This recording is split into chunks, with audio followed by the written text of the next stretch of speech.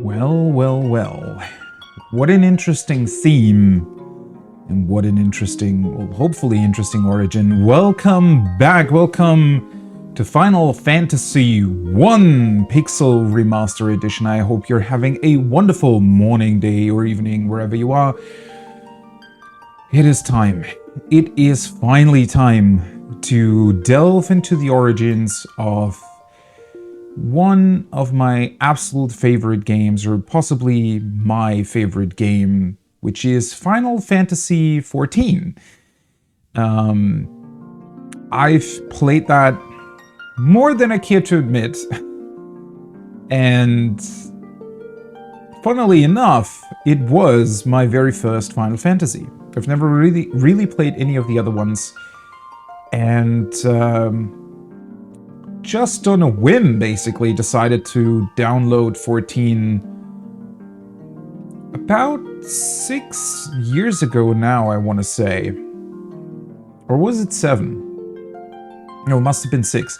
Either way, I didn't really know what I was getting myself into. Obviously, I did know that Final Fantasy was a huge franchise, even at that point, and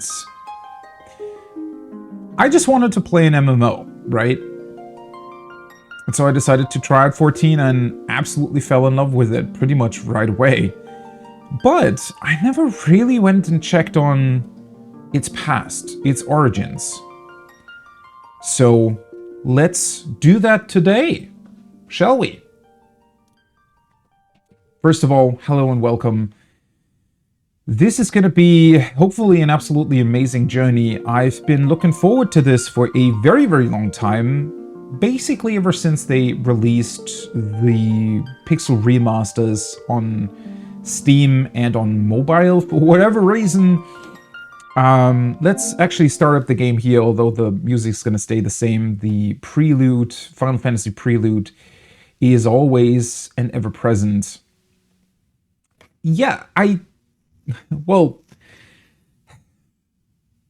in terms of my Final Fantasy journey, eventually I decided that, you know what, I love 14 so much, and the interesting part with 14 is, right, I think the reason why a lot of people love it so much is, not only is it an amazing MMO for a lot of different reasons, I mean, the rating in it is phenomenally good, but 14 is, well, it has a really, really cool standalone story all on its own. And since it is an MMO and it's been ongoing for almost 10 years now, it has a fantastic story that is the equivalent of a really, really well-made TV series or something, right? Where you have multiple seasons at this point. And there's so much to discover, and it takes so long to get through that it's an amazing experience just for that, right? Just because you have all that story available to you and can play through it if you so choose. Although it is a subscription-based game, so be aware of that if you want to get into it. But, as people will always tell you, 14 has a free trial that goes all the way up until level 60, including the award-winning Heavensward expansion, which, let me tell you, the story of that is really, really good. So, if you don't want to spend any money on it monthly, or, well, any money on it period, since the free trial is free, just download it. You can have hundreds of hours of fun with it, right? You don't have to play further if you so choose. It's already an amazing story by the end of the free trial, and it has a ton of content to check out even without having to subscribe and having to go further than level 60.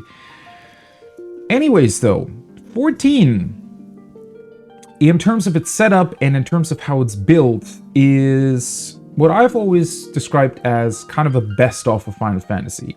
And that's not coming off of my own experiences with the franchise, because, as I just mentioned, 14's basically been the only Final Fantasy that I really played, but rather the descriptions and experiences of other players. Because, well, being so deep into an MMO like that, there is a huge community around it, and there are all kinds of places where you can check out, information on the game, have to check out information on the game when it comes to, optimal rotations or boss rotations, just in general, all that comes with an MMO, right? All the guides and interesting discussions and optimizations and what have you.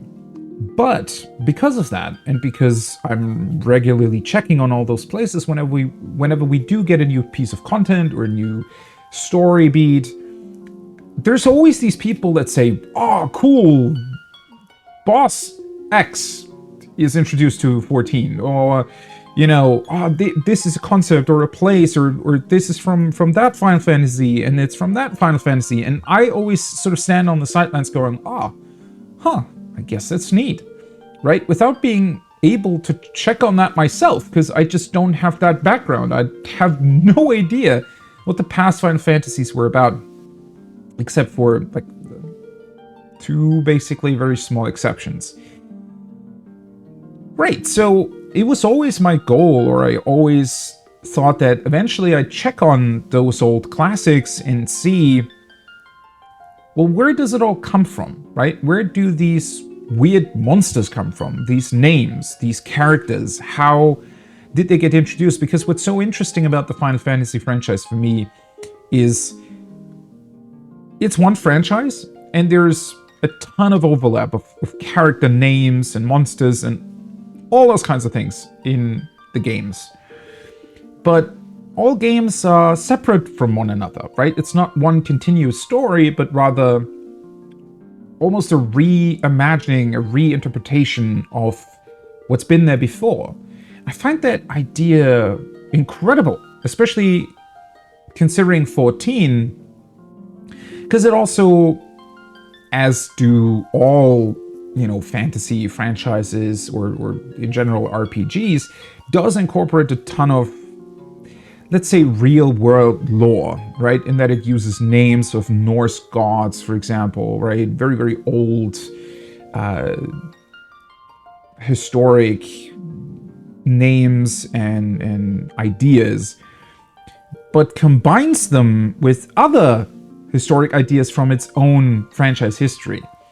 And that combination is incredibly fascinating to me, especially since 14 does such a great job of introducing these things as their own things, right? It never, as somebody who hasn't played the old Final Fantasies, it never felt like 14 ever introduced something because they thought, oh, this is a cool sort of fan service callback to something, right? It has always actually made sense to be there, right? And the ideas and concepts and ways in which they decided to implement certain elements like that into 14 have always felt very, very organic and natural, even though they do date back to these origins in the other games.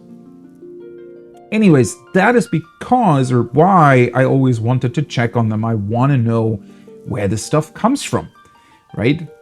And, well, along this journey, there's probably going to be a ton of 14 spoilers, so be aware of that if you do want to play through 14, although, well, as a Final Fantasy fan, you might know already, or you might suspect that some of these concepts, ideas, creatures, things are gonna appear in 14 too, although you might miss the reason for it, but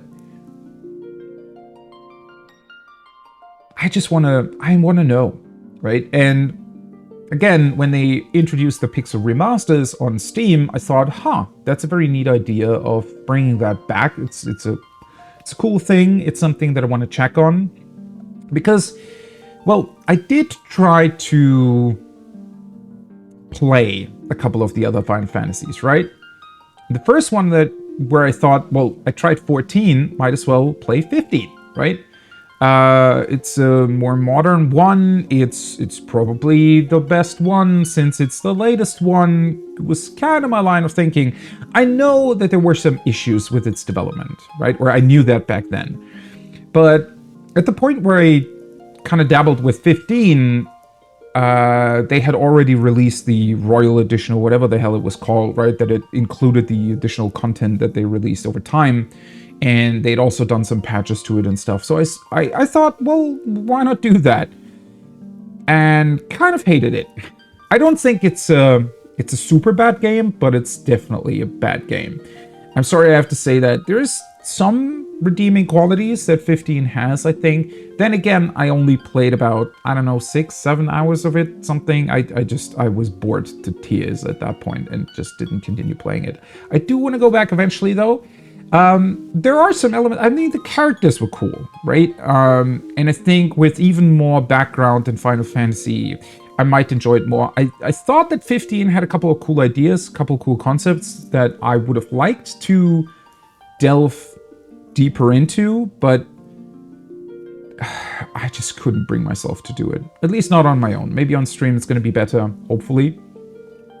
I also did try Final Fantasy VII, the original one, right? Because the remake was coming out at that point. I was kind of interested in playing it. I played the demo of Final Fantasy Remake and thought that the combat was at least interesting, albeit too easy. And so I tried that. Eventually, the remake got released for free on PS Plus, which made me download it, play a bit. Again, not that great. The characters and story are pretty mediocre in 7's remake, or rather, I feel like old school RPG dialogue really doesn't translate well into 3D. The character models look great, but their dialogue are like they're written by a 10-year-old, right? Wasn't the biggest fan of that. The original I liked a lot, but didn't really continue playing at the time. I don't really know why. I think something else released or I didn't continue it. But now, I really, really, really finally want to play through most of the Final Fantasy titles. I have most of them, funnily enough, right? I've sort of grown my collection over time whenever they were on sale. And I have all of them except for 13, which is not available on console currently, or on the current ones rather. I think it's available on the PlayStation 3, but there's no PS4, PS5 version of it. And 11, which is the other MMO, which I've heard great things about too. And, you know, looking a bit into it, I do hope that they eventually possibly might release some sort of standalone single-player remake version of 11, because apparently the story is pretty good, pretty much like 14's story, right? In that it was a huge continuous thing throughout the lifetime of the MMO, and 11 is still going, right? You can still subscribe to that game.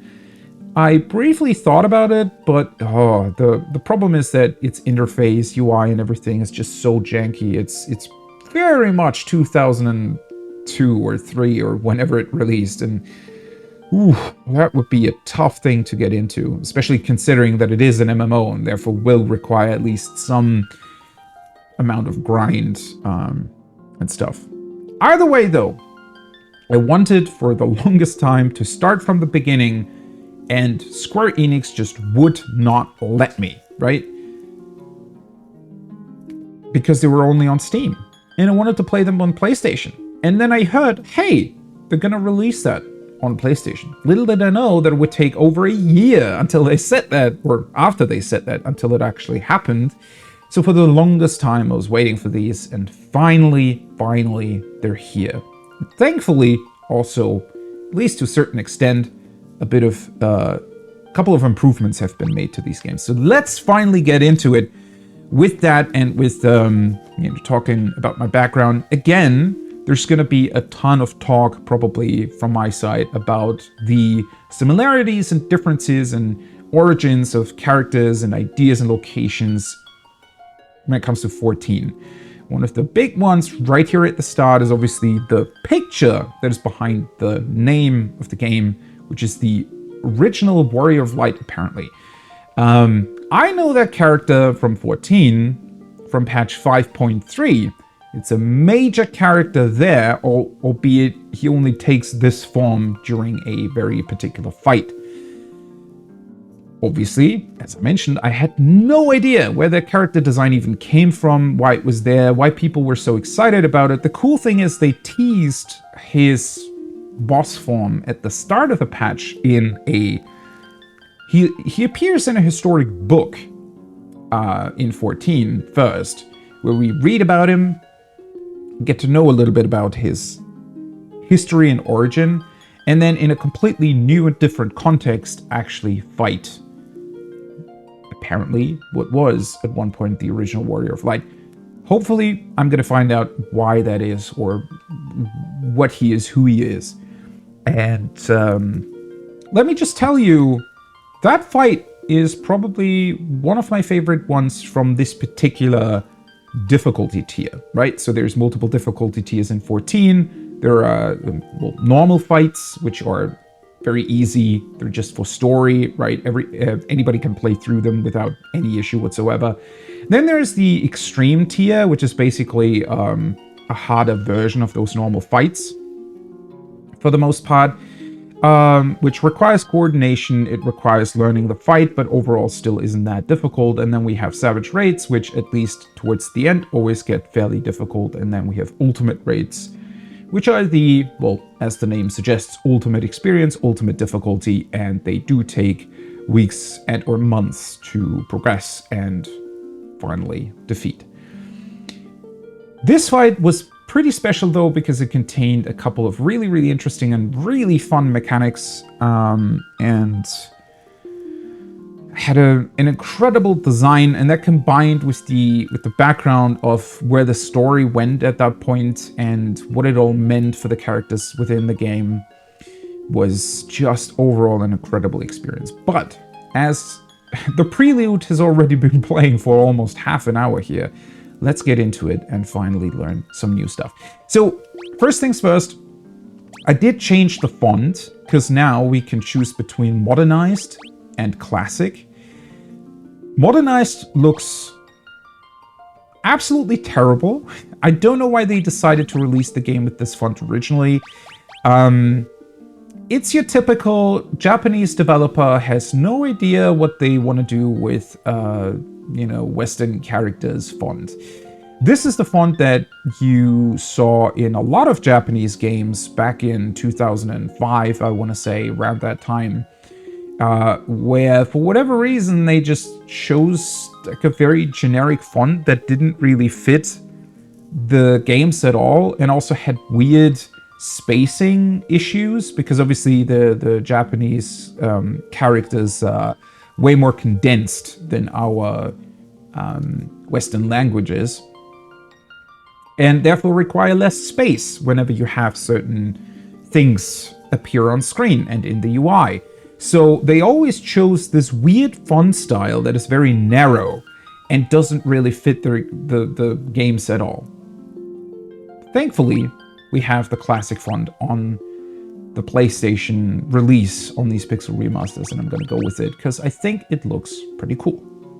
Anyways, I also will stick to the rearranged orchestral soundtrack. Not only do I think that it sounds really, really cool, and it's apparently properly done, right? Not the bullshit that they pulled with Dragon Quest XI, where it has sort of a weird electronic MIDI version of the actual orchestral soundtrack for whatever reason. But yeah, I'm gonna stick to the rearranged version. I had to listen to at least the prelude in its original terms. I like that sort of, I think it's 8-bit music, right? But yeah, I want to go with this one because the music's absolutely great. The music's great in 14, and I want to see those origins to where that music comes from. Crimson, hey, welcome.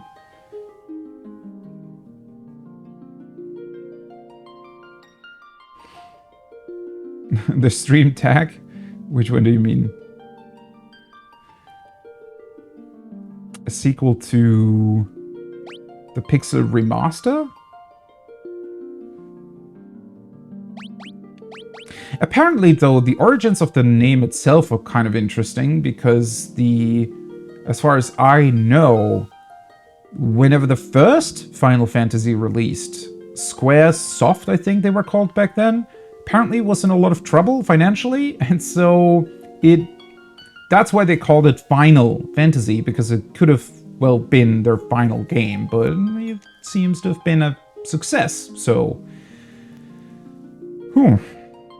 Well, anyways, this looks interesting. So we get to choose 4 characters? Okay. What happens if I press suggested names? Loris. Oh, okay, so we can just... There's a couple of random names, apparently. I wonder if these have... like... universe...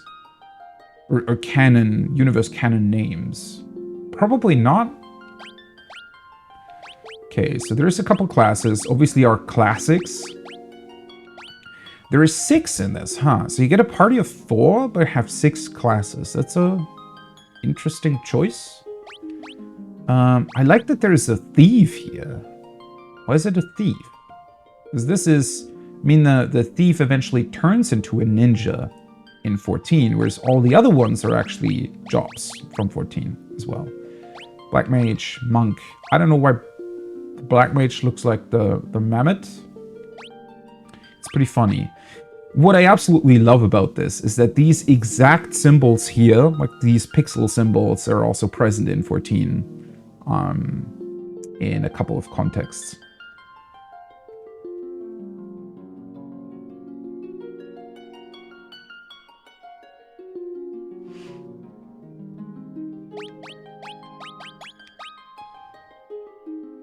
I mean, the music is just a orchestral rearrangement of the original bit music, right? I feel like it's pretty much the same thing, except that it's, well, redone with modern, not modern, with actual instruments, rather than being some sort of bit thingy that was used back in the day. These were on the original Nintendo, right? As far as I recall, which I never owned. Kind of sad that I didn't play them back then, but oh well. Yeah, they're from Palace of the Dead has these, and obviously the other Deep Dungeons too, which I think is such a funny callback. Like, that's what I meant in the beginning. It's just so funny about this. Like, when you're just playing 14, you think, oh, that's a neat sort of pixel art, cool. But if you've played this one, you immediately recognize it, so that's pretty cool. Although, again, the thief is an interesting choice here. Let's see. Okay, I definitely want to have... So, White Mage would be the healer, right? Makes sense to have one. Thing is, I don't very much like playing Monk in 14. So, I think I'm going to go with the Thief, although typically I don't really like sort of Thief characters. It is weird. I do kind of want to go with your typical 14 party here. So let's take the Warrior, which I just know as a tank. No idea if that's how it works here. So you want to take tank, melee, healer, caster. I'm leaning more towards Black Mage. Red Mage, it's a cool idea, cool concept, but if I have a White Mage and a Black Mage, since Red Mage should kind of be a combination of the two, right? So I think the basic setup here already works. Do I want to go with the suggested names, or is there something that I could name them after?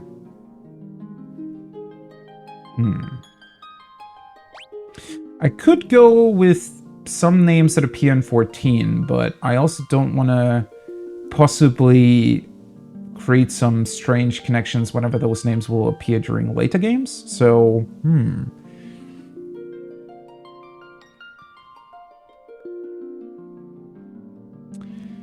well, I'm gonna play Final Fantasy IX eventually. That's on the list too, but I thought it would be neat to start from the beginning, which is pretty cool. So just like 14, I imagine that a lot of the Final Fantasies always have these kind of callbacks to what they did before, which is a pretty cool and interesting idea in terms of how to design these games. Although it always comes with the danger of just redoing things you've already done instead of introducing new things. So it's going to be interesting going through these in order to see what they expanded upon or what they just sort of copied over, and if the copying over makes sense, or if they actually put in some effort and thought into how it would fit the new environment, which is going to be interesting. So I think I'm actually just gonna choose a suggested name here that feels like it fits. It's Aeneas, Claire, Andy, Luke,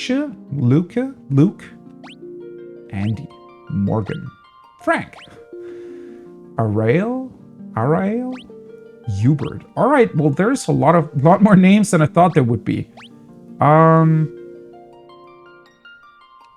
Saren Ray. Why does this spell Saren Ray? That's interesting. Hubert, Aeneas, Rico. Kaylee. Saren Ray. Somehow, these already fit quite well. I don't know. I wish they had actually canon names. Maybe they do.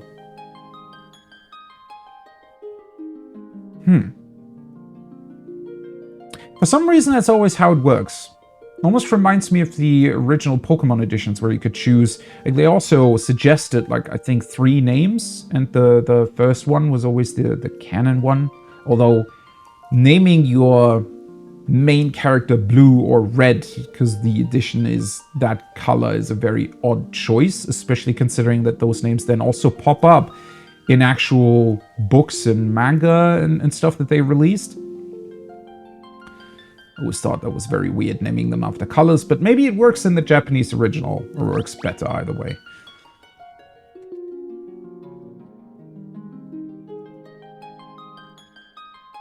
There's already a new story about him. Yeah, I'd imagine that maybe some of these names are attached to other things, or potentially appear later as well.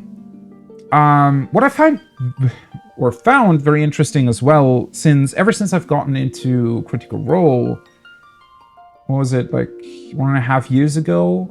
Because I never really engaged with Dungeons and Dragons, but seeing a couple of those origins as well, it was very interesting for me to see how most Japanese games are more or less based on the exact same concept and exact same ideas and monster types and stuff, always with a little bit of variation to it. But it was very interesting to see for me how there's so many similarities when I always thought that they were pretty different. But I think the difference mainly was in how they designed the games, not necessarily in how or where they took the origins from. And granted, a lot of Japanese games in general do like to pull a lot of their background lore from especially European medieval ideas, right, and concepts. So I guess it makes sense that since it does go back to the same origins, but at the same time was always a bit, I don't know. I just found it interesting that they more or less copied over some Dungeons and Dragons stuff in certain cases, although it came up at the same time, so maybe both copied from the same source. It would be interesting to trace back sort of the individual ideas of certain things. Anyways, I think this is fine. Let's just go with these, and maybe at some point I'll find out if they fit or not. Yes, begin the game with this party. I don't even know if maybe we can get the other 2 later on. I wonder if there's going to be some sort of way to change your party up. The world lies shrouded in darkness.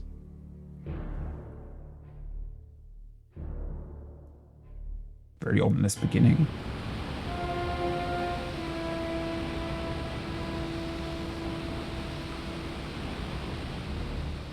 The winds die.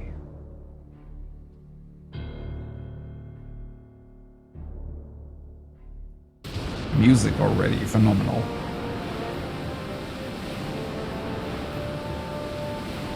Seas rage.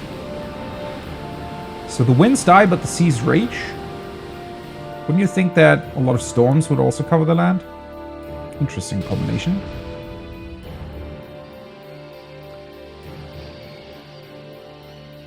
The earth decays.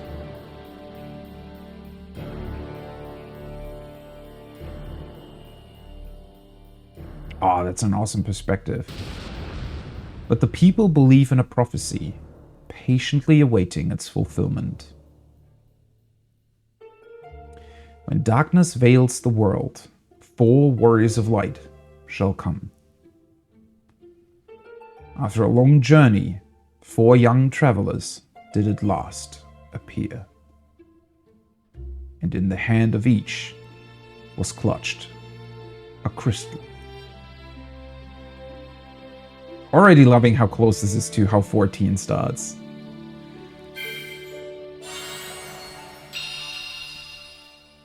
Has never quite understood the significance of those crystals. Right, okay, so we have our typical switch party member left or right, okay. Pitch up down, yeah, that's fine, pause menu. Default speed and counters on off. Oh, I need to make sure not to accidentally hit that. Since I do know there are a couple of options that you can choose or things that you can do to make the game either easier or faster to play through, I don't really want to use them right away. I want to see how the game plays out first, well, apparently they're not that difficult, which, well, yeah, that doesn't really come as a surprise, but I wonder how grindy they are. From what I've heard, they're not too bad, but, well, I'd like to experience that for myself first. And then if at some point it gets too tedious or you just get the same encounters over and over again, I can always just turn them off.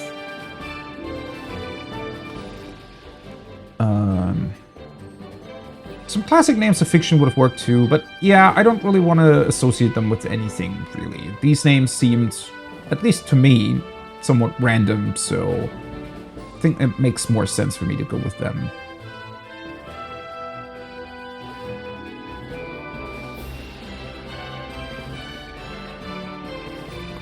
Yeah, Tolkien came up with a bunch of those concepts, yeah, although, well, what I found fascinating is how close they are even when it comes to particular details, right? So even specific monster designs and specific move sets, the names of healing spells, for example, there is a lot of, like, really, really stark overlap between the two that I just didn't think existed.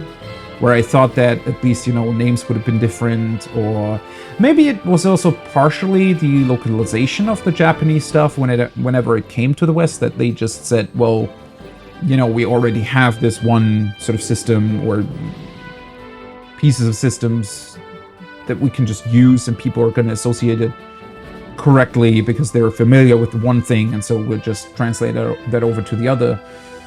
I don't know, but a lot of very interesting overlap there. Well, so that's just the pause menu, yeah? Return to the field, controls, alright. Is there like a save? Oh, there we go. Okay, so this is the actual menu then. HP, no idea what that MP means. Why are there 4 numbers? That's interesting. Current location world map. And we get save slots. Okay. Very interesting. I love the menu sounds. Menu sounds are really, really cool in Final Fantasy. They've also kind of stayed the same over the years, right? Quick save. Configuration. Order. I'd imagine it's my party order, right?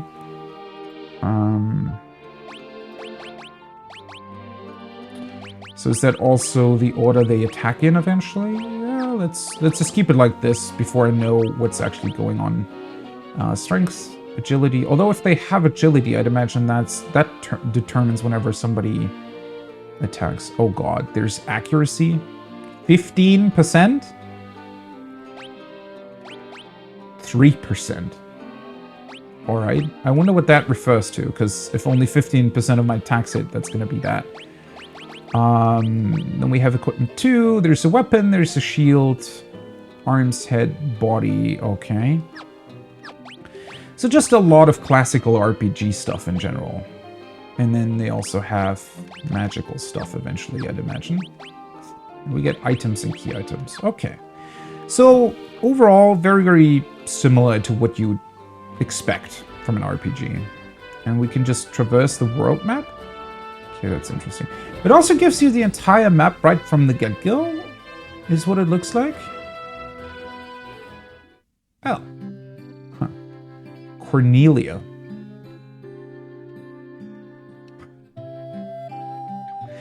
It's pretty awesome how, I don't know, I've always, for me personally, in terms of what I've played over my life, this specific style of game, right, this grid style, obviously a lot of RPGs used it back in the day, but the only games that I've ever really played that work like this are the Pokemon games. It's going to be very, very interesting to see, because I've always imagined Final Fantasy to be a bit more mature, a bit more, well, like having more grown-up themes potentially, or you know, it looks a bit more, well, these are remasters obviously, but it looks a bit more sophisticated, I guess, whereas Pokemon goes for more of a simplistic but also very effective style. Is Cornelia, the city of dreams, right? So did it not matter which part of the city I entered, or are there like multiple parts to it? The king is searching for the prophesied warriors of light. Those crystals. You must see the king at once. Oh. Well, that's neat. That was fast, I guess. Right. So where did the crystals come from, though? I wonder. Welcome, travelers. I'm told you carry crystals. Is this true? Very much we do. Interestingly enough, 4 crystals. We had the option to choose from 6 party members. In 14, you have 6 crystals. Wonder if that's some... if they took that from here? It's just as Lucan's prophecy foretold. When darkness veils the world, 4 warriors of light shall come. Your Majesty, we cannot be certain that these are the warriors foretold by the prophecy. Yet they stand before us with the crystals. I cannot dismiss this as mere coincidence. Crystal bearers, there is a task I would ask of you. Will you rescue my daughter, Sarah? Ah, the classical damsel in distress rescue mission, huh?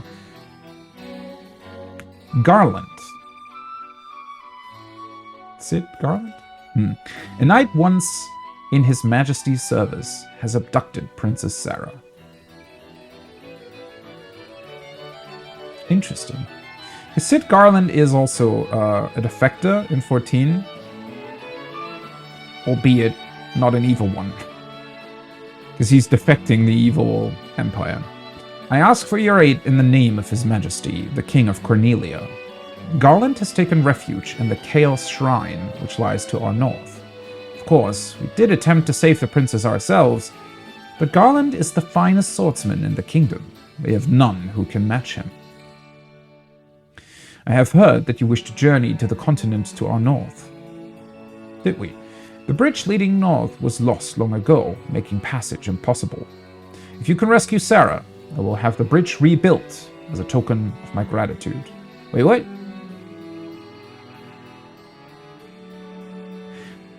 So were we trying to get more to the north? What would we, why would we need a bridge if we need to get there before it's gonna be built? Go now, Warriors of Light, and do not fail me. Right. Okay, well, one other thing that I also heard is that the franchise does start off more simplistic, right? I think this is it's going to be a very, very classical tale. It's not going to be, you know, too many twists and turns or interesting characters. It's just a very, very typical, you know, old school fantasy story, which is fine. Yeah, let's see where it goes. The dancing girl in town knows many odd bits of information. If you find yourself astray, try talking to her. She may know something that can put you back on course. Okay. Warriors of Light have come at last. How long we have waited for this day to come. How long have we waited? That's a quote on purpose, right? Okay. Garland is no longer the man I once knew. I beg of you, please return my daughter to me quickly. I wonder if they're going to explain why he turned on the kingdom. If there was something that he wasn't okay with.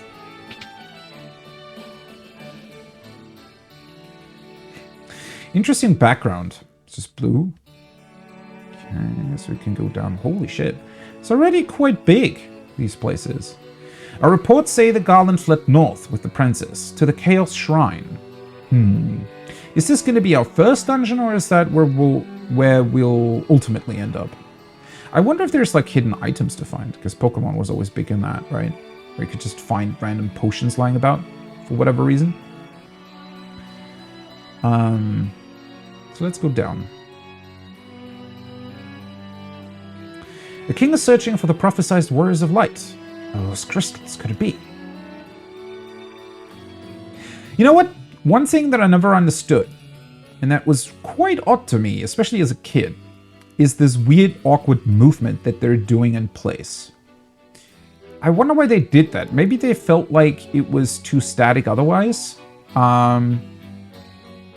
Because nowadays, I mean, idle animations are a thing for a reason, right? You want to have things appear more human, and humans just don't stand still and rigid all the time, right? So you introduce idle animations, even if, for example, the player doesn't really touch the controller for a minute or so, very quickly, you know, even the character that you control will start doing some sort of idle animation.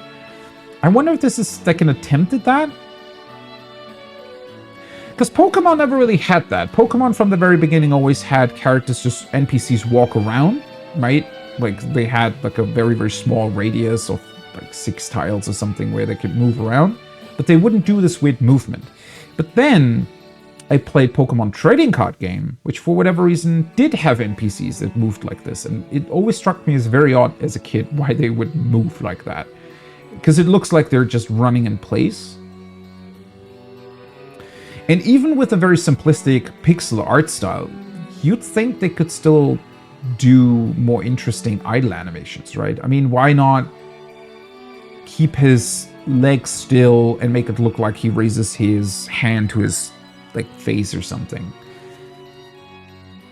And then there's other characters that don't do that weird thing and just move about normally.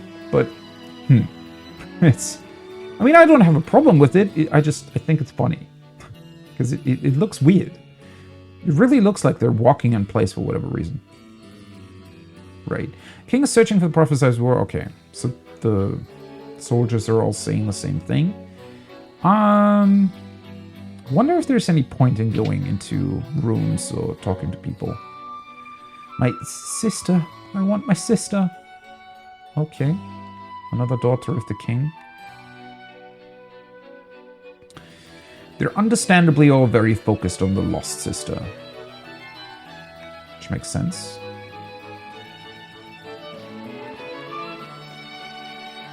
Her Majesty is overcome with grief. She's shut herself inside her chambers. Please try not to upset her. Okay, so that's the mother of the daughter. I am Jane, Queen of Cornelia. Please. Please bring my daughter, my Sarah, back to me safely. I do find it interesting how... I'm going to draw another Pokemon comparison here, but I think it's very interesting in terms of how these games are made up in general. So here we have rooms that are not separate, they're not loaded in separately. And therefore they need to keep their size from the outside as well.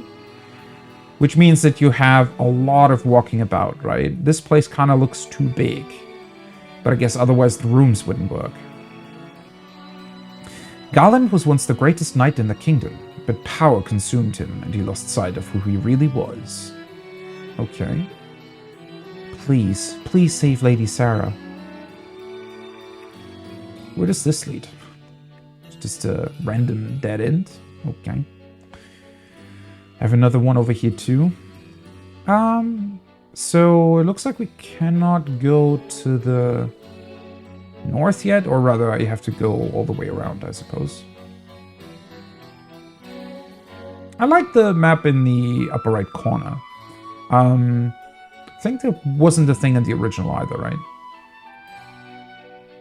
Did I just see something there? Or is that something?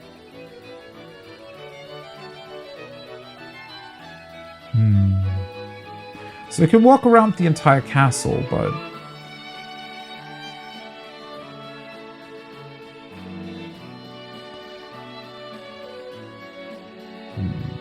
can enter from here too.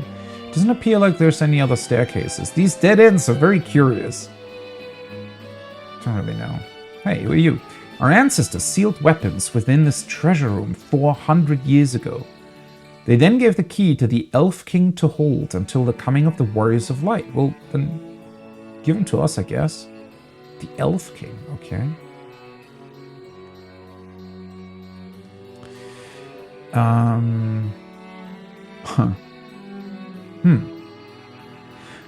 So multiple characters, they always just say the same thing. The store has been secured with a mystic key. Okay. Suppose we'll get that eventually. I wonder if those weapons are like endgame stuff. If we get them at the very end.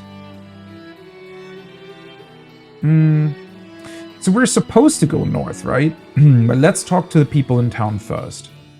Especially the dancing girl. I wonder what she has to say. Maybe she'll give us a hint about something to do first, or maybe a place to level. I don't know. Wonder what the combat is gonna be like. Okay, so that was the castle. So what if I just go here? Oh, then we're back here. Okay, so this is this the right side of town? What happens if I go to the left? Same thing. Okay, so it doesn't matter where you enter, it's always going to be the same town. Right. So we have an inn. What the hell are you guys doing here? What kind of party is this? Please come in. We charge 30 gil per night. Would you like to stay? Nope, not now. Sorry. Okay. It doesn't appear to be like interactable objects that much in the world, right? Because sometimes you get descriptions whenever you click on, well, objects like this in the game world, right? I would be most happy to teach you about equipment. Would you care to... Oh, is this a tutorial room then? For walking and place wizards in a room. Right. Tell me then. Equipment can be split into two categories, weapons and armor. Equipping a weapon will increase your attack rating. There are 4 types of armor: shields, helms, gloves, and body armor. Any armor you wear on your body, including armlets, is classified as body armor. Shields are held in one hand, while helms are worn on the head. You don't tell.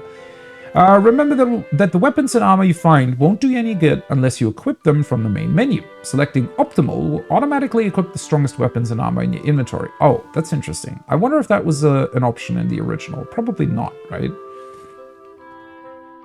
If you need to know about items, you've certainly come to the right person. As long as you're here, why not here, right? It never hurts to carry a lot of potions, antidotes, and the like with you. Stocking up on items in advance will help you conserve your magic for the times you need it most. Now, let's move on to sleeping bags, tents, and cottages, shall we? There's cottages that you can take with you? These 3 splendid items allow you to restore your HP and MP. Alright, so sleeping in a tent, you can take a tent with you. Interesting.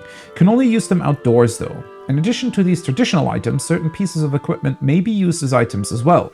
The only way to know if a given piece of equipment has a use is to try it out, so experimentation is key.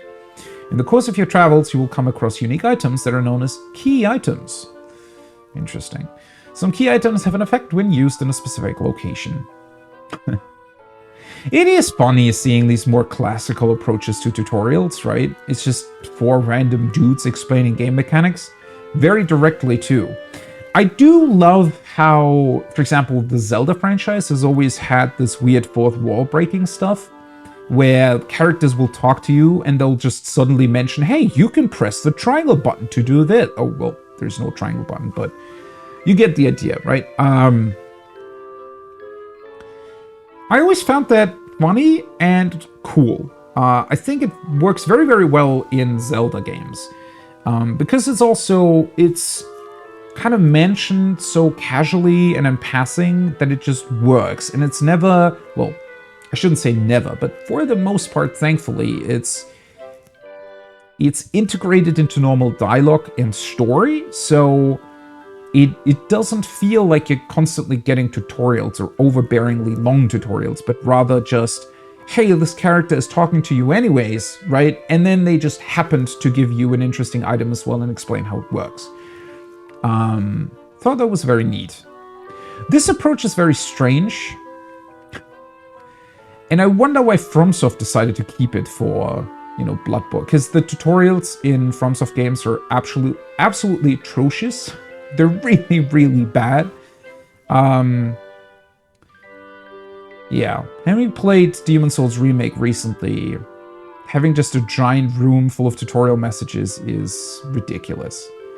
Not that I'm necessarily... I mean, we just had a discussion in the Outer Wild streams about tutorialization, and that games shouldn't really do it to begin with, at least not in terms of just giving you a tutorial, right? The game itself should teach you that stuff naturally. But yeah, I find it funny that this very, very old school style of doing tutorials is what FromSoft, for whatever reason, still does. I've been known to give quite the lecture on the use of magic. Sure. There are two schools of magic, black and white. White magic is comprised of healing and defensive spells, while black magic spells are of the offensive variety. Right, that's why I picked both of those. Each level of black and white magic contains 4 distinct spells. However, any given character can only learn 3 of the 4 spells of a particular magic level. Okay. You can use the forget command to wipe your memory of any spell you've previously learned. If you want to relearn a spell you've previously forgotten, you can do that too.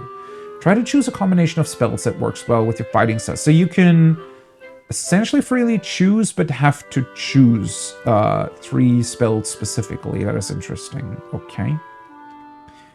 Would you like to tarry for just a moment to hear about monsters? Sure. There are many types of monsters, and different types have different weaknesses. Finding a monster's weakness will help you gain the upper hand in battle. For example, aquatic monsters are susceptible to lightning. Casting thunder on these monsters will deal particularly heavy damage. Some weapons are also more effective against certain monsters. Right. Once again, having played Pokemon as a kid, and that sort of being the first RPG I ever played, I found the ideas in it not only super, super interesting, but also I would have never guessed. I mean, I was a kid, right? I had no idea, but I would have never guessed that those concepts had existed prior to it. Sure, Pokemon does some things differently, mainly that I think in here you're kind of fighting with your party, and the monsters have a certain variety. Pokemon made it so that you can collect the monsters, which I think was the big, groundbreaking new idea that they had, more or less. Although I can imagine that it wasn't exactly new, but just very well executed.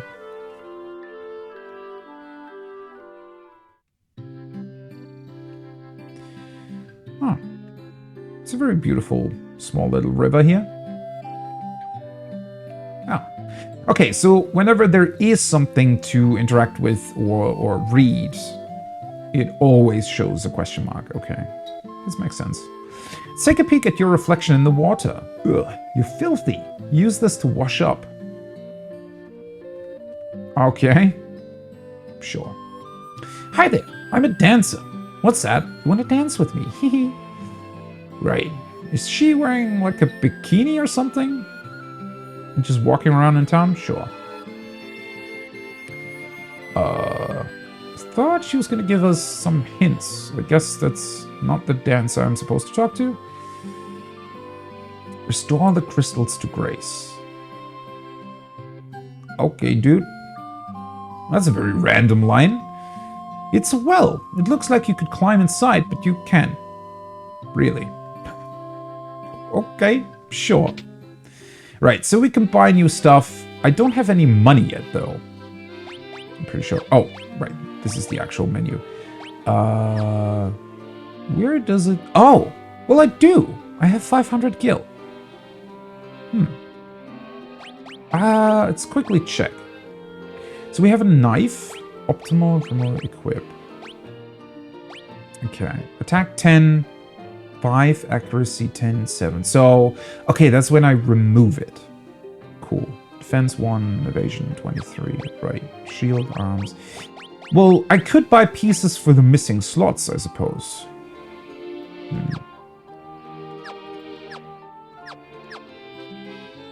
Welcome.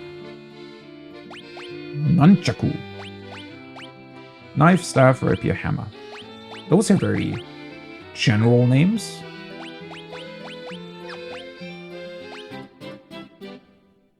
Seems very basic so far, though. So I feel like we should probably just engage in combat first and then see if we need some upgrades or if the game's already kicking our ass from the beginning, right? Okay, so it also shows who can equip what. Makes sense.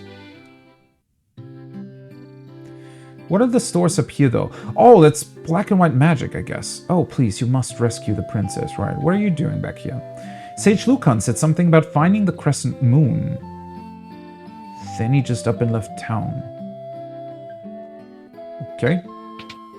Very random hint.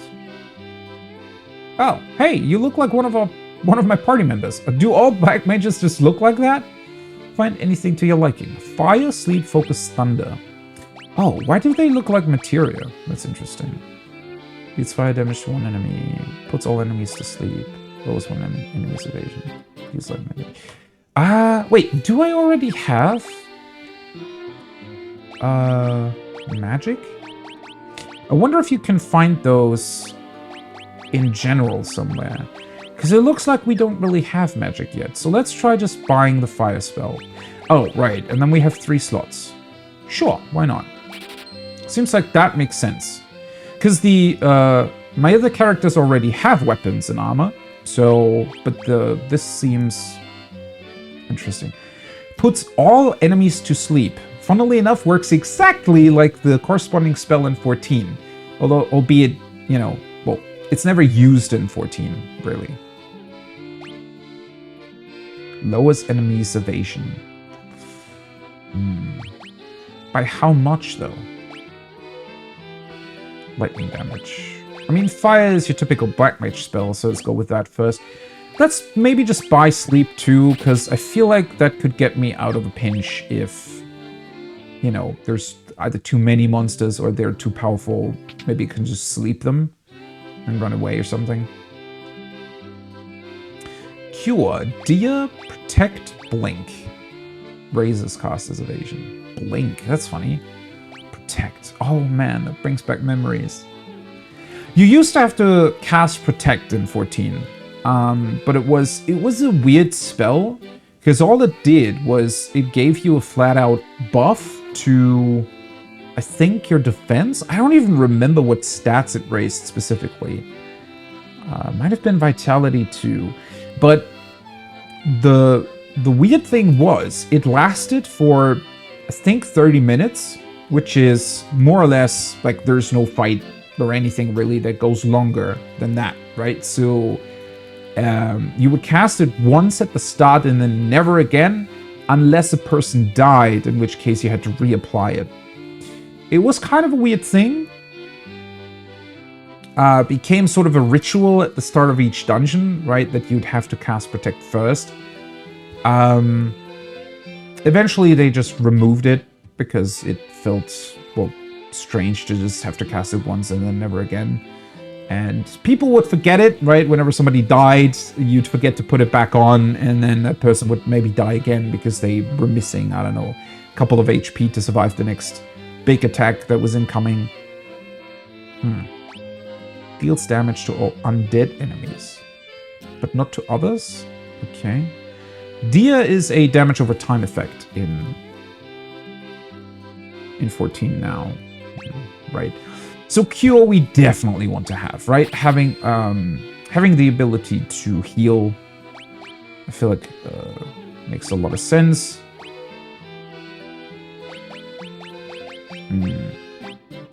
Yeah, let's get Dia and Protect then, because raising defense seems like a good idea, and Dia in terms of being able to deal damage as the healer too whenever I don't have to heal seems like another really good idea. The king truly believes in Lucan's prophecy that the warriors of light will come to save the princess, right? If I venture to the north, is it just going to get me back to... Okay. So this is, I guess, supposed to connect back to the castle then. Makes sense. I once lived far to the east of here, in the harbor city of Provoca. These days I hear it's turned into a pirate's den. Well, that sounds interesting. Welcome.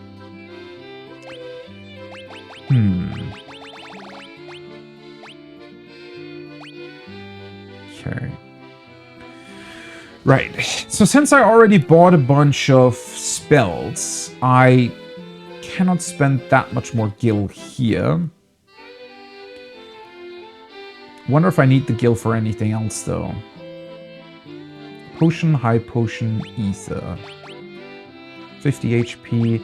So currently in my party, I think nobody has more than like 35 HP, so it's going to be a while till I need high potions. Ether restores 1 MP for each magic level.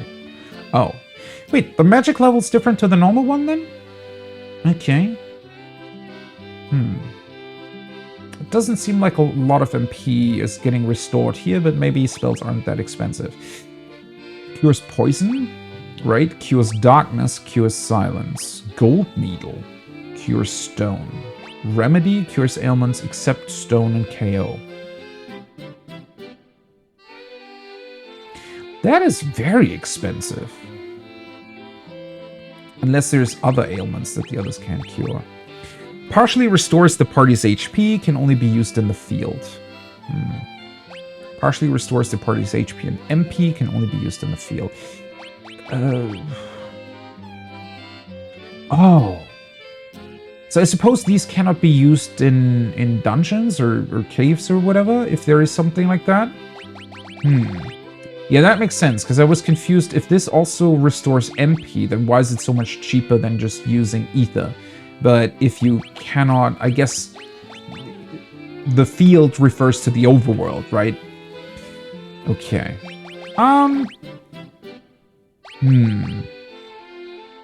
For now, you know, let's buy 1 antidote, 1 eye drop, 1 echo grass, and 2 potions. And that's all the gil that I have. Hopefully, this way, I'm adequately prepared for what is out there. Okay, so we can leave the city to the right, but that's only gonna get us back to the overworld, right? Okay, okay. Need to get that concept in my mind. We have a random house here. Please rescue Lady Sarah. Oh, that's a church, huh? There are none in the need of my services. Do not lose heart, brave warriors. Okay. Can you... Because I thought that the sleeping place inn was to restore your life and stuff. What's the church for? Unless maybe there's like a curse or stone? Maybe that gets cured at the church, because that's, I think, in... Well, I'm basing that off of Dragon Quest 11, where you had like a curse debuff 2 that would persist after battles, and it could only be cured at, well, statues of faith, something like that. They were called something like that in Dragon Quest 11. So maybe that's what you can cure in the church. Well, this is just another... I was just in here, wasn't I? Right. So that's the general store. Huh, so I guess the girl here in the middle is the dancer we're supposed to talk to? Huh. Maybe... Maybe we just need to venture north? The game really just lets you free, more or less. Feels like. So, does the wood work like tall grass and Pokemon then? That's where monsters can appear? Let me just see. Continue auto battle. Set auto battle to remain on in the next battle. Cursor memory, default speed, walk, run. Okay, yeah, let's keep that the same for now. I just want to see if there's a bestiary. Right. 128. Okay. I do have to say, the world looks really cool. I like that. I like the design of it.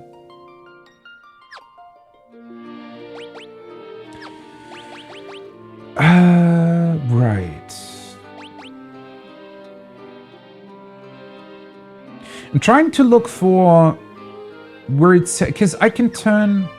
If I press this, right? And count us off and count us on. but there's no display that tells you whether or not they're off or on. It's just you can select it here, I suppose.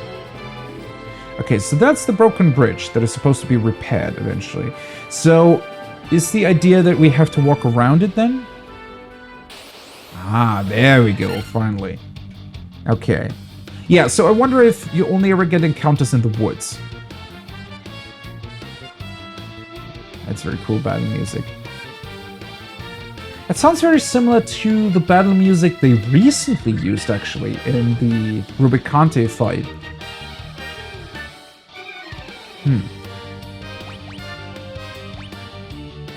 Okay, so there is a defend and a flee option too. We're fighting a goblin guard. Right. So I suppose attack's just gonna be normal attack that has a value based on our normal thing. Okay, so I can just... I'm doing commands and then everything happens, yeah?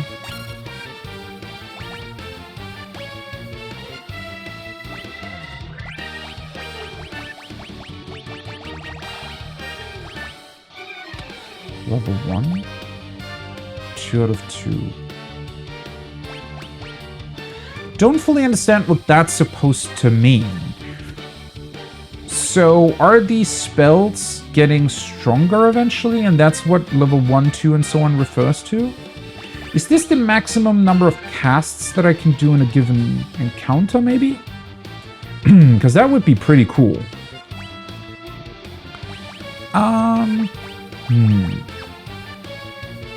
Right. Let's see what happens if the white mage just attacks normally. I'd imagine that's not really going to do too much damage though, right? Let's do fire then. Okay. Fire goes first. 39 damage. Oh. Okay.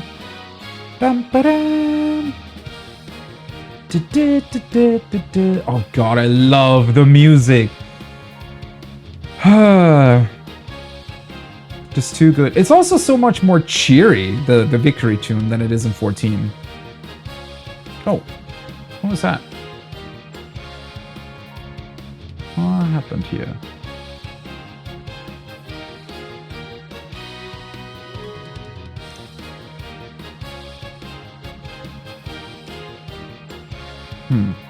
Weird. Program just crashed for some reason. Well, whatever. So I'm level 2 now? Did I see that correct? No. Next level 10? Oh, wait, never mind. MP2, MP1. Was that my MP? So a spell of level 1. I guess that's how it works. That's why there are 8 numbers then, corresponding to the spell level you're casting? Okay. Right. And so I only get 2 spells?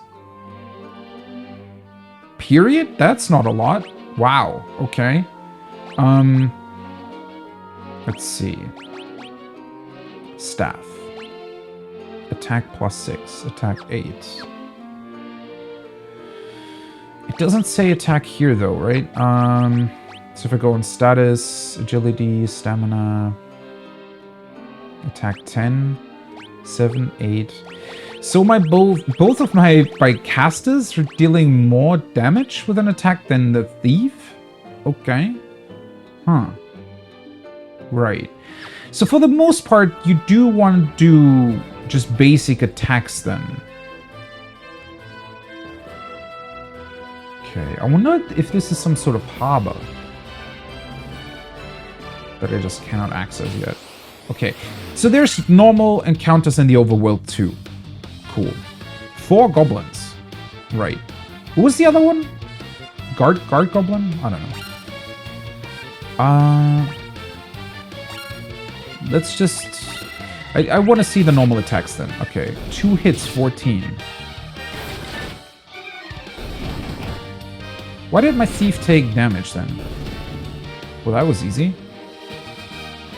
Okay, well that didn't really give me that much. Was that sort of a counterattack, or did the goblin go first? It is not that easy to keep track of what is happening there. So there's a bunch of goblins. Goblin guard, goblin. I'd imagine in order to find out what the hell even happens, you'd have to... Oh, these are guards, okay. I wonder if it... Is there any significance of these guys standing behind the others?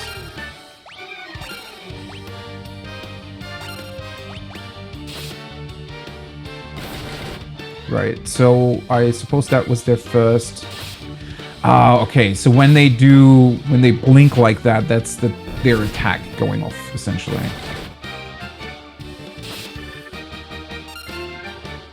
Okay, well these seem a bit more tough than the others. Ooh, Rico's already lost a bunch of HP there. I wonder if leveling up is just gonna give me, or get me HP back. Saren's also kind of low. Let's do a cure on Rico then.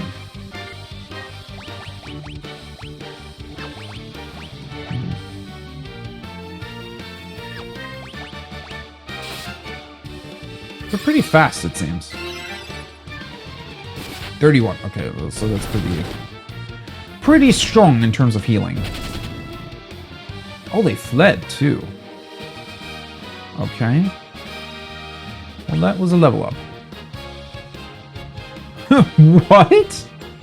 Wait, it almost doubles your HP? Okay.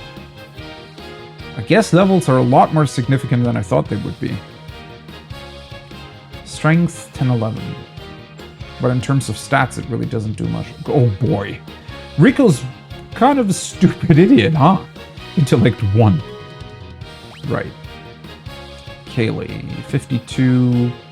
Strength 6, stamina 6, intellect 2. Luck 16. Okay. Saren, stamina, intellect. In terms of the accuracy and evasion stats, though, that's kind of strange, right? Because it seemed like most of my attacks were hitting. So I wonder what the actual calculation is there. Ray. Wait, what? HP 25, 26? Okay. Sure. Is that based on your strength or something? Okay, those numbers are already pretty weird. Not gonna lie. And it doesn't even restore your HP when you level up. Okay? So you just have... It doesn't even give you the added amount that you get from leveling up.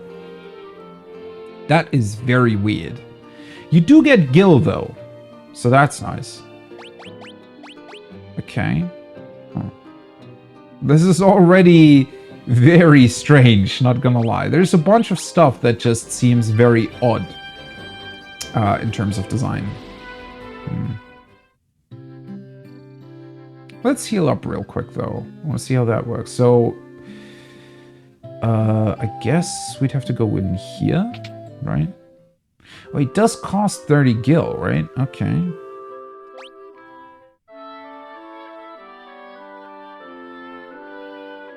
Oh, that's why there's 4 beds. Oh, that's cute. Makes sense. Huh. Guess we're lucky that we got to the one village that has an inn that has exactly as many beds as we need for our party, huh? Right, and that just fully restores earlier stuff. Also, okay, now I have one level 2 spell, I suppose. You can probably... Well, I guess that's how it works anyways, is that I can just cast the same spells but at level 2. Okay. Huh. Considering that the fire spell did what, like 39 damage and a normal attack against the same monster did about 20? It's very interesting, because is it really worth it then?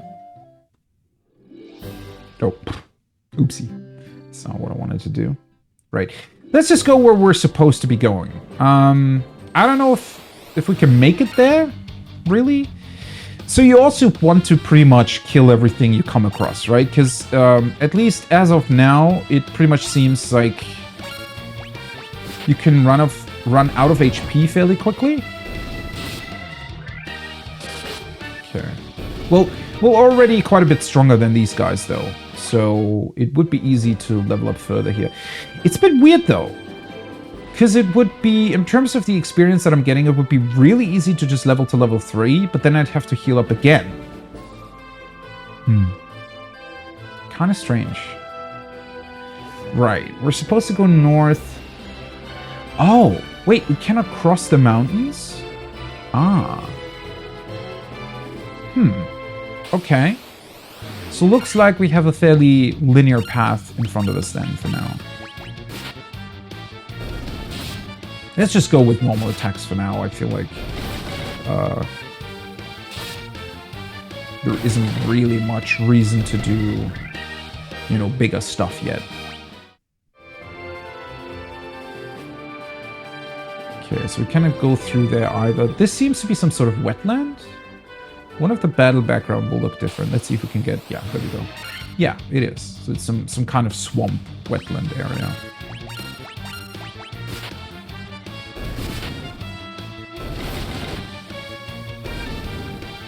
So far, fairly simplistic, right? Which, nothing against that. Is this where we're supposed to be going?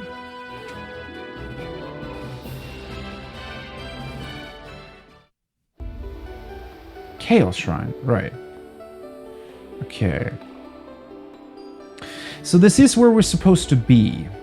I wonder how big, if this is some sort of dungeon. It doesn't look like there's gonna be any way of healing up here, right? God, the music's beautiful. So you do need to be somewhat careful since the monsters... Ah, well, I guess we could run away from the goblins. Ooh. Wow, that's new. Work wolf and a normal wolf.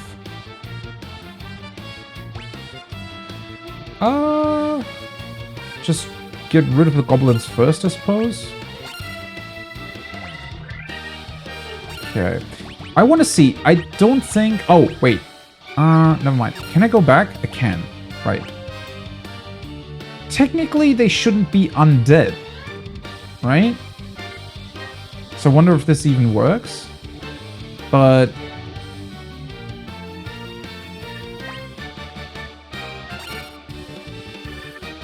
it almost looked like it just hits a random target. 11, okay. They're definitely dealing quite a bit of damage. Right, okay, so they're not undead, so it just straight up misses everything.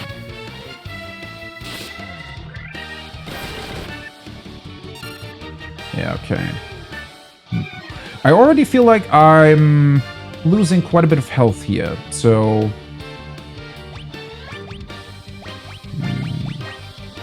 let's maybe attack this thing first.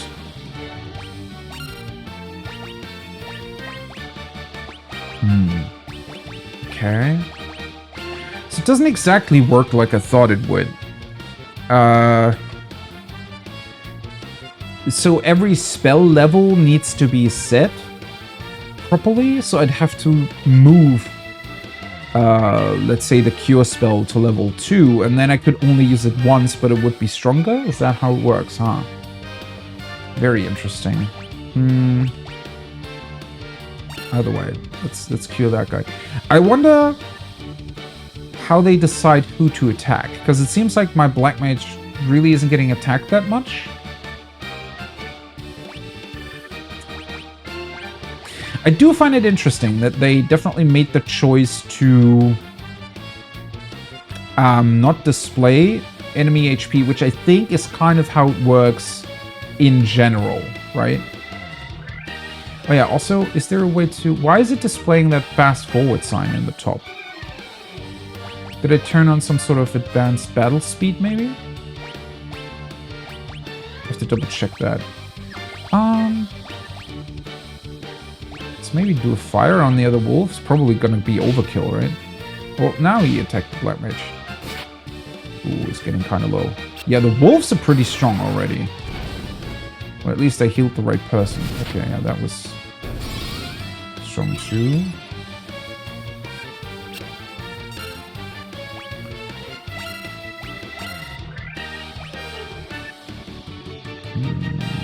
It's not really worth it to do a cure yet on Kaylee.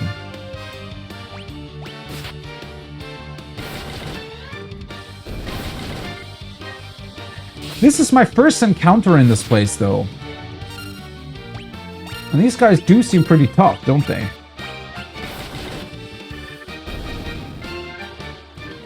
Let's see. Okay, it was a lot of experience, though. Right. HP 90. That is so crazy how much HP you get per level. What a strange choice. Huh. Black Mage just doesn't get any. For whatever reason. Okay. Need to be very careful to protect him, though. Right. So that was a lot of experience. I feel like you already have to grind somewhat here. Right, okay, you cannot save here. That's also interesting. I wonder what a quick save does, though. Yes?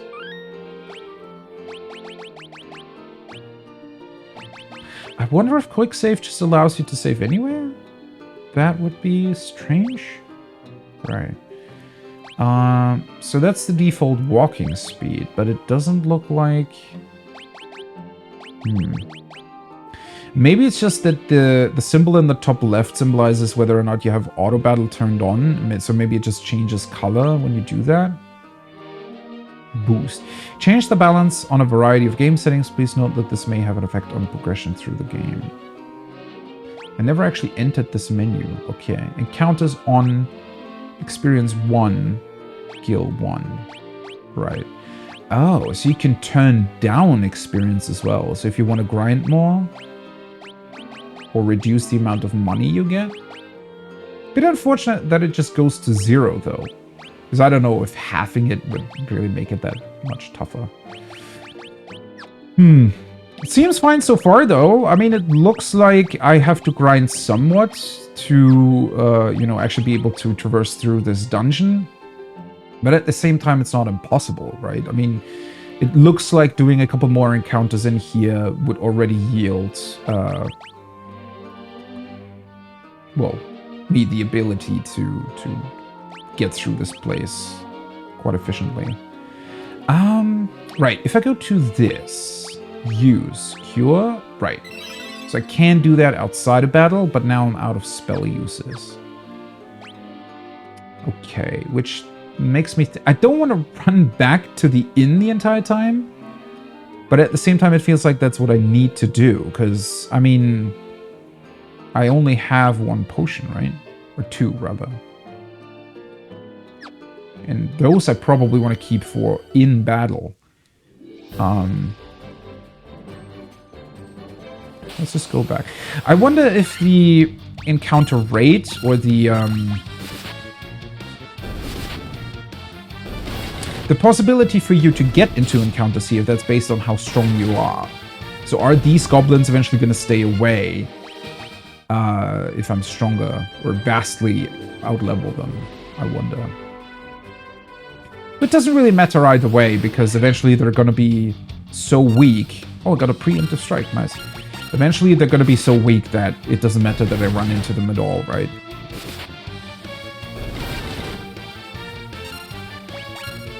Which already pretty much means that it makes a whole lot of sense that they have the encounter offsetting so readily available. Because I can definitely see that you just eventually want to turn them on or off, right?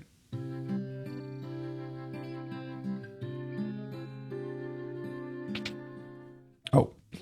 Why do I think this... Somehow I got it in my mind that that's the place where you heal, but that's not the case at all.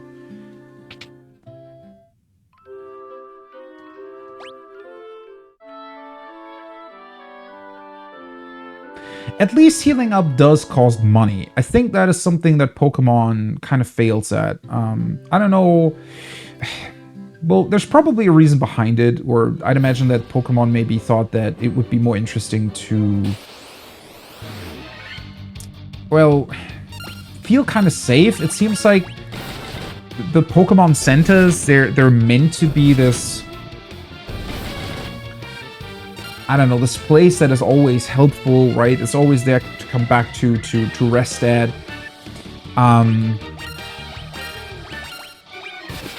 But especially for Nuzlocke runs, I would love if they actually charged some money or something, right? Because then you could make it a challenge.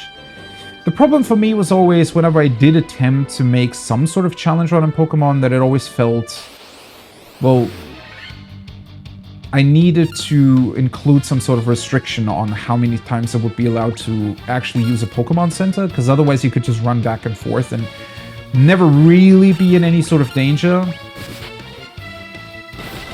But making it more restrictive felt kind of bad at the same time.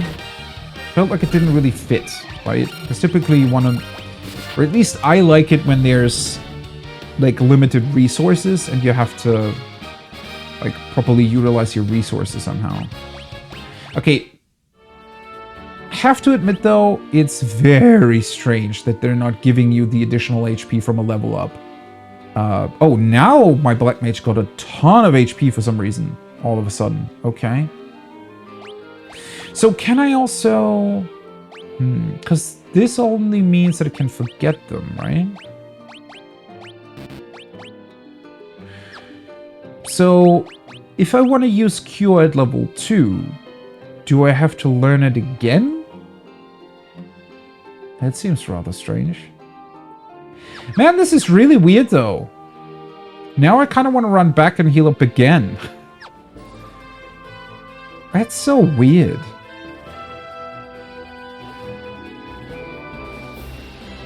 I mean, that's when you play old school games, right? At least I think that the rate of encounters so far doesn't seem too bad, honestly. But bear with me though. I definitely I want to know how it works. I want to see how the game works in terms of difficulty, challenge, what it presents to you, what is the actual challenge. Because I can definitely see, I mean, it's a cool idea to place the dungeon somewhat far away so that healing isn't always readily available. I like that idea, right? It's just very strange that the level up doesn't really account for anything. Oh, hey, you can get the wolves out here too. Interesting. They're really fast. Not that strong though. Let me have a quick look at the... Where was it? Items... Couldn't have been under config, right?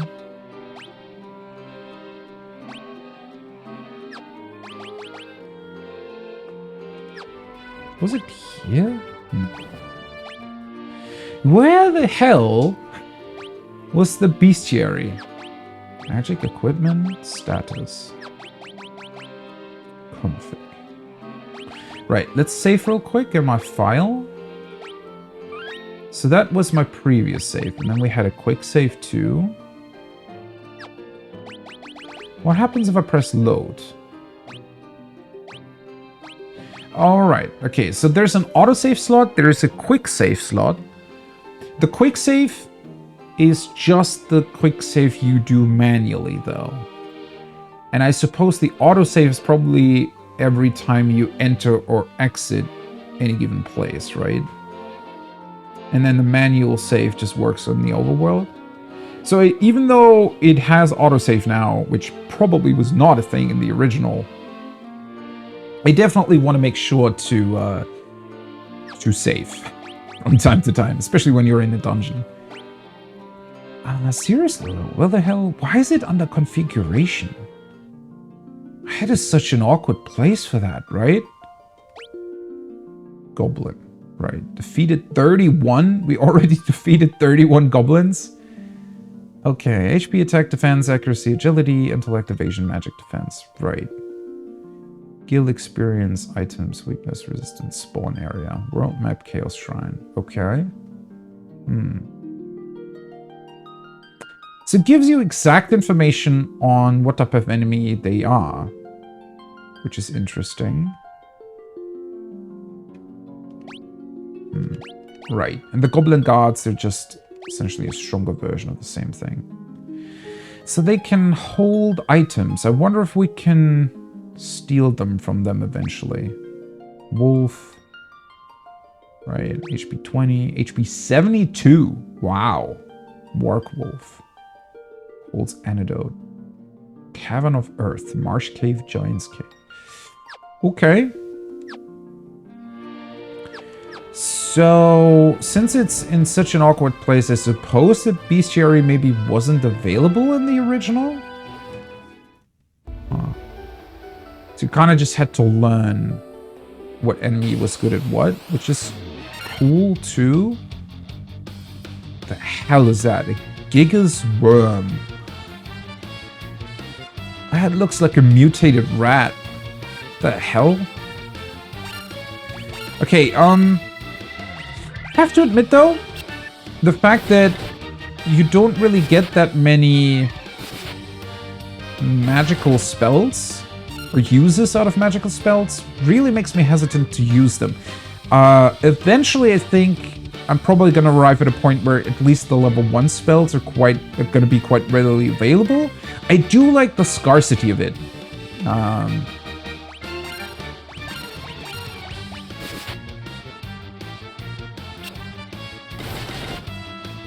Seems like the rat really doesn't have that high of a accuracy stat. Okay. Oh, is that just a room we can enter? I suppose. Oh, Black Widow. Wait, that's an actual real-world spider. What the hell? You know what? Fire should be pretty effective here. Might be overkill. Yeah. Well, didn't even get to use it. Okay. Arguably, based on what the monsters look like, it isn't that easy to gauge how strong they are or how much HP they have. The chest contained leather cap. Okay. Right.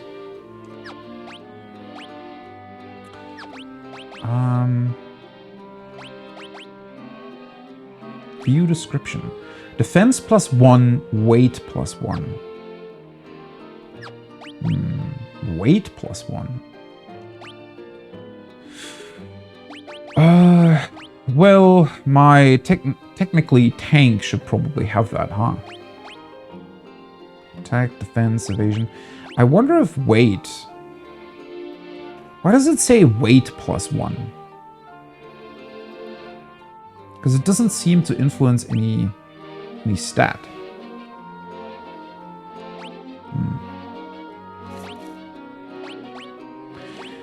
Probably want to have my warrior wear that though, because I'd imagine the thief wants, well, clothes that maybe aren't as heavy.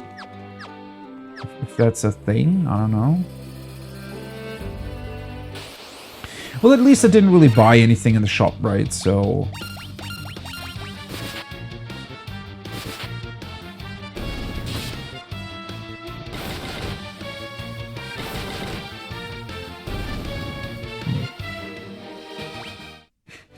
Yeah, the whole gaining so much HP thing is quite surprising, not gonna lie.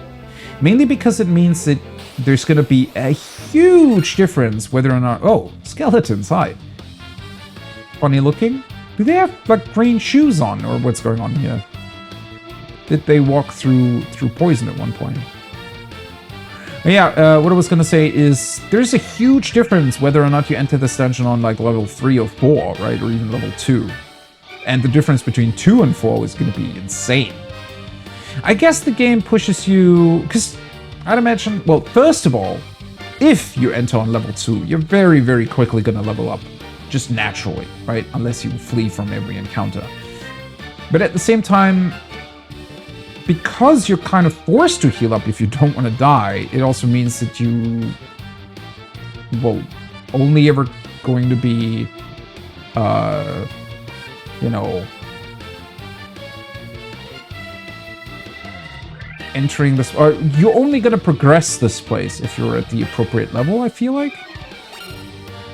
Wait, these guys are undead, though.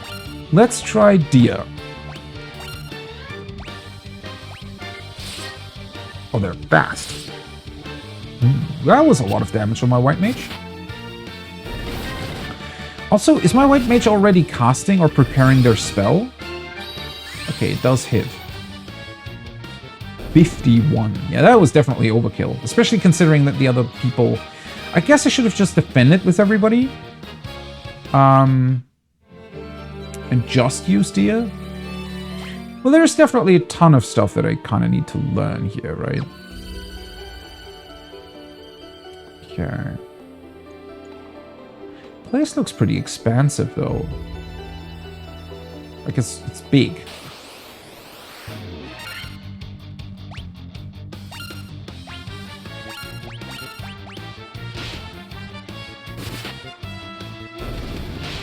Just need to be careful to heal up, you know, before it gets bad. Probably means that we're gonna find Garland fairly quickly, though, I'd imagine. I could do a protect, but...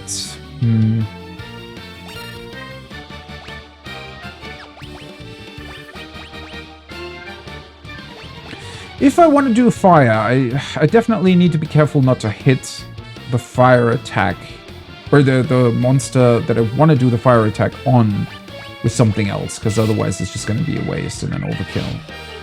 25? That's a lot.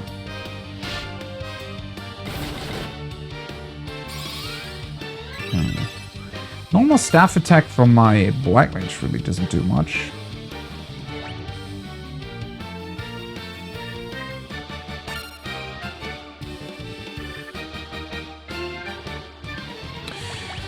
I mean, I could try and use a potion, I suppose.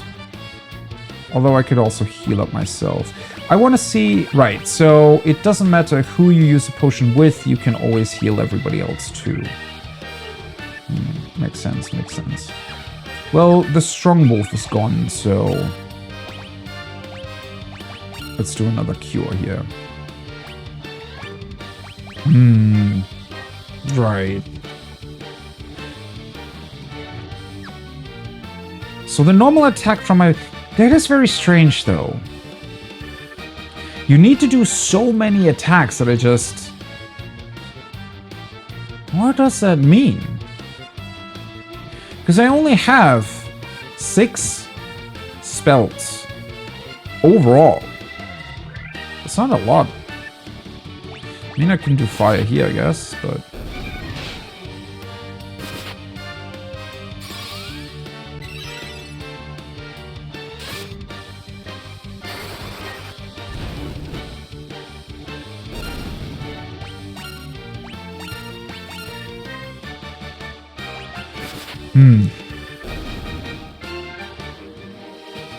Ooh, very close to the next level. Okay, at least if you get encounters with a lot of, you know, tougher enemies like that. Hey, a potion. The tent. Okay. But I cannot use the tent in here. Right? Let's just double check. No, I can't. Makes sense. Okay. Maybe the dungeon isn't as big as I initially thought. Maybe it's really just this sort of outside surrounding area, and then maybe the middle part where I suppose Garland's probably gonna be?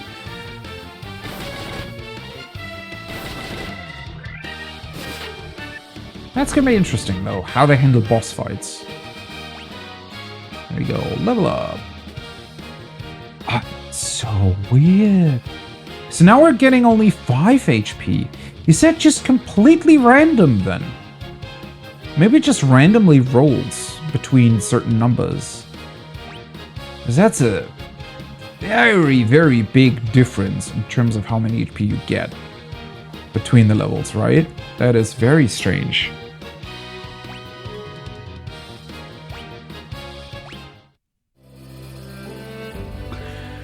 So was it just insane luck that my black mage at one point got, you know, like 20 HP?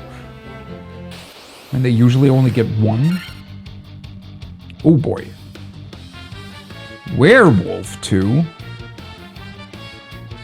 Ew, this doesn't look good at all. Guess I felt a little bit too safe, huh? Okay. This is always a tough choice, I feel like, in games. Do you want to attack the big threat first? Or do you want to go with the smaller ones first? Because they're also going to attack me, right? Big ones are going to do the most damage, though. So maybe start off with the werewolf here. Do I want to use a potion? Not yet.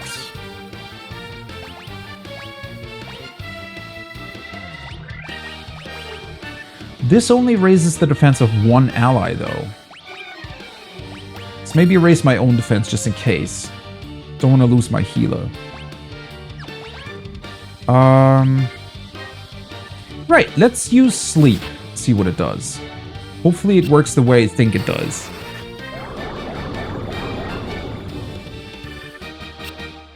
Okay, I missed one, but everybody else is sleeping now?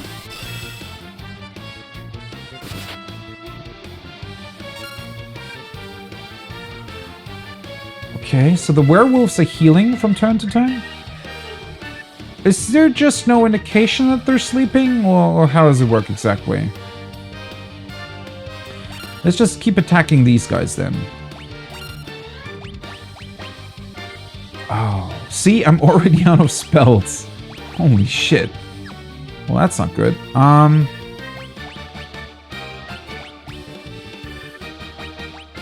Oh, it displays that I have Protect on me. That's pretty cool. Let's use a potion here. And then a fire on this one. This guy isn't sleeping either, right? Pretty sure? 36, okay. Wait. Aren't they not sleeping? Maybe not? So was there no indication on that? Okay. Well, at least the one of the werewolves is gone. That's good. Let's go on to the other one then. I wonder if you'll eventually gain melee AoE attacks or something. If that's a thing.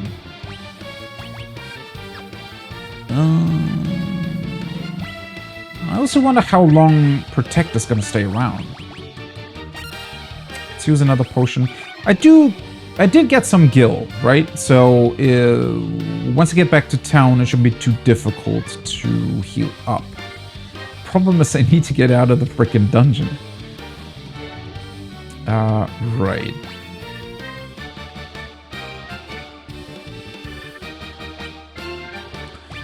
Well, sleep's gonna... you know what? Let's do a normal attack. 27, holy shit. Already healed him up. Oh, he's poisoned too! So they can poison. That's not good. That's not good at all. Holy shit.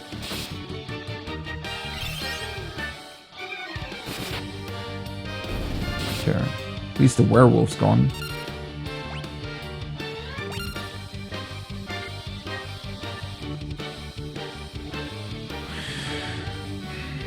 Or I cannot cast Protect either way. Antidote or poison first? Let's go with the antidote. And since the black mage isn't really doing much, if I don't use fire, let's heal up.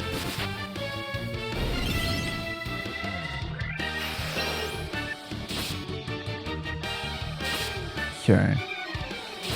Yeah, I definitely didn't expect it to be this tough, although I think I'm gonna level up again after this battle.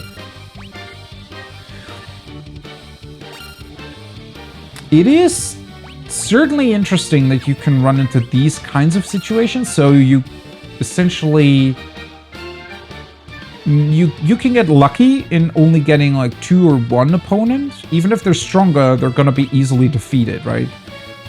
But it's crazy that you can also get 7, including very powerful ones. 2. Yeah, and the normal attacks from the casters really don't do much at all. But I can't constantly use their spells. Huh. Yeah, that's right. I do have a base.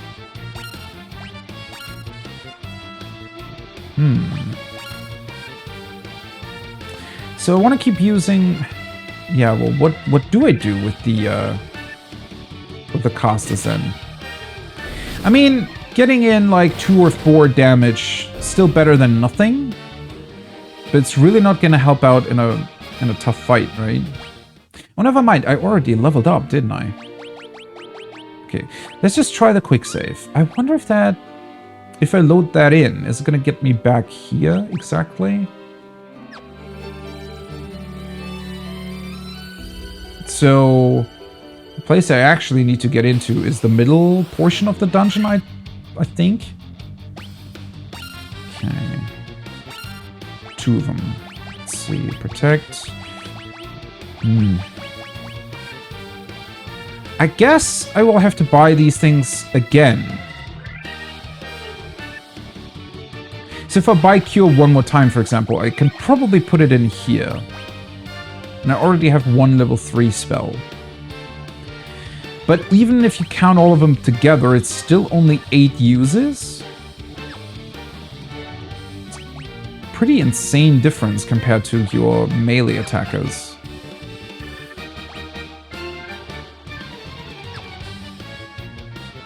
I mean, there are ways to replenish MP, but that was expensive, right? And Ether gave me... Ether essentially gives you back 1 use of a spell. And that was 150 gil. Well, these guys hopefully aren't going to kill me. 1. Oh, they're fleeing. Well, never mind. 9. White Mage's a bit better in terms of melee attacking than Black Mage, though. Ooh, stop hitting my Black Mage. What the hell?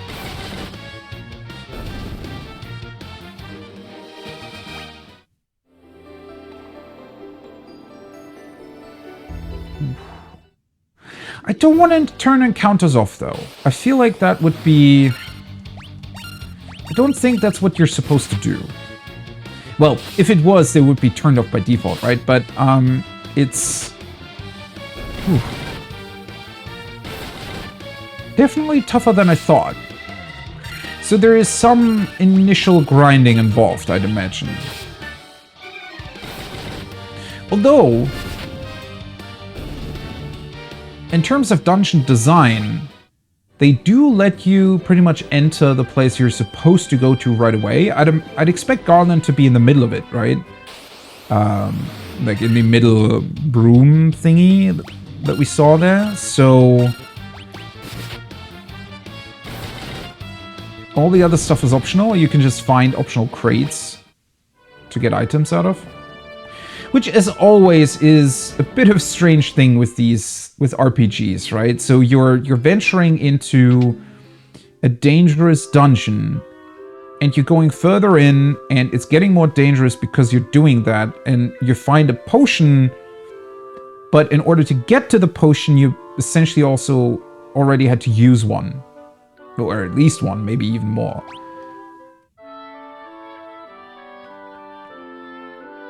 That is a somewhat strange concept. Okay. 752 gil.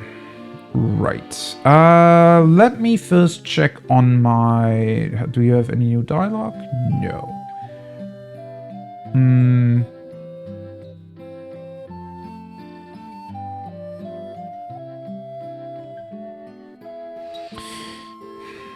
So having potions is definitely a good call. Having more and different magic available for certain situations is too.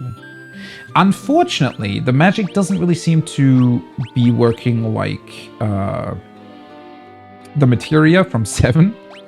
So I cannot freely change fire to level 2, for example.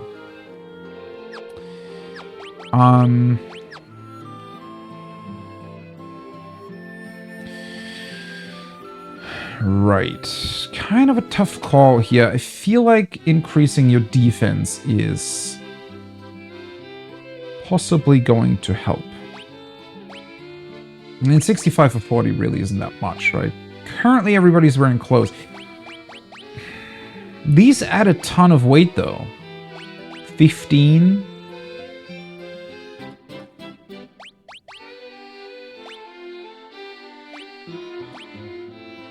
Seriously, what does the weight mean?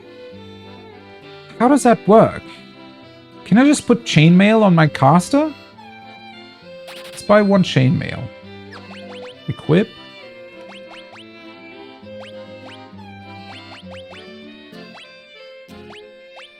I guess not.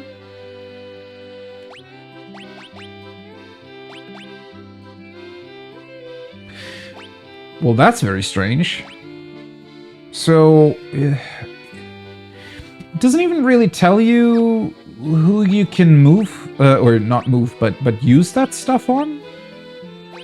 That's very strange. I mean, it makes sense that the chainmail wasn't going to be for casters, right? But, nevertheless, a strange thing. Oh, wait,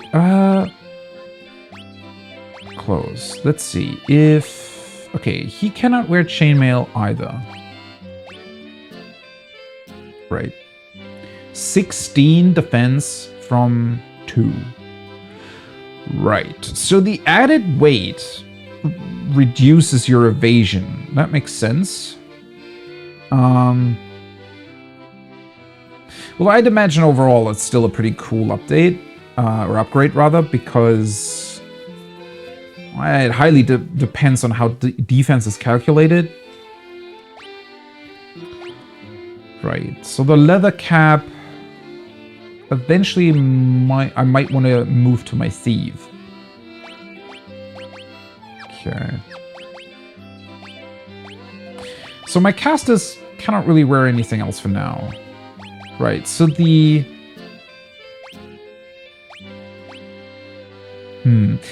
So when I was hovering over chainmail, it only gave me a green arrow over my warrior. Probably because the other guys weren't really able to equip it at all. So same with the leather armor, right? Would be a downgrade for my warrior, upgrade for my thief.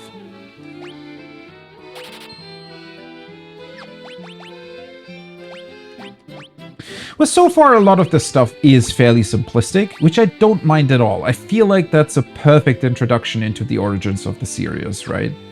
And then I can sell the 2 remaining clothes that we now don't need anymore. Right. Okay, and I cannot even sell the rest of the stuff because those are equipped, right? Cool. It's also fairly cheap.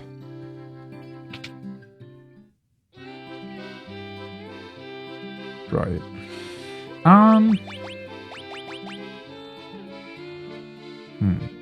So nobody can use these. Oh, they would have been for the monk, right? Ah, right. I'm still thinking about the thief in terms of the ninja from 14. So the monk uses the aren't they usually called nunchucks? Nunchakus? Right.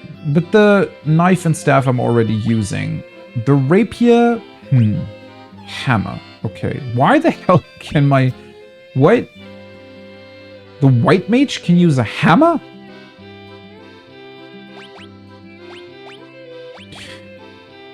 But do not need the staff in order to cast spells? How's that work? Right, so the knife has attack plus 5, accuracy plus 10. Both of them are currently wearing it. So both the warrior and the thief. I feel like the thief might want to have the accuracy, but not too sure about that.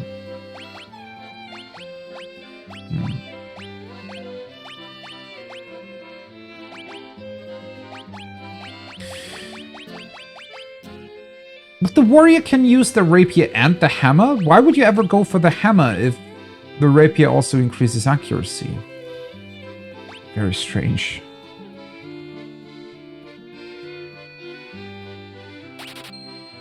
Well. Let's equip the rapier here then. Right, accuracy goes down slightly, but attack increases. Let's just do that for now, and I'm gonna sell the knife that I don't need anymore. Right. Cool. So, finally doing some upgrades. I do like that very, very much.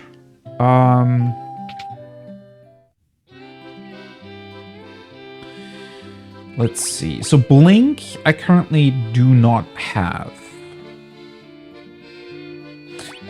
Level 1 Cure heals for about 35 HP, I think, which at this point is already getting somewhat low. I mean, it's less than a potion, and it's also... Well, it's not that much when you're already running around with 130 HP. Okay. But here, it's only displaying 3 things. Level 1 magic. So does it differentiate between what magic spell you have? Since it specifically says level 1 magic, maybe that means these 4 spells are always going to be level 1 magic. I mean, it says level 1. Right, so... Eventually, maybe I'll get a Cure 2, if that's the thing here. And then that would be level 2, and I can equip it in the level 2 slot. Cool. Unfortunately, that means that I won't really be able to use that much magic yet. Okay. So honestly, for the starting parts of the game, I would say that melee attackers are quite a bit more easy to use. Huh. Right, let's just get Thunder too. So we have Fire, Sleep, and Thunder. Those are all the slots filled. But again, it's only 4 uses out of those spells each. Or not even each. It's not each spell. It's 4 uses for all the spells combined. That's so strange. Especially since, well, at least the staff does some amount of damage. I mean, its attack is 9, right? If I go to my status here, let's see, attack 15, 8, 9, 8. I do think, though, that my Black Mage quite often just hits for way less than the White Mage, so I'd imagine that the Strength stat probably plays into that as well. That is a very strange... I don't know. I feel like that's a very strange way of doing that. Almost as if... Instead of a so the melee attackers get just a normal attack, right? It's not like any sort of special move where you need some sort of resource for. I guess melee attackers and casters are very, very different to each other then, where they... the inherent benefit of having a melee attacker is that they can always just attack. They don't need to consume any resources for it. But they also cannot do anything else, right? Any sort of special stuff, at least not yet. Whereas the casters can. Revise 1 KO'd ally. Oh, that's a 500 gil. I think at this point I just want to get a bunch of potions.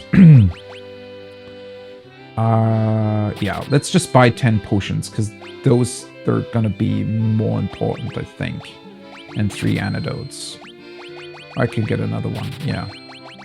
Let's do that for now. I feel like that makes more sense than anything else. Right. Okay.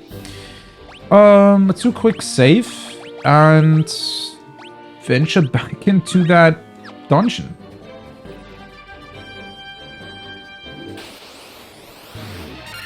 Honestly, very much enjoying the game so far, although I do have to admit it is very simplistic, right? So far, which is completely fine. I mean, it's the start of the game, right? Start of a franchise. So it makes sense, because you need to understand the game systems first and stuff. But I feel like in its simplicity, it also actually does teach you to, you know, not just head off into battle without considering your options and your strength first. You know what? Let's just level real quick and heal one more time, and then we're gonna venture back. Nice. That's a lot of enemies, equaling a lot of not HP, experience, hopefully. I do still wonder if there's some way of, maybe later on you want to increase the evasion or something of your Black Mage. Because the amount of HP is somewhat concerning, right? Right.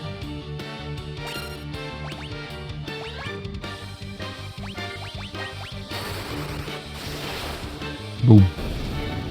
Just gone immediately. They're still very quick, though. Oh, he fled.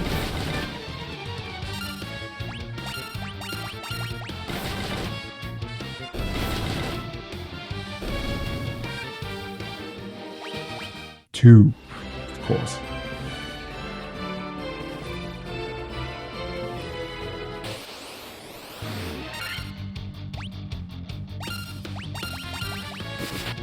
Honestly, I need to look up old like screenshots of the game. I want to see what it looked like originally.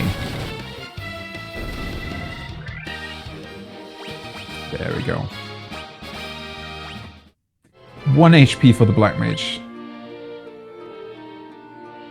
92. White Mage got a bunch. Right. Do I have enough gil? I do. Kind of forgot about the fact that that costs money. Right. Let's heal up one more time, and now we're finally going to venture back into the dungeon. Did not really imagine that I would have already leveled up this much at this point. Leveling up process is quite fast, which makes me wonder what kind of level you're going to end up with at the very end.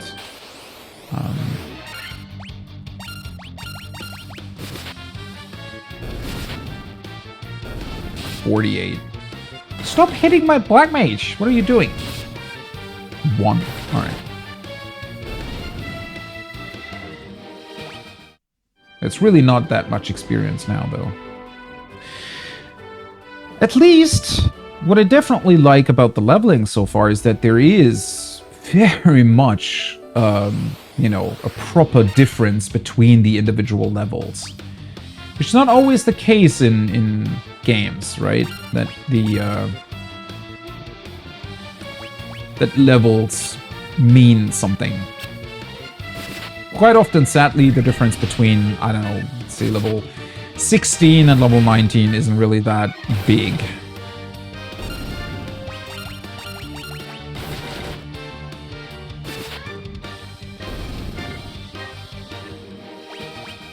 $24. Still a bunch of experience, though.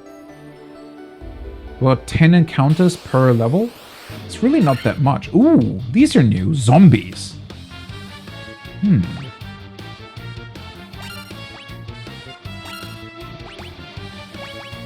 Let's do a deer.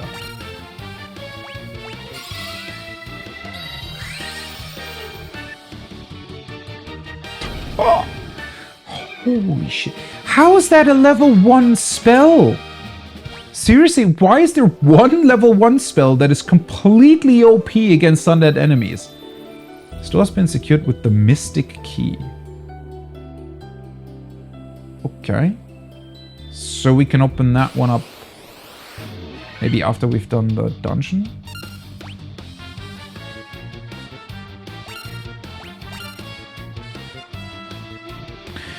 I just noticed too that it also displays whatever you did last.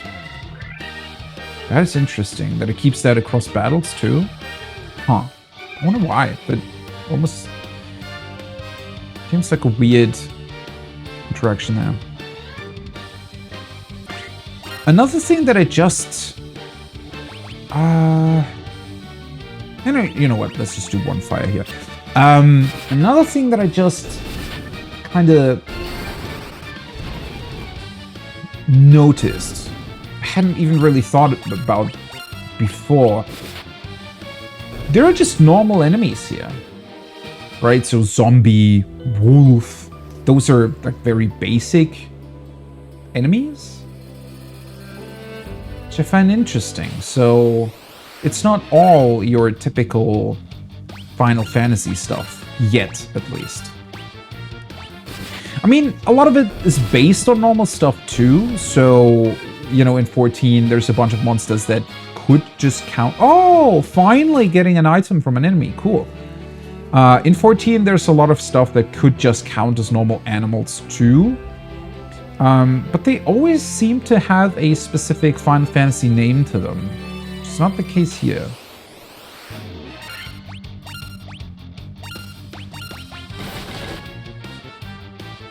No, they're not taking that much damage. Interesting.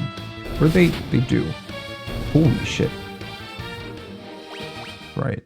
Getting fairly strong at this point. Well,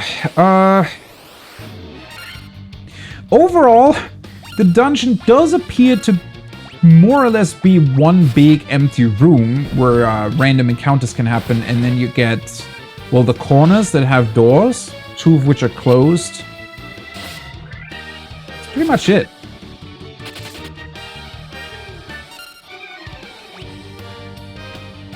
They're just randomly fleeing sometimes.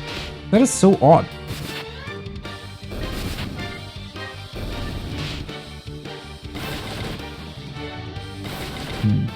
Maybe the Garland guy is gonna drop the Mystic Key, or maybe that's gonna be a reason for us to go back here. Maybe Sarah's gonna give us the key. Seems like an odd choice. Right. How much? Well, I only used 1. Let's keep it at that for now. Kinda don't want to really go back to the village to heal up. Although that would probably make more sense before the final battle in this place. 69. Nice. Well, let's see what this middle room looks like. Let's do one quick save.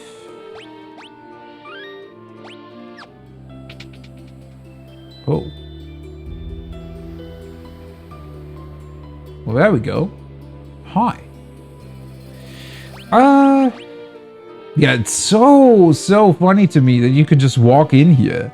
Although maybe in order to fight him, we still need something else. I don't know. I mean, White Mage's missing some HP, but that's technically fine. I think I used 1 magic. Yeah, I used 1 MP on both of them. Well, I also have 11 potions, so honestly, should be fine. Okay, dude, what the hell do we have here? What are you doing? Garland. The king will have no choice but to exchange the kingdom for his daughter's life. Cornelia will be mine. Okay. So you're just one dude, though. I guess they did mention that it was their most powerful knight, but surely he can't just fight, you know, all knights of Cornelia at once. I like that he looks a little bit like Golbus, right? The Golbus from 14 anyways. In his clothes. Who's there? Huh. King's lapdogs. You have any idea who you're messing with? You really think you have what it takes to cross swords with me? Very well, I will go along with this. I, Garland, will knock you all down. Well, now I'm really wondering, Oh, that's awesome music. I'm really wondering how the name Garland progresses throughout the franchise. Because that strikes me as so weird that he would have the same name as... Well, it's Garland, not Garland, but it's very, very similar to Sid's last name, right? Okay. Well, guess let's just see how much damage we can deal, huh? Let's do a protect on my white mage, though. Because I don't want them to be just randomly knocked out.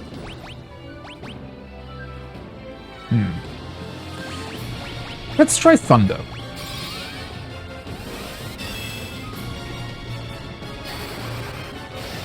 Hopefully he's not going to spawn in any minions. 20 damage, okay. 19, 37, right. Wonder how much HP he has. Maybe something like 250?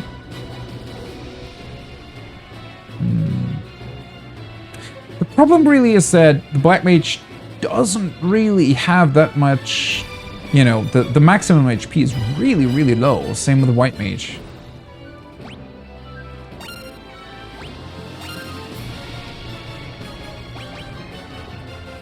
I guess I could do another protect on the Black Mage, but well, Cure doesn't really... Let's protect my casters. Let's do a fire too. 40, okay. I think that was way more effective than Thunder, right? Still wonder how long protect lasts. 47! And that's with protect? Are you kidding me? Okay, sure. So would you just one-shot my white mage if I hadn't cast protect? Probably want to heal up with a potion then instead of casting cure though.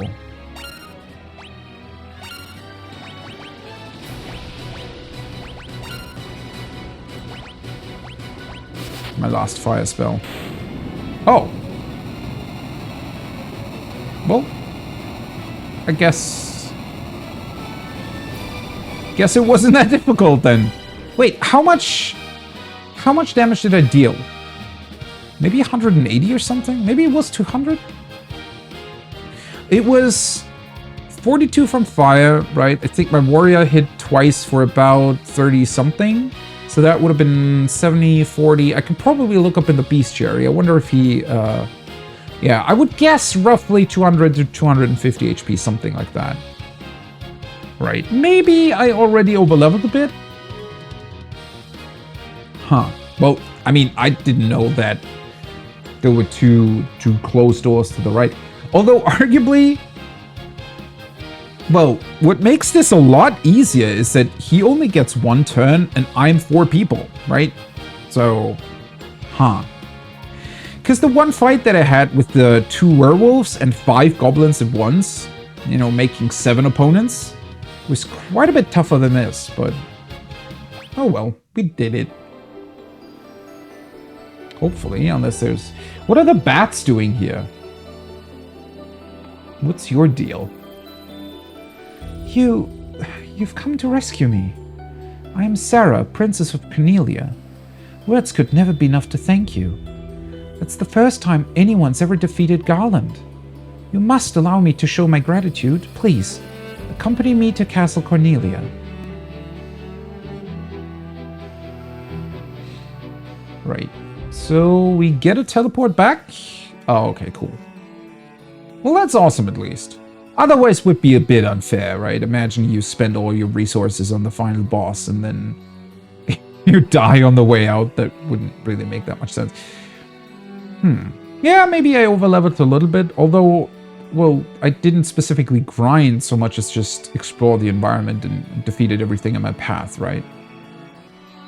Although I did go back and forth. Well, I did grind a bit, but only very little, huh? Well, whatever. Thank you for returning my daughter to my side. There can be no doubt that you are the warriors of light from Lucan's prophecy. Okay, cool. Still wonder where we got the crystals from. You should hear the prophecy in its entirety. If I may, maybe now we're getting more information on that. When darkness veils the world, 4 warriors of light shall come. If they cannot gather the shards of light, the darkness will consume all. Wait, I thought we already had crystals, though. Maybe those shards are something different. You have to get the Triforce together. Oh! Huh. Right, so having, like, split-screen multiplayer wasn't really a thing back then, I think.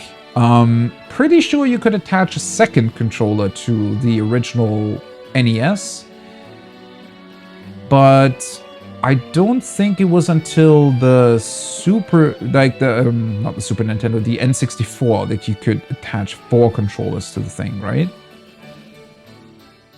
PlayStation 1 also only had 2 controller slots, I'm pretty sure. Although I don't remember if maybe at one point they released some sort of special additional gadget that would allow you to attach 4 controllers to the PS1. Maybe. Because I want to say that was a thing at some point with some console. Ah, right. Definitely for the PlayStation 2. Pretty sure the PS2 had an attachment that would turn the 2 controller slots into 4. Because I was just wondering if there, in the original, maybe there could have been, because you have 4 party members, right? You could have played with 4 people on the same screen, but I don't think that was ever considered. Although it is, why 4 party members? I mean, not every RPG adheres to that formula, right? I want to say that some maybe have different amounts of party members, but 4 really, I mean, it is a very cool number, I would say, right? Because 4 seems like a, maybe I'm thinking a bit too much in terms of 14's party setup, where you have a tank, a healer, and 2 damage dealers. But that does seem like a pretty good overall setup, right? 1 person heals, 1 person kind of is maybe doing some defensive stuff, and 2 people mainly focus on offense. Considering how old this game, when did the original release? Like 86? I want to say, probably set on the start screen. It's just, I find it curious that so many games seem to have stuck to this idea. And then, but why have 6 possible classes to choose from? That is so odd. What if I had chosen, well, or not chosen the White Mage, and instead took the Monk? Would I just have no healing magic? I mean, granted, Cure so far isn't really that useful or powerful at all, right? Because potions heal for more, and you can just buy those, in unlimited numbers, except for the money you have. Well, anyways, if they cannot gather the shards of light, the darkness will consume all. The 4 crystals will never shine again. Right, so they're already not shining anymore? Now, I hear that a crystal can be found on the continent to our north. That's why we're now going to rebuild the bridge. Cool. Restoring light to the crystals is our only hope of ridding the world of the monsters which plague it. Okay, so we're supposed to get the shards. Crystals will light up again. World's not going to consume by darkness. Right, simple enough. I will have the bridge to the north rebuilt, as I promised. I pray that you succeed in restoring light to the 4 crystals. And to the world.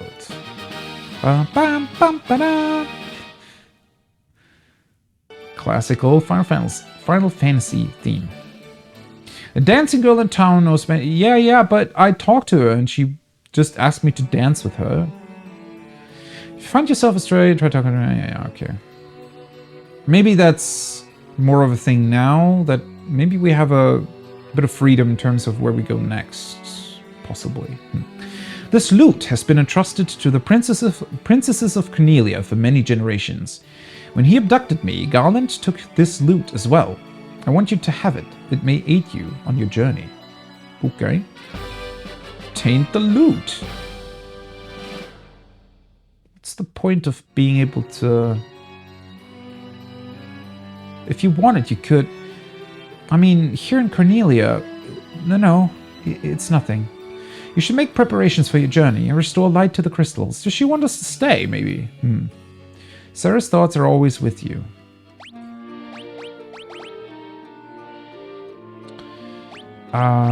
Key items, loot. A sonorous instrument of great beauty. Okay, still doesn't tell me what it does, but of course. The Warriors of Light. I can't thank you enough for saving Lady Sarah. Cool. Or maybe I should... I don't think there's much point in talking to most people. Probably all gonna... yeah. Say the same thing. Huh. So whatever that mystic key is, I've been assigned the important task of defending Castle Cornelia. To be honest, I'm a little nervous. You don't need to be, buddy. You got this. So that mysterious mystic key, we're just gonna find eventually? The beautiful loot handed down for generations to the princesses of Cornelia is said to have a unique power. It can shatter the gateway of evil. Okay. So it's not gonna wake up a Snorlax then. Are you the Warriors of Light? The ones from Lucas probably are. I am. Or we are, rather. I had not expected the loot to be something that powerful. I don't know how I could ever thank you for rescuing Sarah. I don't know. I just expected the loot to be able to, I don't know, open up doors. Potentially we could play some music in a bar and people would give us new information. I really didn't expect it to be something for gates of evil. My sister's back, and it's thanks to you all. I could just kiss you. Mwah. Okay. I'm really curious to just talk to all people, but I don't think it's really gonna yield a ton of information. It's probably mostly gonna be... oh, there isn't even any, right? Just congratulations.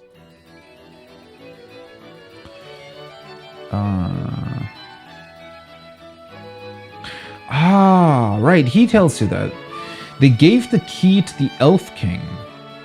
So we somehow need to find the Elf King, and he's going to give us the key. So... will we eventually have to come back to multiple dungeons to open up additional treasure chests? Maybe that's how it works. Maybe there's going to come a point in the game where you kind of retrace your steps and you have to venture into all the dungeons again, and they'll have changed and maybe have stronger monsters in them. Because some games tend to do that, right? And then you can utilize the key to well, open up the remaining doors, right? Wait, why are the soldiers the people preparing this? Or, orders from His Majesty. We're to do our part to fulfill Lucan's prophecy. Everybody working faster. Quite a cute animation.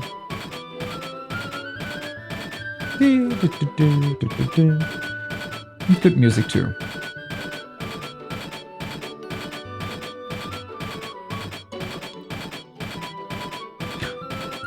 Okay. Actually, quite a bit of a lengthy cutscene. Did not expect that. I thought the bridge would just appear, honestly. What does this bridge have to do with the prophecy? The 4 Warriors of Light are here. They're here in Cornelia. By the way, how did we even get here? Because, I mean, when you look at the world map, where the heck did we come from? Okay, well, speaking of the world map, it looks pretty expansive, right? Getting a proper look at it now. Wonder how long this game's going to take me. Because I've heard people play through it in like 10-15 hours, which typically means that I take about double that. But... Okay. So these shops are gonna stay the same, which I like. I don't really like it when shops change up too much. It never really felt that immersive to me. I get the idea that you know, they eventually did that in Pokemon, for example, where they had... What are you saying? So why are you still here? Weren't you supposed to be crossing that bridge to the north? You must really want to dance with me. Right. 500 and... I didn't even use any potions. I could buy other stuff then. I do still need to heal up. So that does not happen automatically after you've done the quest. I think I want to grab one Phoenix down. Because I feel like there's always going to come a point where accidentally a party member might die. So being able to revive them is probably not a bad idea.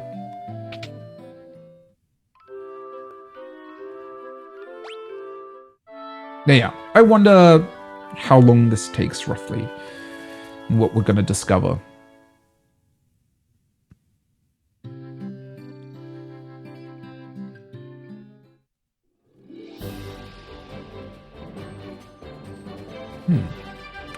Maybe, I mean, considering how much or how many oceans there are and lakes and stuff on the world map, maybe they're going to give us a boat eventually, huh? What the hell? 9 enemies? Is this the maximum amount? Because it doesn't really... where else would they go, right? On screen? I mean, technically there's still space, but...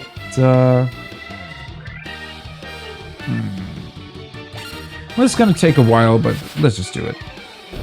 I mean, they're pretty much all gonna die in one hit, I want to say. 40, holy shit. Still doing 7 damage to my white mage, though.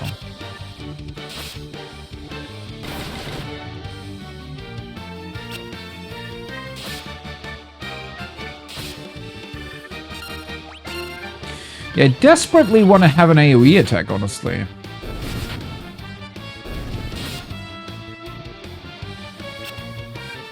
Wonder if that's going to be a thing eventually.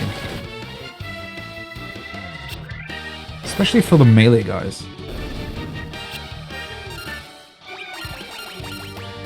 Because otherwise these battles are going to get somewhat tedious if there's always... Well, I mean, there's not always this many enemies, right? Ooh, that must have been a crit. Or at least a very good hit.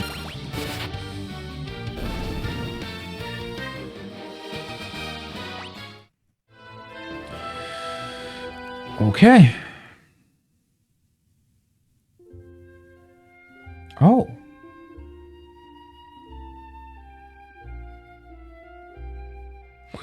What's this background, though?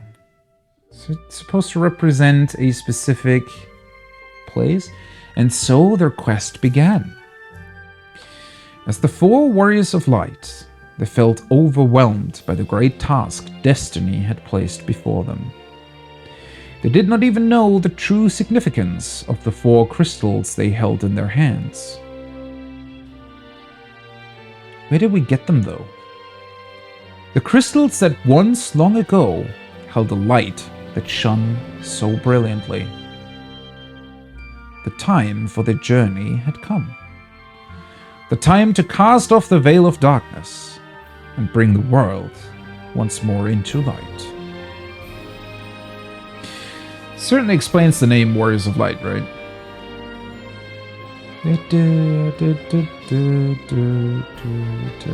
Music.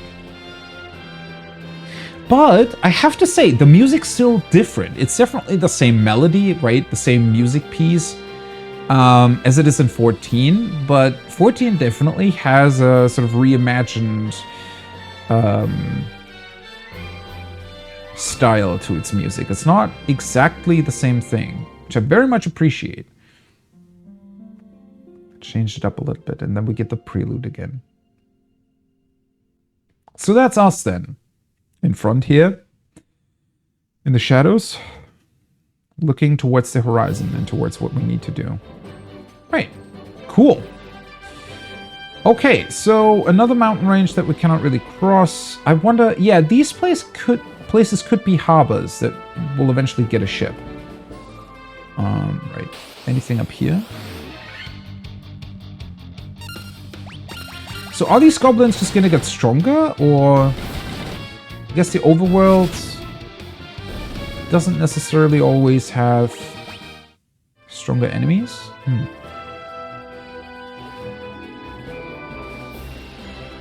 Oh.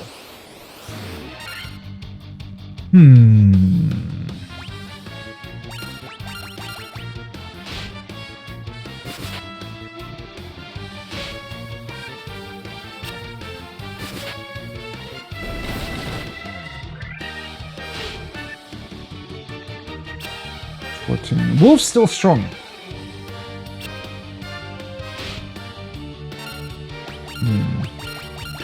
Certainly, a bunch of the difficulty from these random encounters can come from just the number of enemies that appear.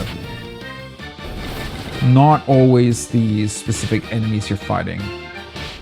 Although a combination of the two can obviously create problems.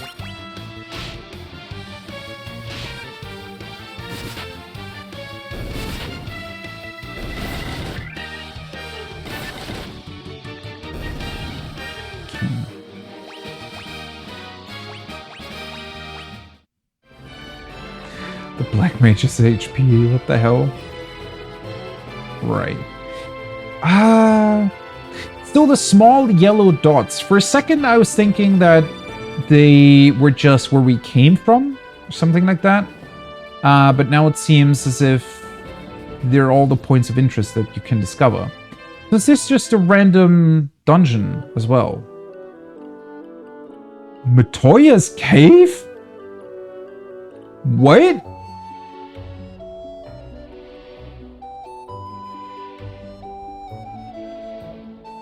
The music. I love this music. It's honestly one of my favorite pieces in 14. Why is there a Matoya's cave here?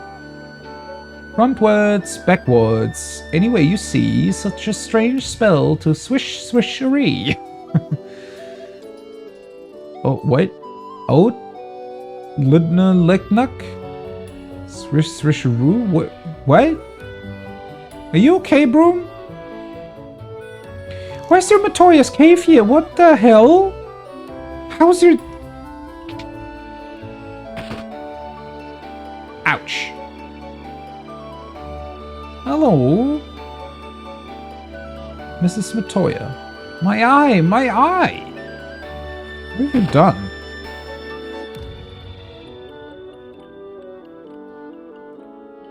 Can't see a blasted thing without my crystal eye. Okay. The music. I can't get over the music! Who could have stolen it from me? How is this just here? What? Because the start of the game so far, yeah, sure, there were a couple of things that are definitely Final Fantasy and things that do appear later on in, you know, different forms and so on, but this is such an iconic place in 14 and such an iconic character too, and she's just here. She's like the first, some random cave you enter somewhere on the world map and she's just here. Crazy, absolutely crazy. Okay. So she's missing her crystal eye. I can just sit in her chair. What the hell? Okay. Same dialogue though.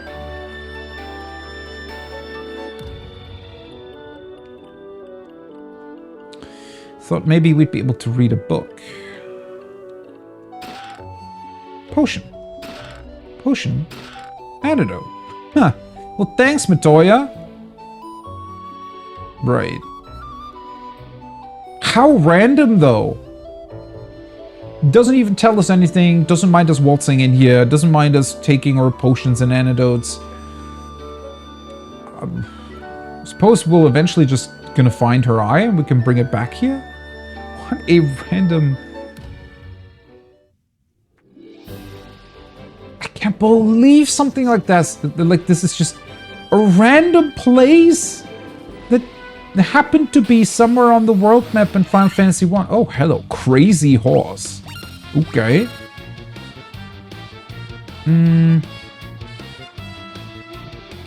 Maybe I should have healed up? I don't really know.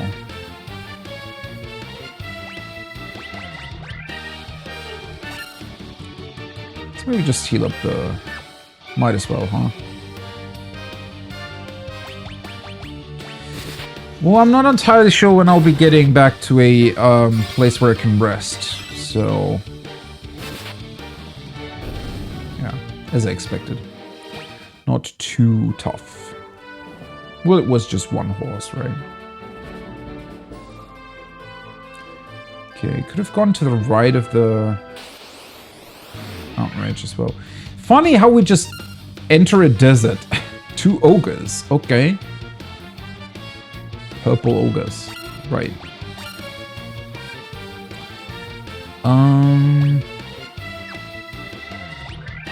Yeah, my white mage definitely needs another, like, proper offensive magic spell. Let's do fire on the other guy. 44. 19. 9. Ooh, they're pretty tough. Definitely didn't expect that.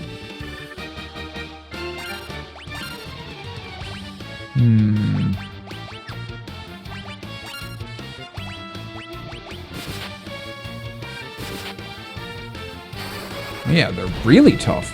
Let's see. Not even 2 fire spells are doing something. Right, so being in the desert... Ooh, boy.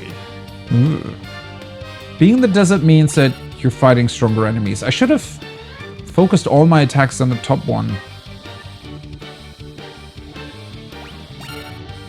Well, let's just use a potion on Kaylee.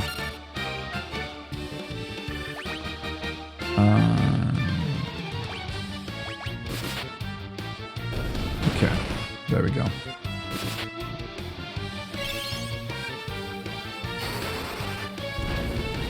Should kill him? Yes. Ton of experience though. What the hell? Okay. Well, it could get tougher though if I'm running out of MP. So either I want to stay away from the desert for now. I mean, it doesn't...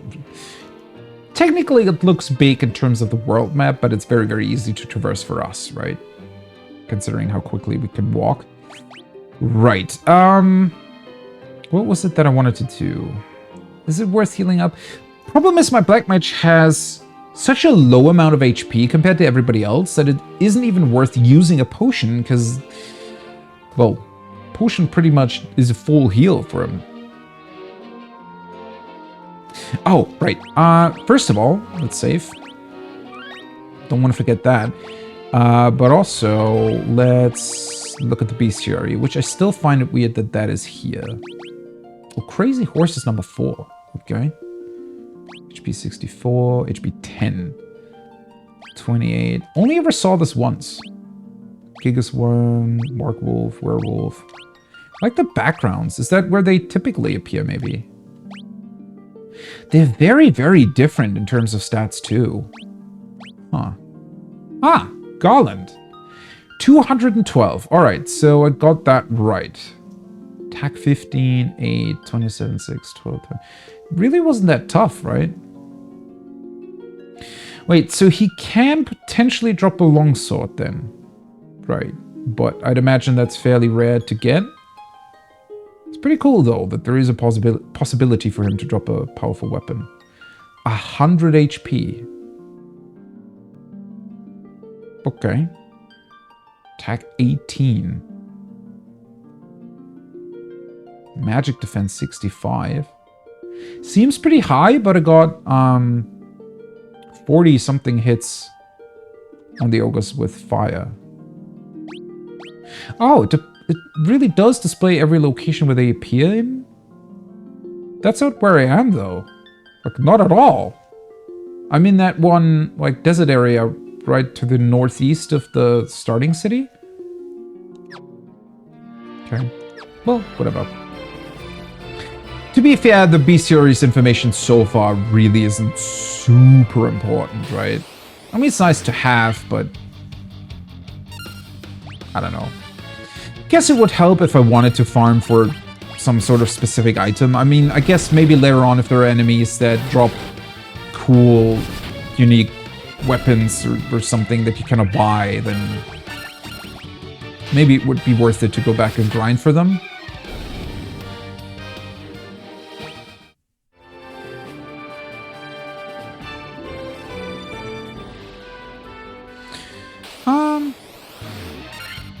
What the hell?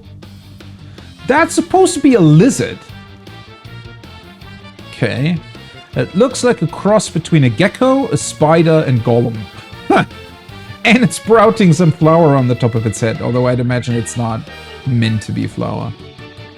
It's a very weird looking lizard, not gonna lie. Yeah, it's just one enemy, so... Ooh. High defense, huh? Yeah, there's very high defense.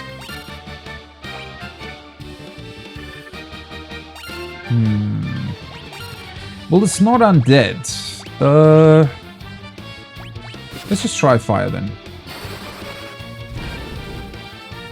Okay. That's pretty effective. Still not dead though.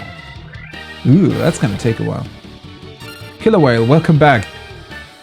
It's going great so far. It's Final Fantasy 1 is certainly a very interesting game for a bunch of different reasons, especially in retrospect, thinking about origins of different characters.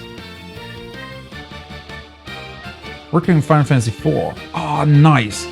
Definitely looking forward to 4 and 6 the most, because those are the two that people always keep raving on about. In terms of being their favorite entries in the series.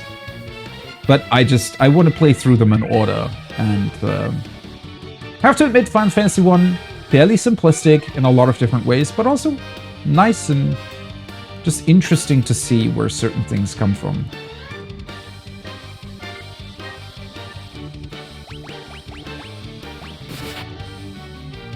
I just walked into Matoya's cave, for example, and Matoya is such an important character in 14, and I found it crazy to randomly walk into that cave and see where the name originally came from, and also have that iconic music in the background.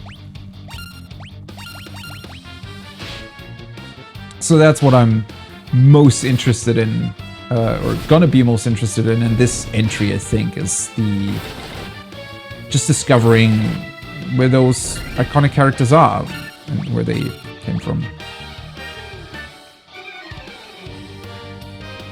Yeah, I mean, I guess it's a bit of a tough choice. I did opt to buy the Pixel Remaster bundle, right? So I got them anyways, and since I bought them, I also want to play them. But I mean, I'd imagine they're all more like the first 3 entries are probably gonna be more simplistic, old school RPGs. They're very old at this point, right? Which I'm totally fine with. And it's really cool to look back on them in terms of the franchise's history. But yeah, I can see that. Well, at the end of the day, the amount of information or interesting parts contained in them probably isn't going to be too high. Which doesn't mean that they're bad games at all. It just means that, yeah, they're old.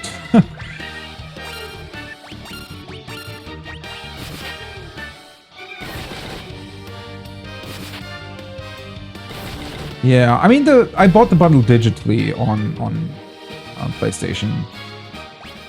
I didn't get a physical one either. Typically, I do like to get physical releases as well. Didn't really feel the need to have that here with these ones. And I also, well, obviously had known that they sold out pretty fast. Overall, especially the Switch/PlayStation release of the Pixel remasters have been, I don't know, the handling of that was weird. Very, very weird. Almost as if Square Enix doesn't want to make money. But they're always doing, Square Enix has been doing some very, very odd choices lately. That's a beautiful city. I love the running rivers. Also for the Pixel remasters, the way they've made the water look and how it's flowing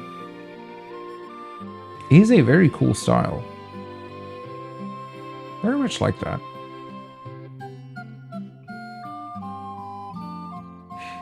Rarest US Switch game? Something like that. I've seen a lot of people complain about it online.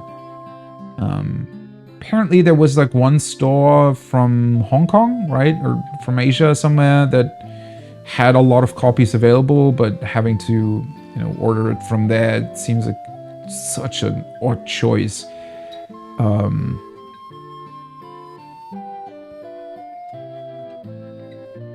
Most sought out, yeah. Well, especially at this point, right? When everybody wants to have them when they're releasing right now. Those blasted pirates! They're running around looting and pillaging like they own the place. Oh, so is this already the pirate town that was mentioned in the beginning? Yeah, let's heal up. Makes sense. Ooh, much bigger place. 2 parties of adventurers can stay here at once. But it is 50 gil per night. Well, fair enough. Pirate town more expensive than the kingdom. Kingdom of Cornelia. Maybe not that many people know it then. But I really don't know why they handled the physical release as weirdly as they have. Well, I don't even know why it took them so long to port them to Switch and PlayStation to begin with. It would have made sense to me if they had been, let's say, an Xbox exclusive or something, right? If Microsoft had paid them and said, all right, we want to have it be an Xbox exclusive or Game Pass exclusive, at least then I would have understood why it wasn't on PlayStation or any other console, but making it a Steam/Android iOS exclusive? What the hell? That is such an odd choice.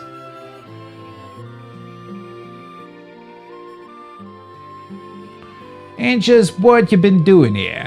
You wouldn't be looking to make trouble with Bikes Bikeneers. What the hell? Who are Bikes Bikeneers? That sounds like a Pokemon team. You've got cannonballs of steel to be taken on the Great Pirate Bike.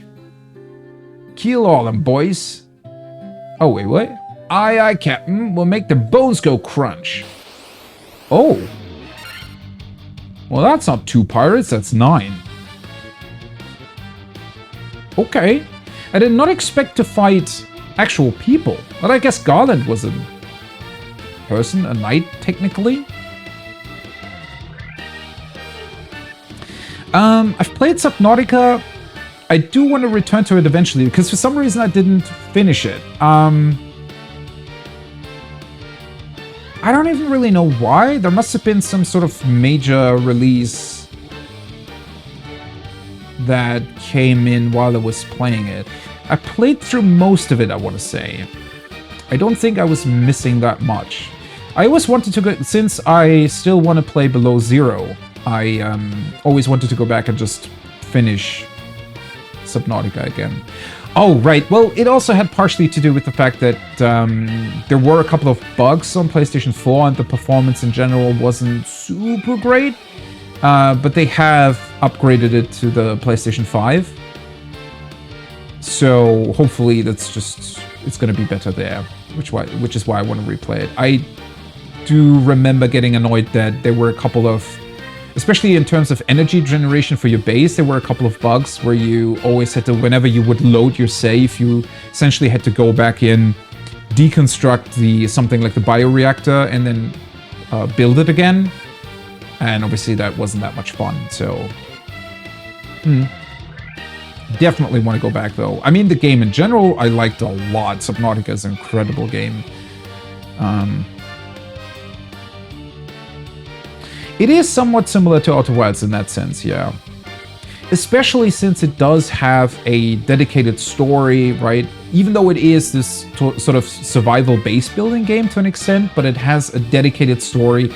It's very well designed, I thought, in terms of how they thought about placing the different locations within the world and your path to finding out about what happened and so on.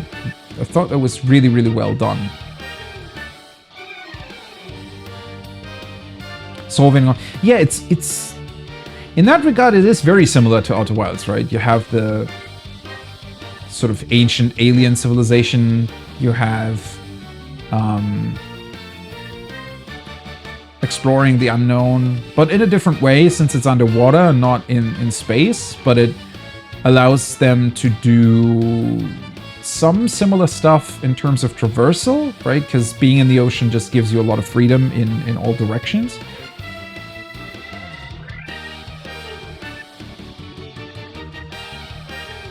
Yeah, without the survival mechanics, they share a lot of ideas, I guess. Okay, pirates are not undead, so sadly there is no AoE that I can do here.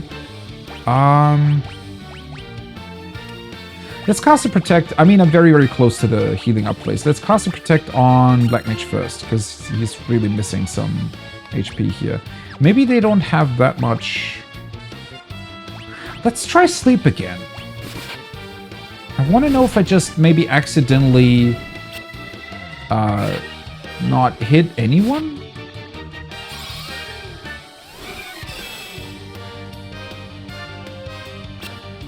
But Subnautica was very, very cool. Minor technical issues aside. I mean, at the point where I played it, it had already received I think, most of its patches. So it wasn't too bad. Just once, like 2 or 3 annoying things here and there. But they weren't really the reason why I stopped playing it. It was just something else released, and that was it. But especially since I got a PS5, I always planned on going back to it eventually when I finally have not a huge backlog of games that I still want to go through.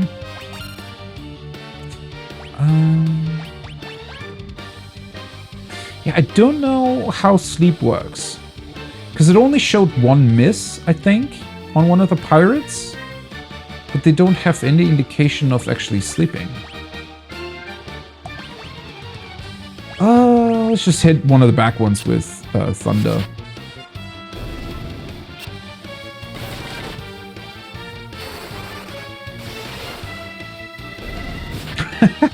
Yeah, Dark Bramble and the Anglerfish, right? Pretty much being exactly like the Leviathan. Completely understand the feeling. Well, minus the, I guess, last 20-25% or something of Subnautica, it was more or less the same for me, having played Outer Wilds after it. Okay, you played it on PS5. Yeah, well, I played it on PlayStation 4, so it only had, I think it's 30 FPS on PS4, but with some issues, right? It drops frames here and there.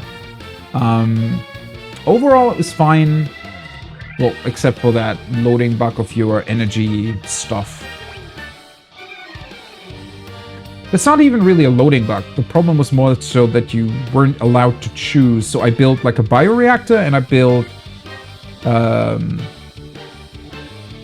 solar panels in order to create energy for my home base.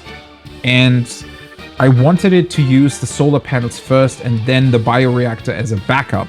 And whenever I would load up my save, it would use up the bioreactor first and then use solar power, which seems dumb to me because solar power is available every time during the day, whereas the bioreactor needs to be fueled manually. So yeah, that was unfortunate and somewhat annoying.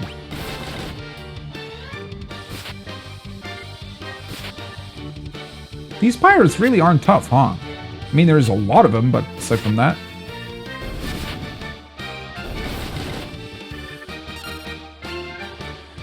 wonder if I'm gonna level up. Don't think I'm that far away from level... what is it, 7? Yeah. Level up. 8, never mind. Already level 8. Oh, finally! Maybe it's on specific levels? I want to say that the last big HP increase of my Black Mage was on level 4. So maybe it's something like that. Every 4 levels you get a big HP boost. Because that's so random. Get 1 to 2 HP per level, and then randomly it's 25 HP or something. Be most sorry, young masters. I'll be making no more fuss, I swear. I want you to make me ship for your troubles. What? Oh, take me ship for your troubles. What? Can you find it in your heart to forgive an old pirate? I mean... if you're just giving me your ship, sure. Right. You obtain a ship. Well, that was fast. Let myself a change of heart. Plan to buckle down, be the hardest worker in town. You believe me, don't you? I guess. Well, that was random.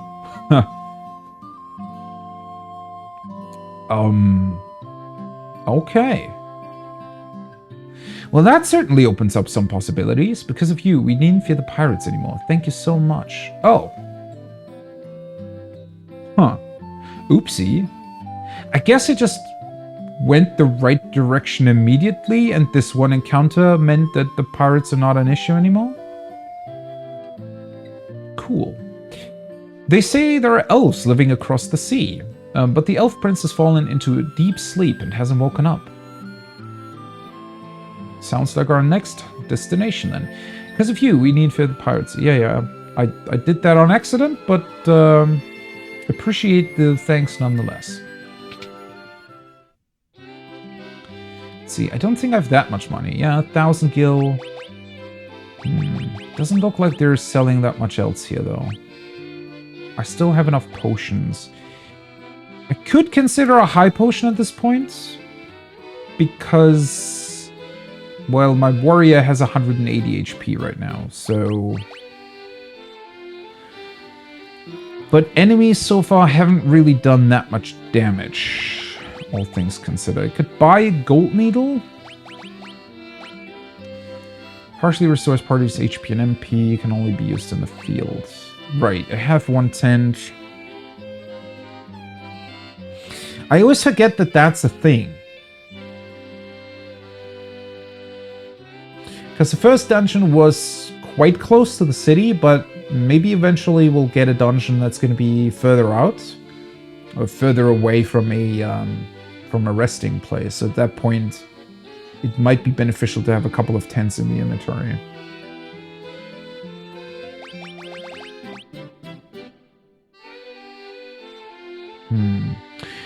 Oh, I didn't catch that the first time I read this. So Ether gives you 1 MP for each magic level. Ah, that's strange though. So I only have level 1 spells at this point. So these are more of an endgame item, I want to say. Considering that they... well, once I have spells of each level, it can give you back 8 MP, right? At the very end. I'm gonna buy 1 more tent for now. Is there anything that I can sell? No. It doesn't seem to be that enemies drop any sort of stuff that is purely for sale. Well, unless you count them dropping random stuff you might already possess, right? Leather armor, chainmail, iron armor 640. Holy hell, okay. Leather gloves. All of them can wear those. The +1 weight. That will mean that evasion drops slightly. Do I want that for my casters? I desperately want to give them an actual, like, better defense. But if it means they're gonna get hit more? Weight 23, defense 24.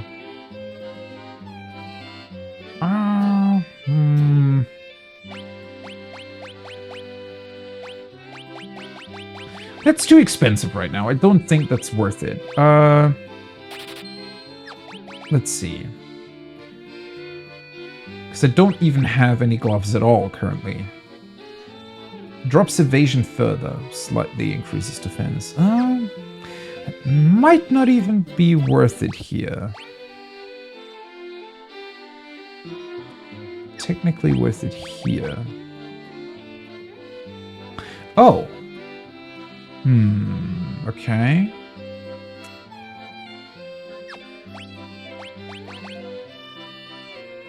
Why is evasion going down here, but not on my white mage? I guess there's some rounding going on with some of the stats. I would guess that maybe... I think white mage has fairly higher strength compared to the black mage. So maybe that's why I can wear more weighty clothes without losing evasion. Okay, let's equip them here then. Let's buy another pair of gloves for my thief. Yeah, I feel like that's worth it, but I won't buy them for my black mage because I really don't want to lower evasion there. Shield is an easy upgrade though. Defense +2 is not much, but it is something. And I don't have a shield yet, so let's go with that. Gloves here really aren't going to make that much of a difference. Okay. Cool. Let's stick to that, because I also need to buy some more magic. Hopefully we're going to get level 2, potentially even level 3 spells here. Because that will vastly increase the possibilities that I have with my casters. Don't want to miss anything. What I do like so far, though, is that the game isn't... Like, it is somewhat simplistic, but it's not annoying in any sort of way. Because sometimes you get games that on the surface seem more complex, right? So they have a ton of, I don't know, NPCs in cities, but they're all kind of pointless, right? They only ever say useless stuff or things you already know. Whereas here, it really much, they focused on what matters, and the rest is just either non-existent or just background. And I like that very much. Allows you to focus on what they want you to focus on, which is pretty cool. Okay, still don't really know what the churches do, though. Beyond just guessing that there is some sort of curse that you can get. Right. Can you please move? Thank you. So that's white magic. There we go. Blindna. Well, that's a weird way of saying that. 250. Okay. Well, I mean, can grind some gil and come back, right? Cures darkness. An item can do that, though. I mean, I know that the spell I can use over and over again, but I only... At this point, I can use, I think, 3 or 4 level 2 spells. Cast silence on all enemies. Null shock. Reduces lightning damage by half for the entire party. Well, that sounds good. Raises one ally's evasion. Invisibility. Okay.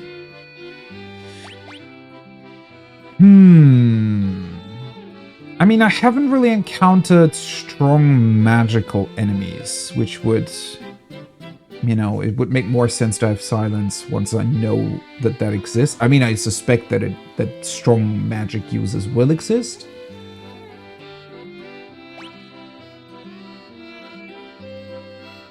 Haven't seen lightning damage against me either. Let's get the silence for now.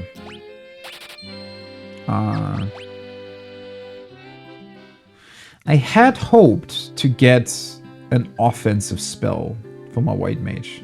Because Dia is insanely good, but obviously it only works against undead enemies. So, I had hoped that maybe there was going to be a more simplistic or more simple but usable, potentially AoE damage spell for the white mage, but sadly not.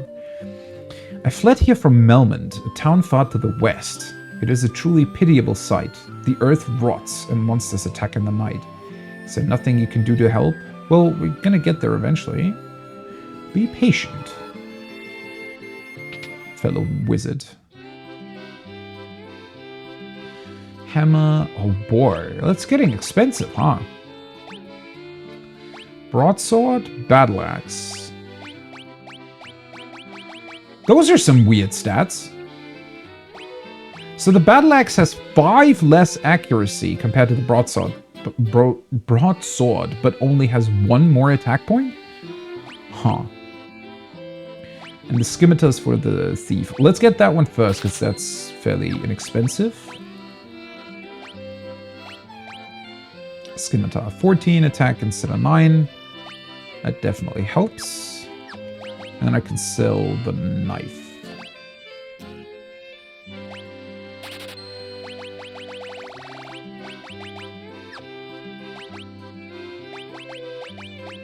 Okay.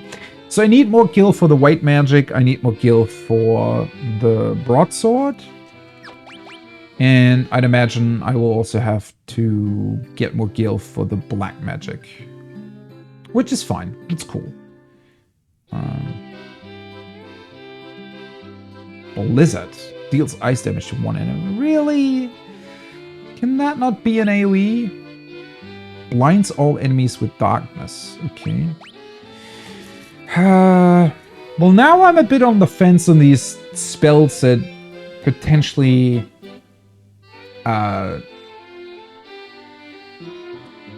create these debuffs on enemies. Because sleep really didn't seem to work at all, which I don't really know what that means. Maybe I just missed the effect, or maybe it's not doing what I thought it would do. Because what I thought sleep would do is that it maybe didn't have that high of a hit chance, but once an enemy sleeps, they just cannot attack anymore, right? Essentially the same that it works in Pokemon, or in 14 for that matter, because if you sleep an enemy in 14, they are also not going to attack anymore, unless you hit them with something, right? Obviously the effect eventually wears off, but...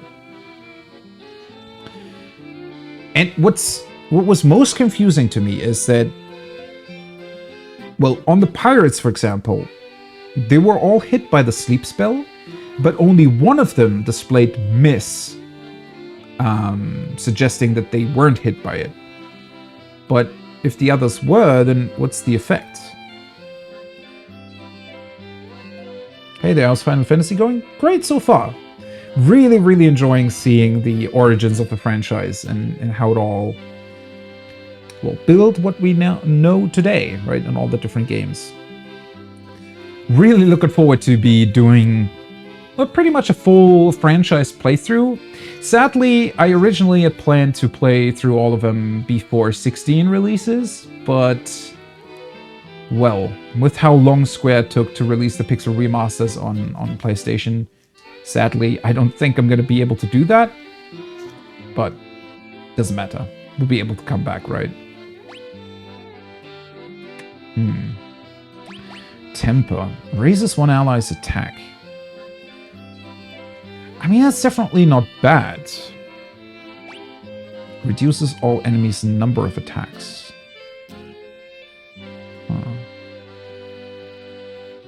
Which ones have I already played? Well, I've played 14. Yeah, that's it. I only played 14. Okay, well, I played a tiny bit of 15. Didn't really like it at the time. Definitely want to come back to it, though. I think I'm going to enjoy it way, way more now that I have a much better grasp on the franchise as a whole, I think. I played a bit of 7 Remake, but only the beginning sections, I think. So I want to go back on that, and I played a tiny bit of the original 7. But those were always kind of, oh, let's just check it out. But the more I got into 14, I really wanted to play through the entire franchise and just see how it all came together, right? See how it evolved over time. And it was always, I don't know, maybe that's just me. I like doing things in order. So well, when I saw that the Pixel Remasters released, I always thought, hey, let's just, you know, play through all of them in order. But then they never came out on PlayStation, and I was pretty annoyed by that for the longest time, and now they did. So finally I can do what I set out to do. Although, still no option to play 13, unless... I mean, I still have a PS3, so technically I could buy 13 on that. Right, and just hook it up to my, I mean, would be possible? Well, I need to get through the other ones first, right?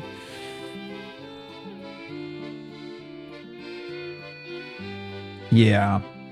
Well, it's gonna be incredibly interesting for me to see, because people seem incredibly split on which ones they like, right?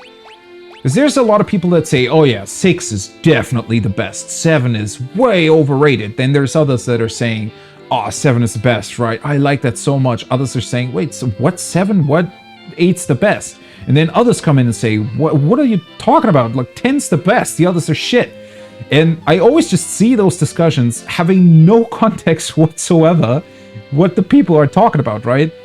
And that's the weirdest part for me specifically, is because I'm like, I play a crap ton of 14, right? And 14 has so many references back to the old games that I have no idea where they come from, no idea what they originally were, where those names come from, what the characters are. And I don't know, that's always really funny to me, right? I have no context whatsoever. For me, it's just, oh, cool enemy, cool monster, cool design, never seen that before. And then others are going, holy shit, that is XYZ from that Final Fantasy. That's my favorite childhood memory, right? So I'm so much looking forward to finally seeing where it all came from and where all the little bits and pieces come from as well. Like Triple Triad, that's a thing in 8, I think. It's a pretty fun game in 14. I like collecting the cards. But yeah, it's always incredibly funny to me how people are talking about all of these things. And that's what I'm looking forward to the most, is just seeing where the hell does it come from. And I already made one discovery. I mean, there's Matoya's cave for whatever reason in Final Fantasy 1. Just a random cave on the side of the road. And I don't know why yet. I don't know who Matoya is in this game, but considering her role in 14, that struck me as very strange that it would just be a random discovery on the map.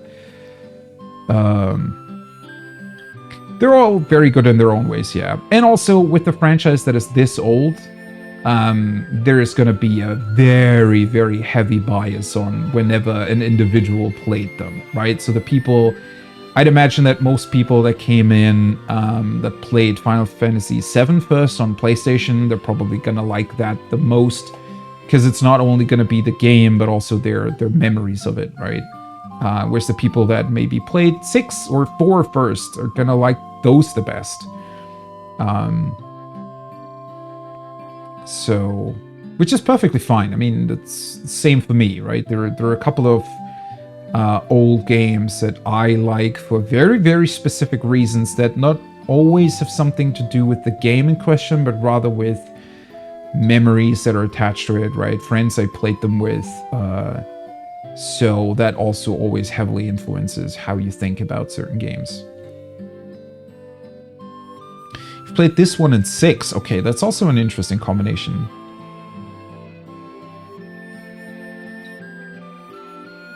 Dragon Quest. Dragon Quest is another one of those series that I never really got into. I played Dragon Quest 11, quite a bit of it.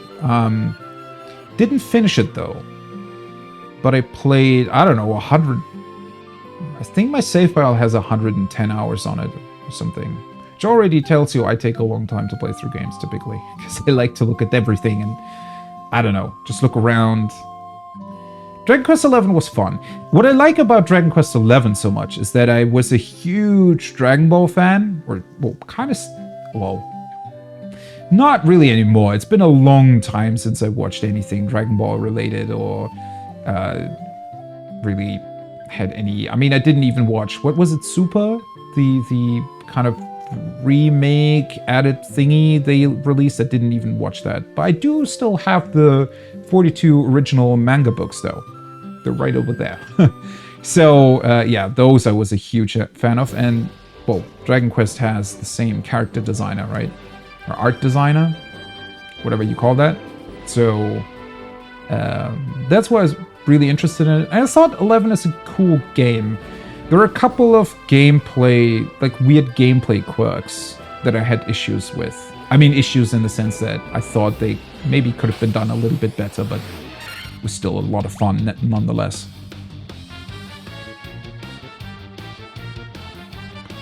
Yeah, I wonder how Triple Triad plays out in 8, if it is where it comes from. It's very fun in 14. It's mainly about collecting the cards. Not so much that you'd actually like play it. You can play it against other people, obviously. And there's probably a lot of people that are really, really good at it. Considering the insane amount of content 14 has, I've never really gotten too deep into it beyond just the card collection. Fun, addicting, and frustrating. Well, I mean, that does sum up trading card games, right? If it is a... Well, I guess... Oh, I should probably... Holy shit, that was so much damage.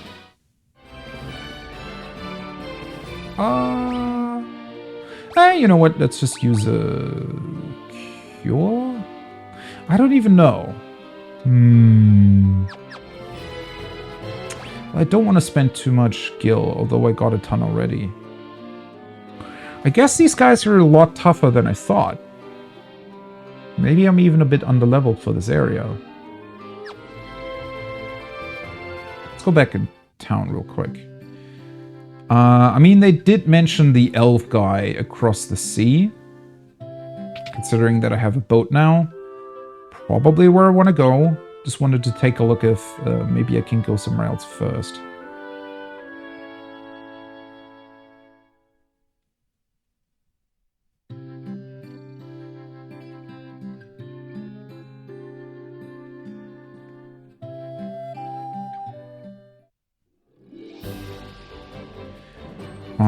Let's see. I mean, the southern part here looks huge on the map.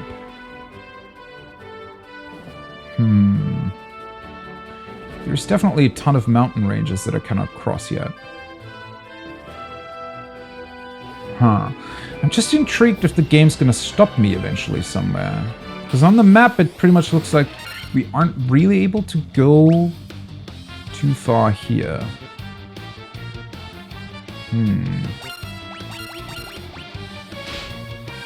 I definitely want to have more AoE.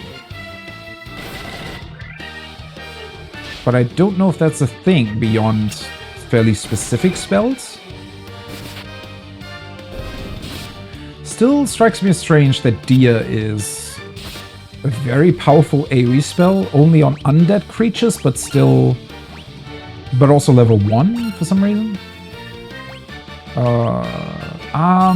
Well, maybe I should have hit the werewolf with a fire or something. Well, these guys aren't that tough. Just need to be careful not to lose too much HP, because sometimes you can just sort of grind away with these random encounters and don't even realize that you're already getting low on HP.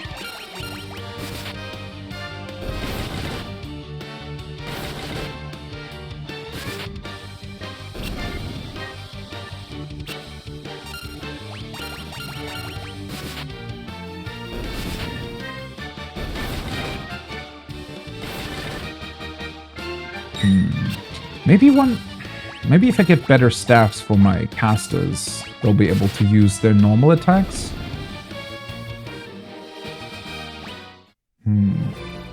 Because with only 5 level 1 spells available, really can't do that much. Okay, so this path ends here already. Right. This time let's just attack the goblin with everybody except for...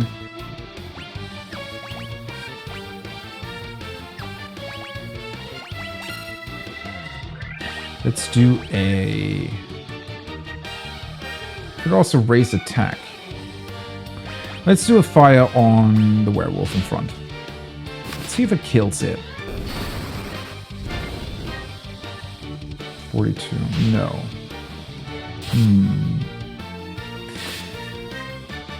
I actually like this idea. So it feels like the damage my fire spell does has not increased with level. So even though I am gaining stats, the individual spell is very much still a level 1 spell. It's an interesting concept. Somewhat annoying that the werewolves can poison me. I do want to see if that persists after battle though, so let's not heal that right now. I like how they just randomly flee sometimes. It's just, oh, you killed one of my buddies, let's run away! And then the others just don't follow.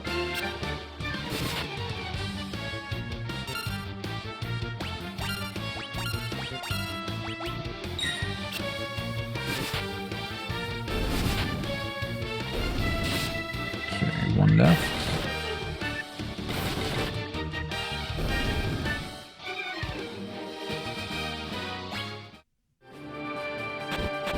Ah, I was kind of waiting for that. So it's got a Pokemon-like poison effect. So it does persist after battle. Okay, that's good to know. I mean, I have antidotes, so... Would be useful to have an anti-poison spell. But I don't. Cure only heals HP. The shop didn't sell one either, I'm pretty sure. Well, I mean, antidotes really aren't too expensive to grab. Okay, oh, I just noticed that it also displays my boat on the minimap. It's like a small diamond, blue diamond. Right, so this way just is a dead end. Technically, the other one looks like I'd be able to go somewhere else.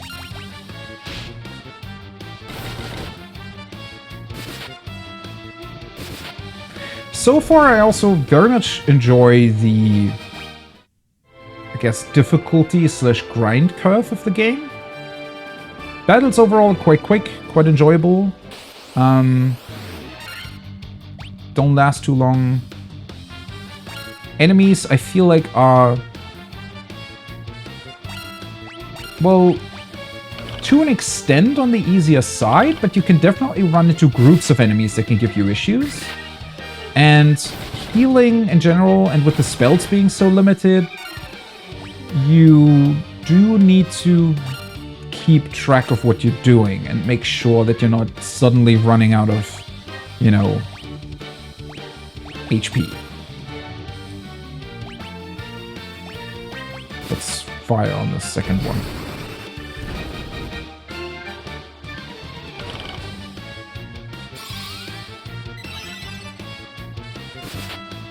Pretty good setup and difficulty curve so far.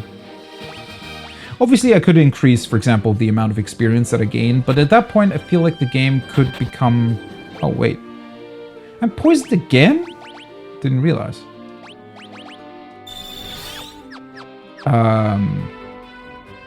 Yeah, if you were to increase experience too much, could get somewhat boring eventually, right? I mean, you do still want to have a certain threat of possibly dying, right? If the enemies just are a pushover every single time, that would be not as fun.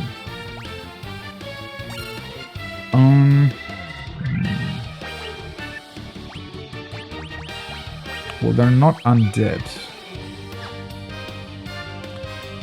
I should probably cure my black mage, I just noticed.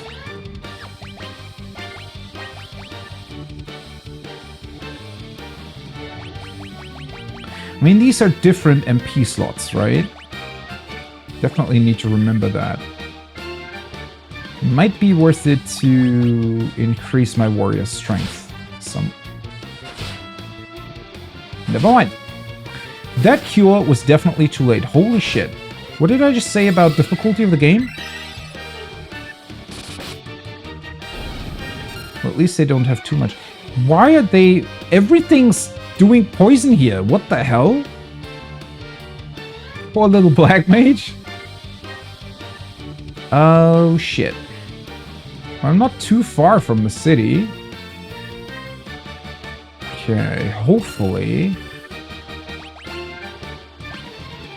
I can heal up myself without dying here.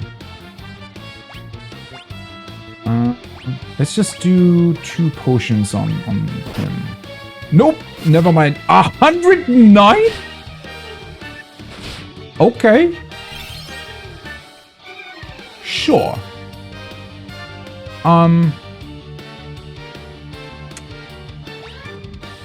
Welp. Can I flee? Probably not while somebody's dead, right?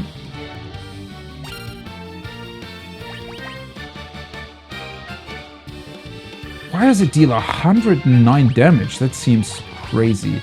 I could use... You know what? I don't know how much HP that gives you back. They're also really fast.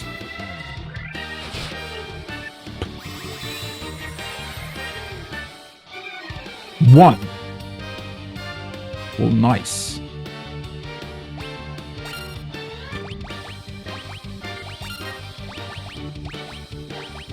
Yeah, they're too fast. What the hell? Okay, well, so far so good. I guess that is the difficulty curve. I can just try and flee. I don't think that's gonna work. Yeah, no. Wow. Well, first party KO. Start from save data. How long ago was that?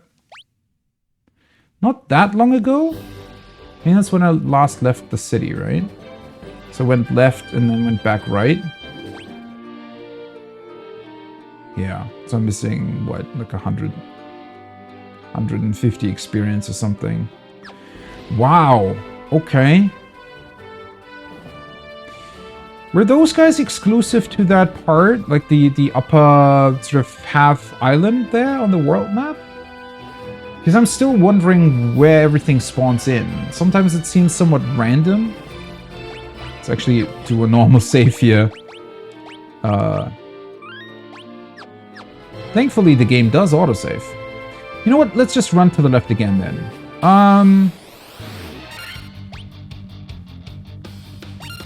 I guess it might be a good idea to grind a bit.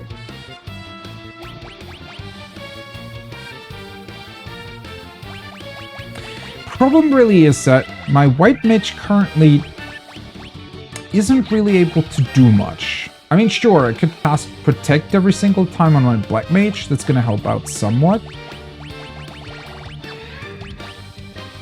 I mean, the normal attack really wouldn't do that much.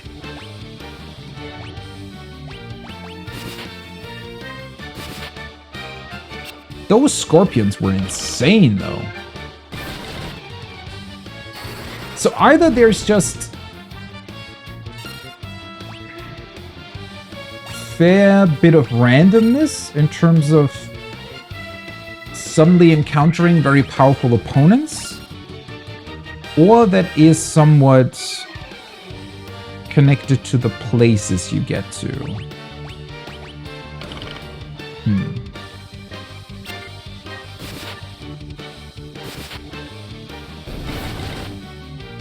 A lot of poison going on, too.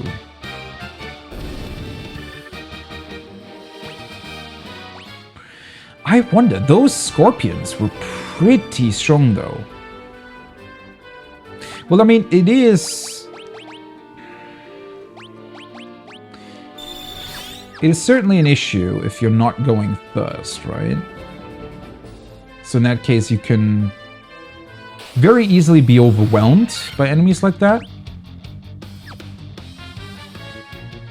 But it does very much seem like the scorpions are not present here.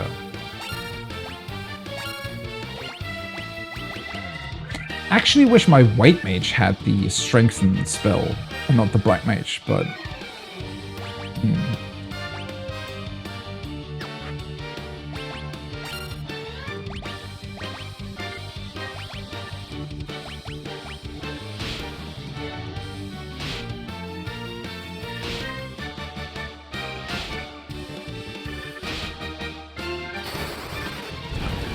Crazy thing is the scorpions did like 100 damage, right? So they were able to one-shot my black mage. That might be a good gauge to potentially get at least the black mage above 100 HP before I go back there. I mean, I was hurt a little bit when I encountered them, right? Because I'd already done a bunch of other stuff, but... Oh, that was a ton of experience, though. Right. Might be very interesting if... maybe that's how they're keeping you from going that way. Maybe it's just that there's going to be a bunch of very, very strong enemies.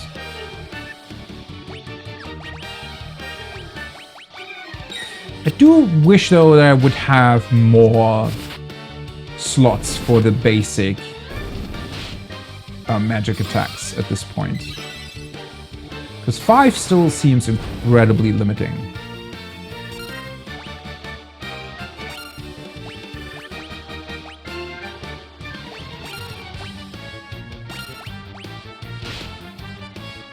Oh, one thing that I did read before the game came out, right? Because I was just randomly... I was very much looking forward to the Pixel Remasters releasing on PlayStation, so I had a look through the Final Fantasy Reddit page for a bit.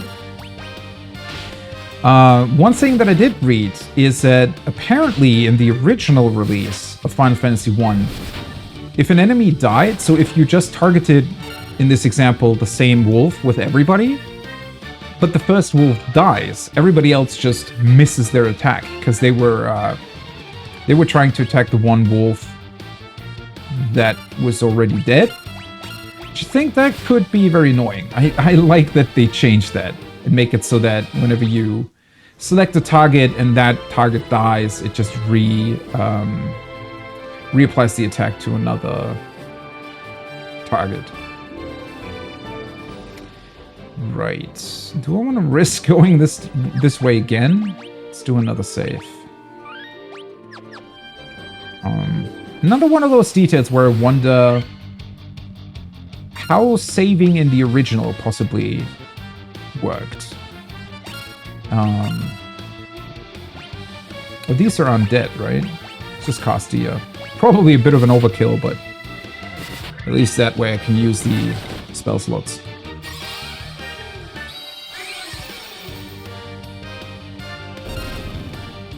Well, at least the first one's dead.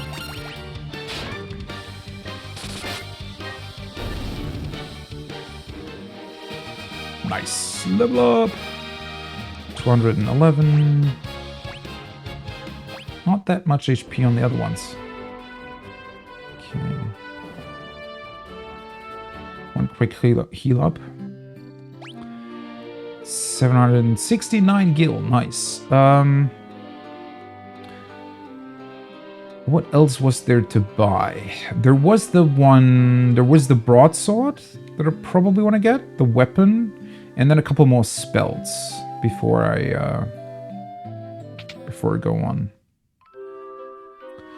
Well, considering the strength of those scorpions, it might be worth it to not necessarily grind too much, but at least get enough gil to buy the remaining weapons, armor, and spells. And at that point, maybe I've gained like 1 or 2 more levels. Right. So the axe I don't really need, because the thief I'm pretty sure cannot equip that. The scimitar I already have, and the hammer... I still find it weird that the hammer is equipable by the white mage. I don't think it would prevent you from casting magic. That would be very, very odd. Huh. Really don't want to buy the hammer for the white mage. That just feels so out of place. Let's get the broadsword first and equip that. Right. Warrior's getting really, really strong. I wonder if the casters are gonna show their strength more late game. It very much feels like they need a ton of setup at first in terms of the magic that they need to get and the different spell slot strengths and so on and so forth. Whereas the melee users, pretty much they just go in and hit stuff, right?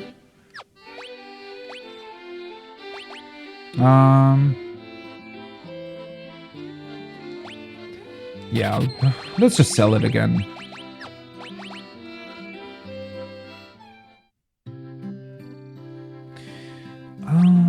Might want to grab a couple more antidotes. Where's the basic shop? That's the armor shop. That's our pirate turned nice person. Oh, there it is. I could just look at the map, right? I find it funny that the general goods store has a teapot as a symbol. Not necessarily what I would have chosen, but it's cute. Okay, I have 4. 200 and... Might as well just buy as much as I can. Right. Let's see if we're gonna run into those scorpions again.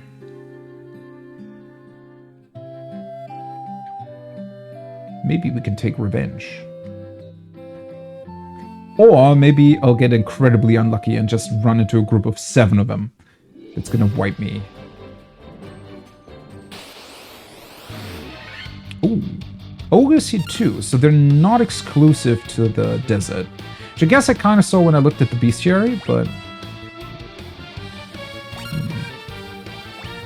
Well, at this point, it shouldn't be that difficult to deal with. White Mage definitely needs more stuff. What was the other level 1 spell that I would have been able to get in the first town? I don't think it was anything too useful, right? Wasn't it just increase evasion or something? Yeah. I mean, it's not a bad thing to have by any means, but not exactly what I want. Well, hopefully the first one's gonna die already.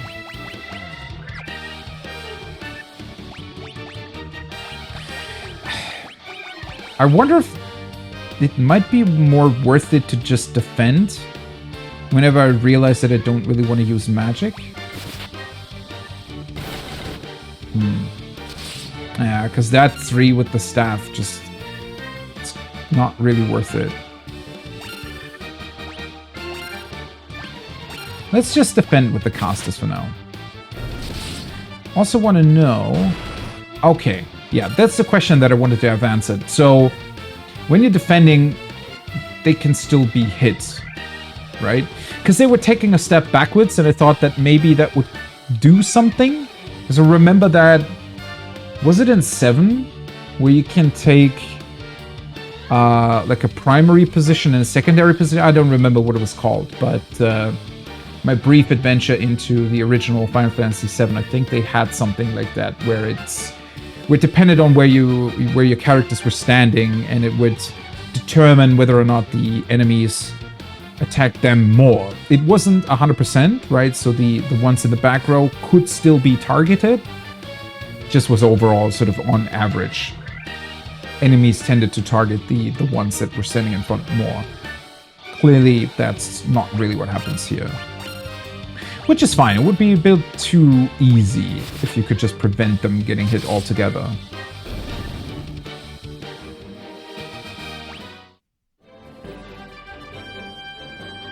Okay. Well, let's take one more. I find it interesting that there's a harbor here too. A lot of harbor places. Okay. No scorpions. But it's wolves. Well, these guys I can attack with my castas, because they really don't have that much defense, I don't think. That's the thing with the... Oh yeah, that's 26 damage. Huh. So if your enemies have a really high defense stat, then it gets pretty tough to hit them with the staffs, with normal non-magical attacks from the casters. But with lower defense, it's still worth it to just attack normally.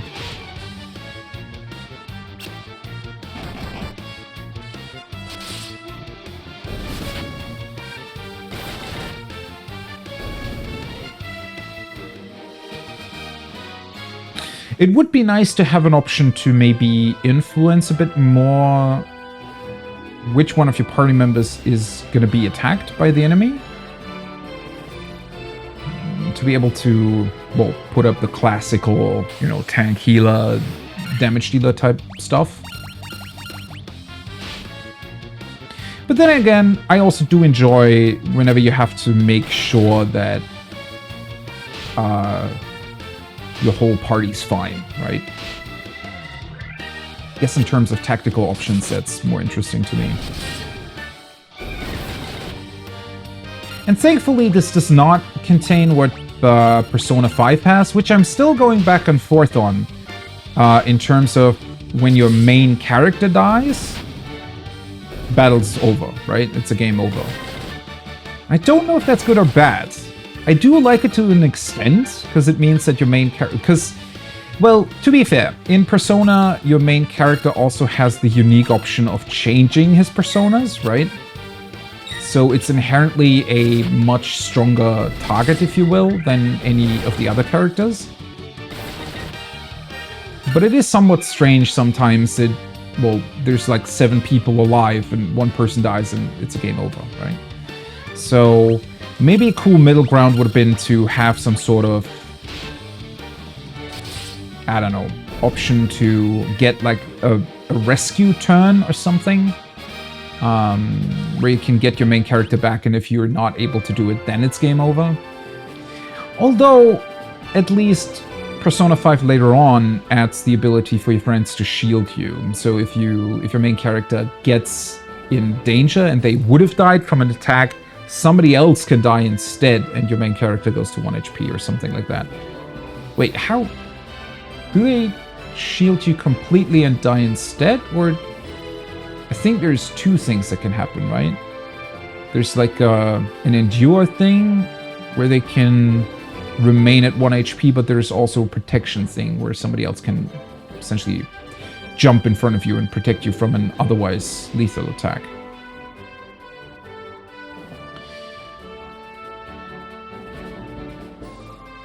Oh, right, I totally forgot about cover. Well, that kind of makes me sad now. Oh boy. Or dead in a second here. Should I just flee immediately, or do I want to try deal with these things? I mean, I have levels. Let's see. I just need to make sure not to fall too low here. Good morning. Well, I've just started. So about 3.5 hours now. Been to the 2nd city, I want to say. Just got the boat from the suddenly very friendly pirate.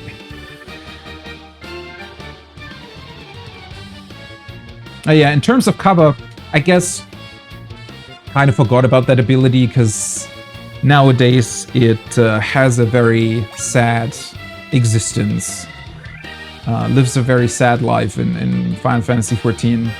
Even though it is a very cool and unique ability in theory, right? Because in 14 it also allows you to shield another party member completely and just take the damage on you instead. But the problem is there's very few use cases for it. It very rarely actually helps out, and it also consumes the Paladin's gauge, which you typically don't want to use for that. So, yeah. Sadly, it's an incredible niche thing in 14.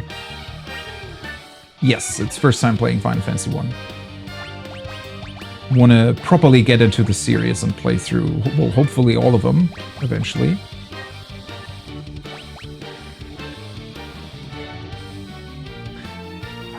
I mean, Cure's really not going to do much. I don't think I can silence these guys. Could try to preemptively potion myself, because they're probably going to be faster than me. Let's do Protect, though. And then maybe... let's try to get out a temper again on my warrior, because that could help eventually. Okay, at least they're all targeting him. That's good. Oh, so much damage that they're dealing.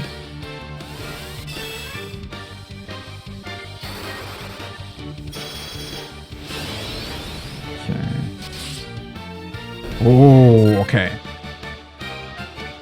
Phew. Right.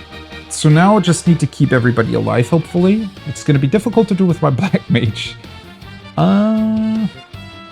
Definitely want to heal up the Thief first. Right, so you need to continue attacking.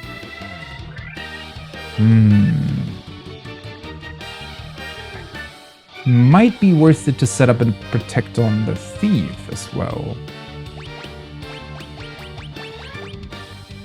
Can still get that out somehow.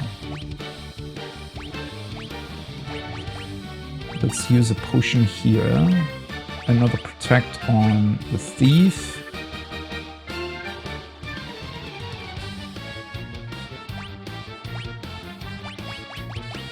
What's more worth it? Doing damage myself? Raising the other guy's attack?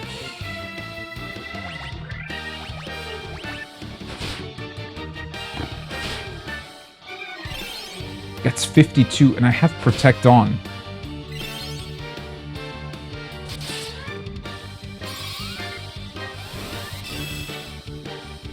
Well, hopefully my Thief is fine for now. Scorpions are really nasty. It's crazy to me that there's... like, they almost seem so random. They're so much stronger than everything else in this area. Right, let's do that. Ooh.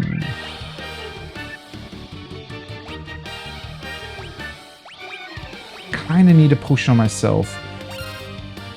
Hopefully they're gonna go with the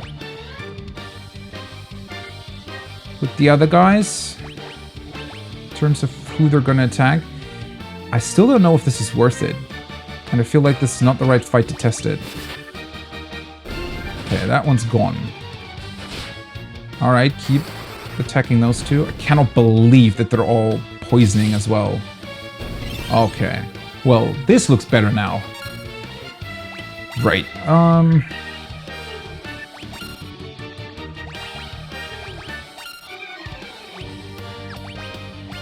Let's just try to get this thing...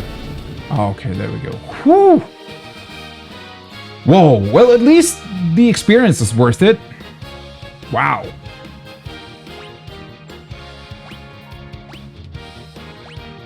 Oh, finally more HP for the Black Mage. Oh.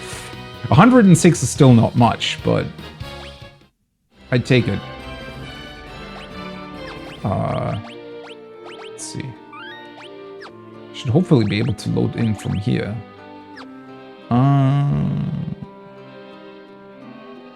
Well, I probably still need to use the antidotes, right? Might as well. Oh, I should be able to, although that's gonna... it's gonna be bad if I run into any more of those things.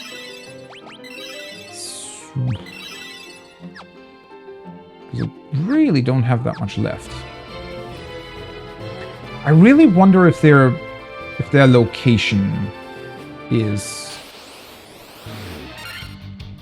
somehow only connected to that weird little sort of island piece there on the top. Because I've only ever run into them there. Gotta get to bed. Yeah, thanks for being here and chatting, and get a good night's sleep. Okay, this guy was also weird. I think he has a pretty high defense, right? Shouldn't be too difficult to deal with him, though. Yeah.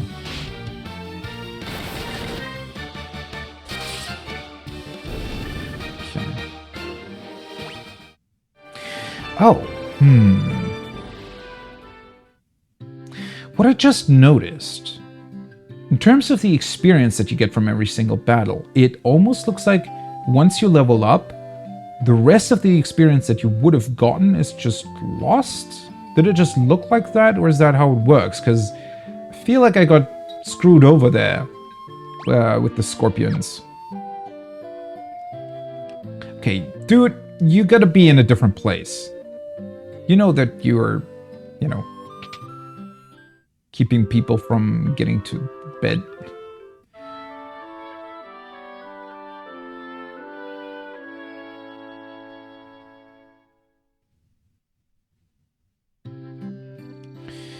Right. Do have some gil left over. Let me think. I'm pretty sure there weren't any armor pieces or anything like that that I still wanted to get.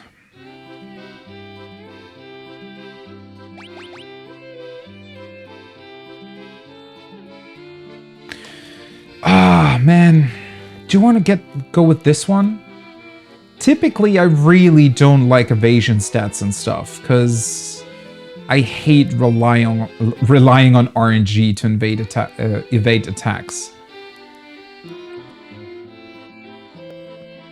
Whenever I play RPGs, I tend to try to go for the things that have the least amount of RNG involved, right?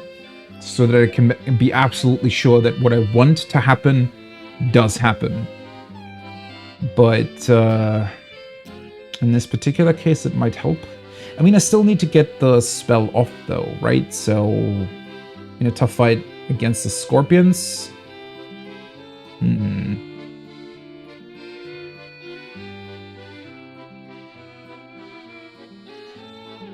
Sounds like a bug that carried over from the NES version. I mean, they might have kept it for nostalgia's sake, I don't know. It just looked like that, right? Because it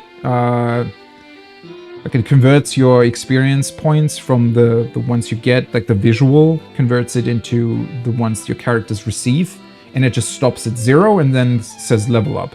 I just wasn't quite sure because it seemed to me as if my the experience that I needed for the next level was pretty high, but maybe I just thought that was the case and maybe I did receive them. I mean, it doesn't really matter either way. If that's how it works, then that's how it works, but...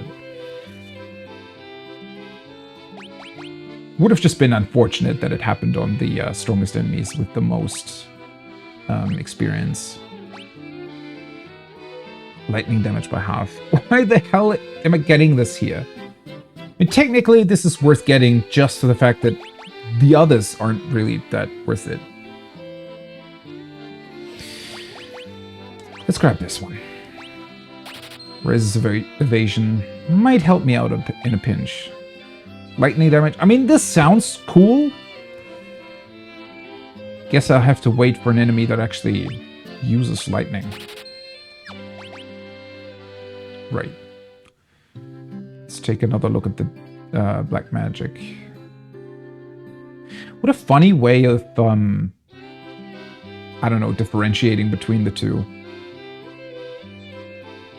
Because I always heard, right, dark magic, white magic, and then the red mage is a sort of a combination of the two. And it's really, really cool delving into the stories and backgrounds of these, well, magical sides and things. I mean, 14 has a ton of really, really cool lore about where black mages came from, when they existed, where the magic came from. There was like a huge war, War of the Magi at one point, which I always thought was really, really cool. And the places that you explore later on that connect back to that war and back to the origins of both branches of magic is incredibly interesting. It's really interesting seeing this, I don't know, divide here. I've never quite seen it done like this in any RPG. Typically, it's just magic, right? Some of them is offensive, some defensive, some healing. But to even differentiate them into two stores where you can buy different things. Okay, so this blinds all enemies. Temper I have. That's definitely a very good one. I feel like that really helped me against the scorpions. Reduces all enemies' number of attacks. I wonder how this works. That is such a strange description. Because I would have thought that slow just lowers their agility, which maybe that's what it does, and so they would be slower compared to me. But this sounds like they might even skip a turn sometimes. Maybe.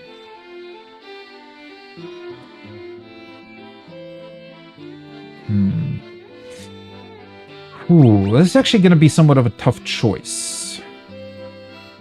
Deals ice damage. So I have fire damage, I have thunder damage. So in theory, ice damage would be cool to have too. Now, so far, I haven't really seen any enemies that have any specific weakness, at least not to my knowledge. I guess blinding would also be pretty cool. Can only buy one of them anyways now, but...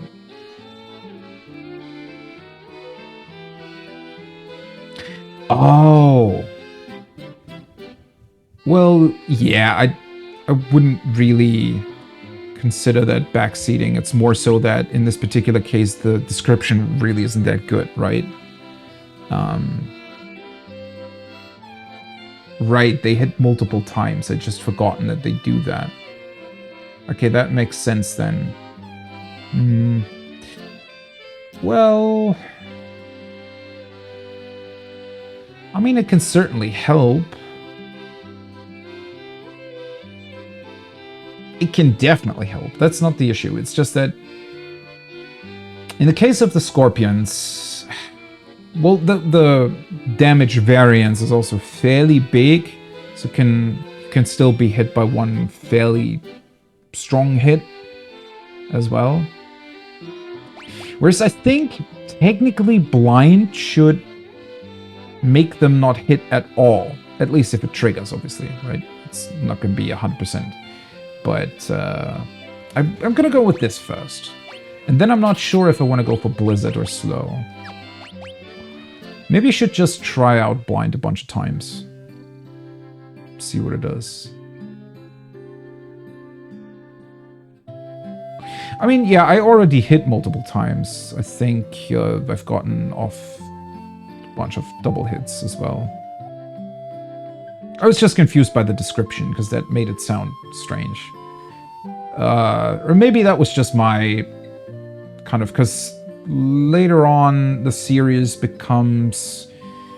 It's not strictly turn-based anymore, in that you have to wait for your like ATB gauge to fill in 7, for example, right? So I kind of thought about it like that maybe... I don't know, it's going to do something with that. But yeah, that makes a lot more sense. The multiple hits thing.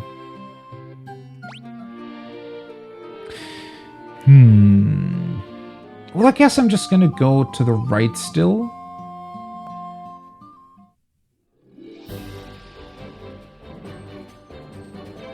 And instead of going to the island, I just want to see.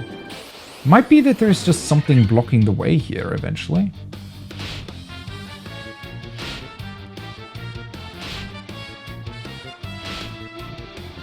Yeah, I'd imagine that with the ATB stuff, slow work's very different.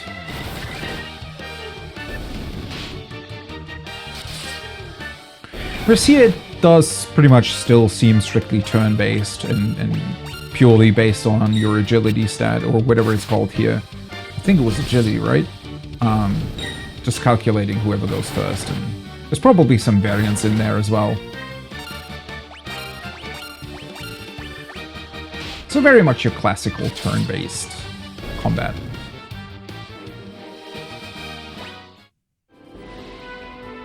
Which I would say is still, I don't know, my favorite. It always heavily depends on how it's executed and real-time combat as well. Oh boy. Right, there we go. Bunch of you guys again. But yeah, turn-based has always been very interesting to me because it just feels so much more tactical than real-time.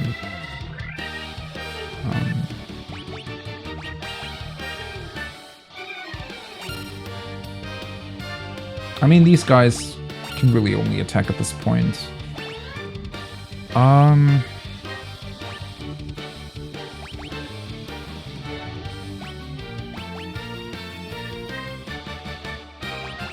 Do you want to try evasion?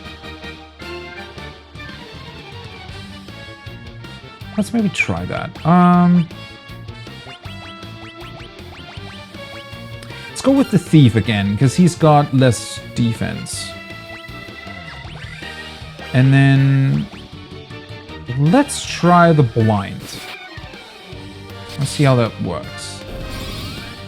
At least my damage is fairly good, so I can hopefully get rid of them. Oh, that's funny. I did not expect there to be... Okay, one of them is blinded, the other two are not. Did not expect there to be an actual invisible animation. So maybe the increase in evasion is quite a bit higher than I thought. At least the visuals seem to suggest that. Right. That could actually be a pretty cool combination for the thief. Invisible Black Mage also sounds like a force to be reckoned with, honestly.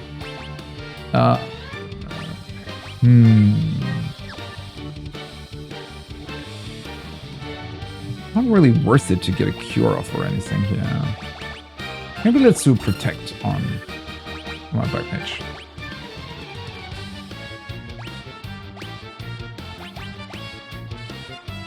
Let's just go with fire then. Okay. Well, damage already seems much more manageable now. So the level up seems to have definitely helped.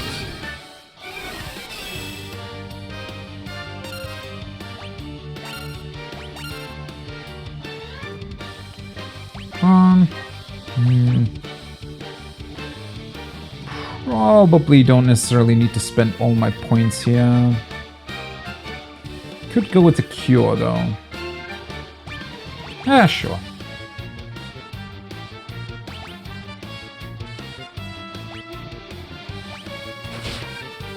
Oh boy. Yeah, the cure might have been a good call. Also, since I spent all my gil on spells and stuff, I didn't get any antidotes.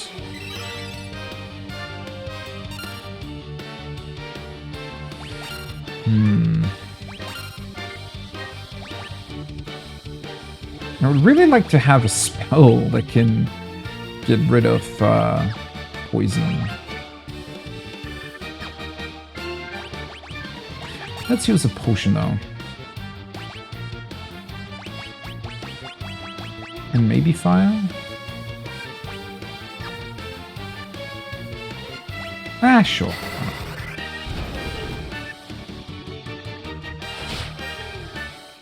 Still hit the thief though.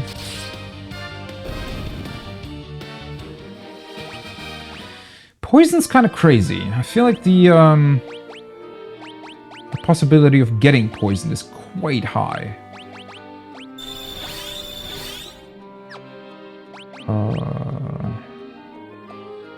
I could use a tent, maybe.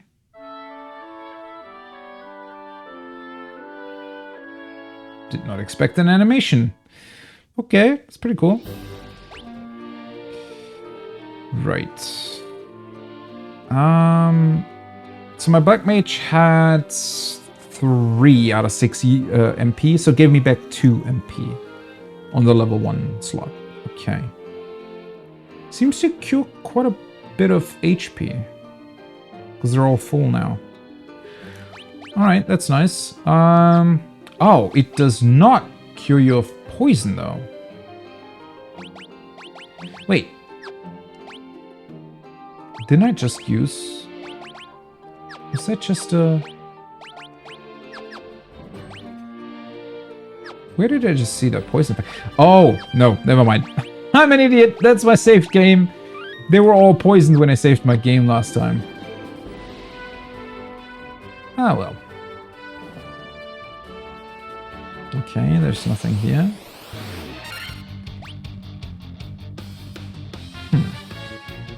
It's so interesting to me that the scorpions are so much stronger than everything else here. Huh.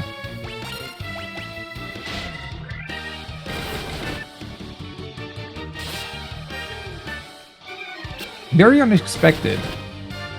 Because that... I don't know, that sort of... Not exactly forces you to, but you probably want to be able to withstand a random scorpion attack eventually. Or, well, you want to be able to survive that somewhat comfortably. So, you want to be leveled to the point where you can do that, but then you might also, you know, be over-leveled for the other enemies. Okay, so this is where it stops you. Interesting. So on the map, I thought that this would be some sort of cave entrance, maybe? Well, it's actually a river.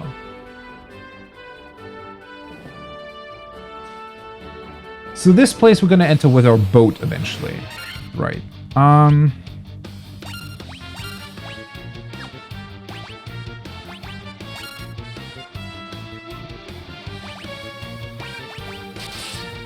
So I'm just gonna go back to town. I guess it might be worth it to grind a bit more? I don't know. I mean, I'm somewhat close to the next level anyways, so I'm probably gonna reach that before I get back to the city. I'd imagine there are probably also random encounters. Ooh, who's that guy? Ogre Chief. I've never seen you before. Yeah, I'm imagining that there are probably random battles on the ocean too. So do want to be prepared for that.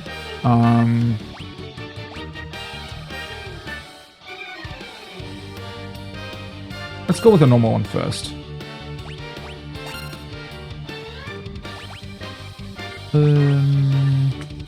Evasion. Let's see, let's do evasion on Black Mage. Maybe Dark again. I'm really interested to see the sort of interactions that you'll get with higher evasion and blinded enemies and stuff. How effective that really is. Because that's obviously going to determine whether or not, oh, okay, I'll still keep using those spells. So it seems like blindness is difficult to apply. Gotta imagine once it's there, it might be fairly powerful.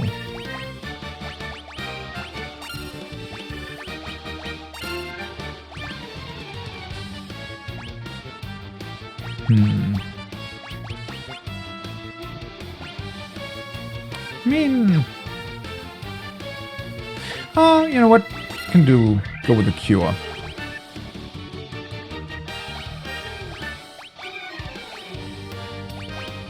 Let's just do fire then. Okay. Once again, didn't really help.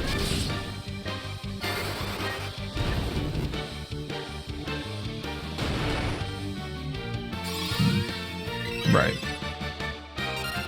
So just because it looks like you're somewhat invisible, it really doesn't seem to add too much to your evasion stat overall. Which is fine, I didn't really expect it to. Just was kind of surprised by the animation, honestly. I mean, yeah, let's do a cure on the Black Mage and another fire might be worth it now.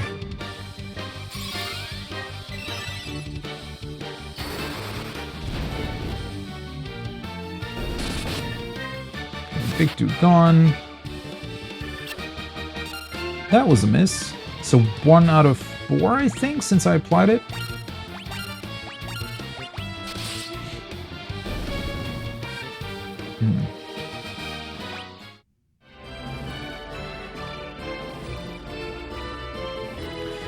Right. I definitely want to reach level 11 first. Let's see. Oh, when did I get that much gil? Didn't even realize, huh? Oh boy. Here we go again.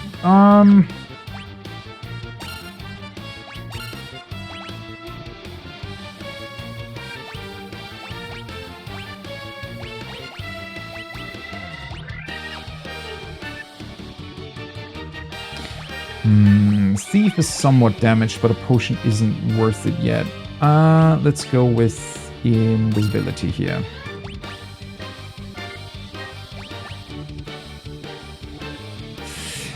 Let's try to get off the blindness again.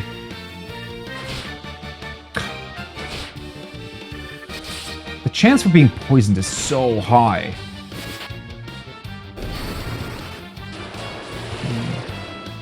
Right. One of them is blinded. So the chance of getting a blind up seems to be, I don't know, 30%, something like that. Which is okay. Not great though.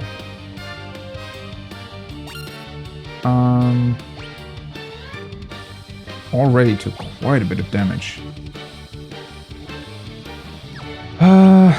Let's go with the poison. Poison. No, not poison, potion.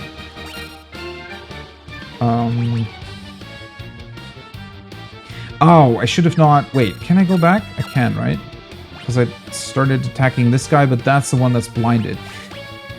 Interesting that there are no indicators if the enemies have status effects, because the poison is indicated. Maybe it's because it's not a damaging effect? Still strange, I want to say. Potion and a fire on the middle one.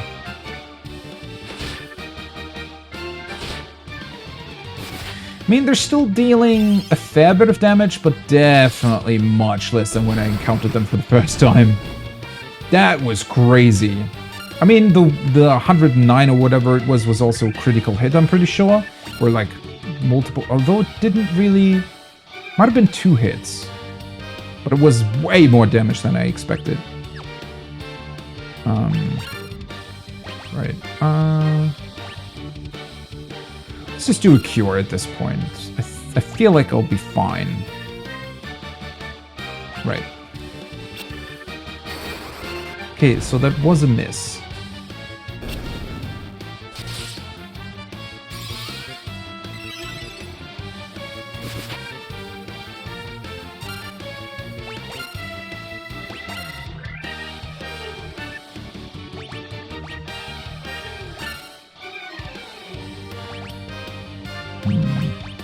Out of points, so... Oops, that's not what I wanted. Bit of cure, right? Let's just defend. Can't really do much else. Yeah, he's done anyways. Interesting that they always appear in 4. Maybe I just got really unlucky there, or... don't know what it is.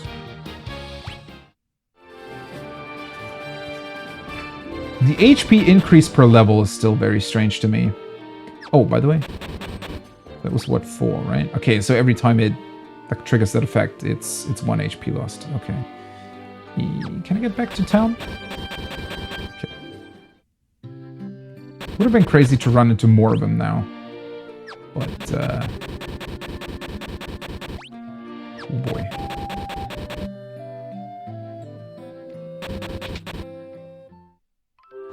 That's so much HP gone, right? In Pokemon, it's only every what, 4th or 5th tile you step on? We get 1 point of damage, I think. And here's like every step. So you really don't want to cheap out on antidotes.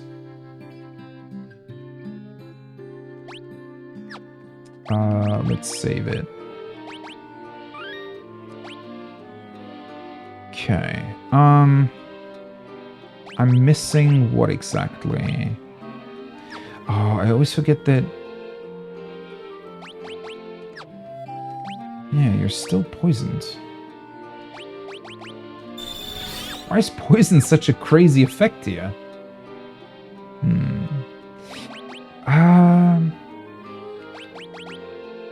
Magic, magic, magic. One more level 2. Probably want to grab that first.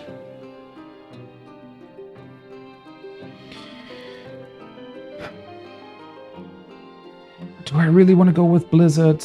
I don't know. I'm eventually running into enemies that are susceptible to different damage based on their the magical element. It might really be worth it. Also, well, technically it's a level 2 spell, so I'd imagine it will just, its base damage will already be higher than fire, for example. At least I hope so. It's a bit of a weird concept, because in 14 the fire spells are much stronger than the ice spells, and the ice spells kind of just facilitate that you can cast fire spells. So this is the other way around. Need to get used to that. Well, depends on how easy it is to apply slow, right? Because I feel like if slow has the same chance of being applied as dark has, it's not worth it. Or at least not really. But if it has, let's say, a 50% chance of being applied, it would be cool? Question mark? I really want to go with Blizzard, though. Let's do this. And the rest of the gil I'm going to spend on a whole bunch of potions and antidotes and everything else. Well, that also means that I pretty much got everything from the city that I can. Why the hell is that guy standing in the one place where I need to... can I go this way? Ah, never mind, I can go this way. It's still really weird. Why would you place an NPC there? You can't really go behind the house, so this guy's always going to just be in the way. Oh, you can push them. Okay, well. Never mind. I didn't say anything. So if you just walk into them, they'll walk away. That is fine then. They're not as stubborn as the Pokemon NPCs.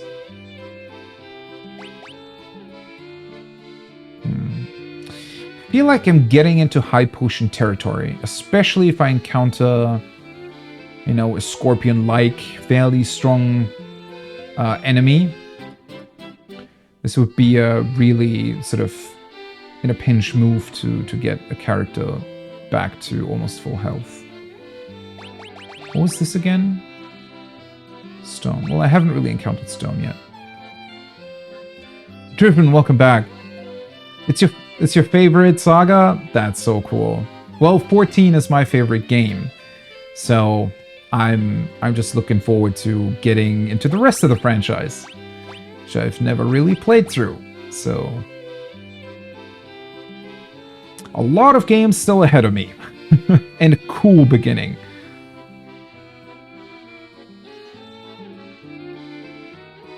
Oh yeah, the different HP increases I've definitely already seen. It seems to be random, as far as I can tell. A higher one eventually. And I'd imagine that, for example, the Black Mage just has a lower chance of triggering that. Which is interesting. I was initially quite surprised to see that the level ups are so substantial. Especially when it comes to HP, that's very unused. Unused? What was I gonna say? I'm not used to it. Because you always get randomness in leveling up, right? I mean, I feel like, I want to say most RPGs utilize a certain amount of RNG when it comes to stats on level up and how much they increase. But having almost like a crit chance on level up to increase your HP by a vast amount, that seems certainly interesting. I wonder if there have been playthroughs where you got screwed over by that and have like a level 15 Black Mage that is still running around with, I don't know, 50 HP. That would be pretty crazy. Glass cannon, huh? Right, let's just get, I don't know, maybe 3 high potions just so that I have them. So the tent felt somewhat worth it. Then again, while I'm on the overworld, I can try to always go back to a city. So far, they never seem too far away. Can I use the tent on my boat, though? I need to look out for that. Right, 4 antidotes remain. Let's grab... Let's see, if I grab 11... Yeah, that makes sense. That gives me 15, and the rest I'm gonna invest into normal potions. Right. Okay. Well, hopefully now I'm ready for my ocean journey. Oh, I hadn't even considered that. Right. Holy shit, that's gonna be... That's an insane difference if you're speedrunning this game, right? I mean...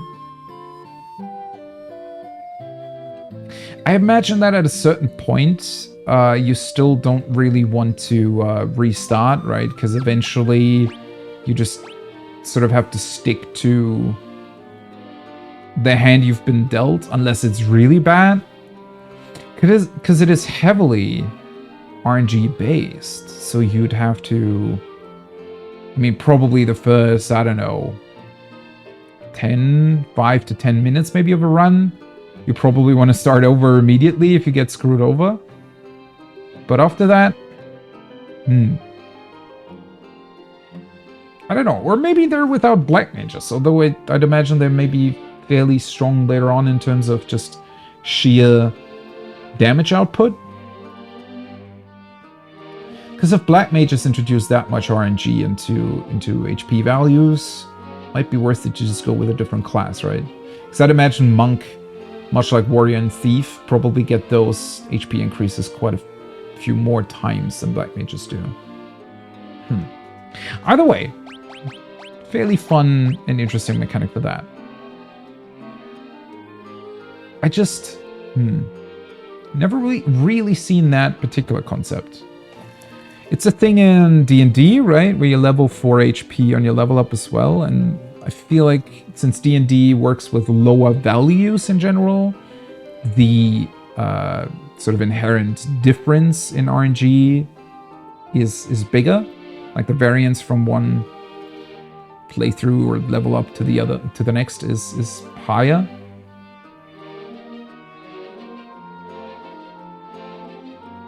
Although, to be fair, once you're in later stages of the game, since your HP also increase, right? At this point, I feel like I'm somewhat comfortable with the amount of HP that I have, so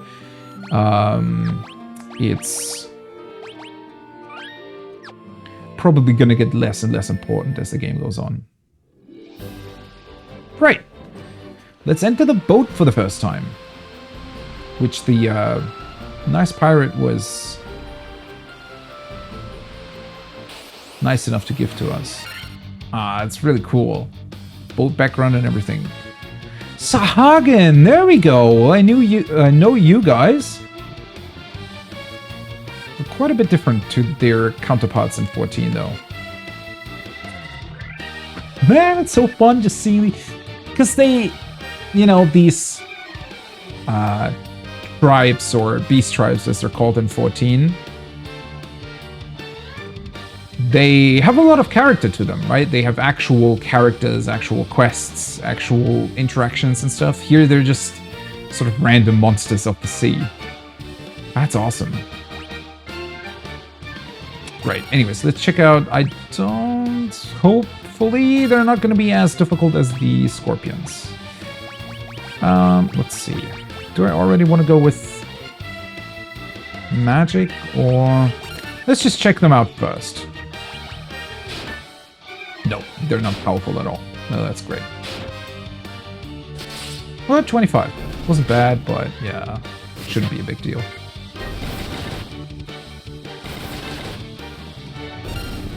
Right, hopefully your studying goes well. And as always, thanks for stopping by.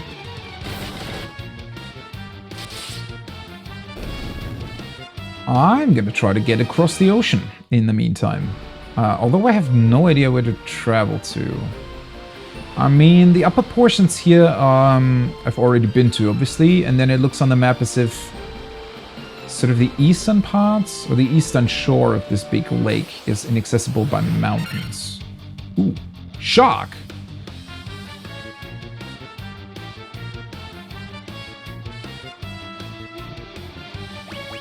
I'm definitely enjoying it a whole lot already. I find it so funny, though, in this game, that there's your classical Final Fantasy monsters, like the Sahagin, next to just random, normal animals, like sharks and wolves and stuff. Huh. Another one of those details where I wonder how that's gonna go on later with the other games. If they're gonna keep that, or if they're gonna introduce more and more special Final Fantasy variants of enemies eventually. I mean, there are sharks in 14 too. Quite a few of them, actually. So maybe not. Very curious choice nonetheless. And they're probably... I mean, these are water creatures, right? So they should be fairly susceptible to thunder. Boy, Warrior's defense going strong.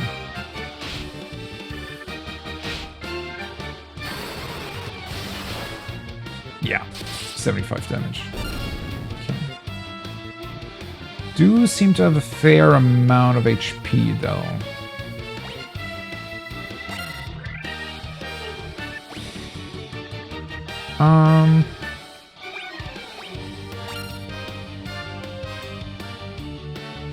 Still find it so interesting that they chose not to display enemy HP. Quite a lot of games do that, but it is very interesting, right? Because now I don't know if it's worth it to hit the other shark again with thunder, or if that's just a huge overkill. Because I'd imagine it's probably an overkill, but it might still be worth it.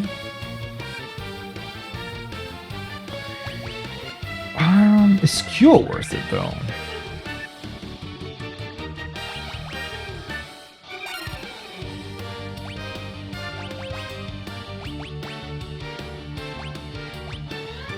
Let's go on to the other shark.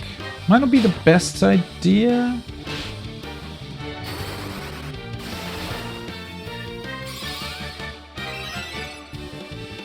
Let's see. Cure's getting slightly stronger now. Okay, that guy's gone. Let's try and deal with the sharks now. Right, let's just do this. Don't want to spend too many magic points. Because there's still quite a bit of ocean left. Wow, okay, that was a lot of damage.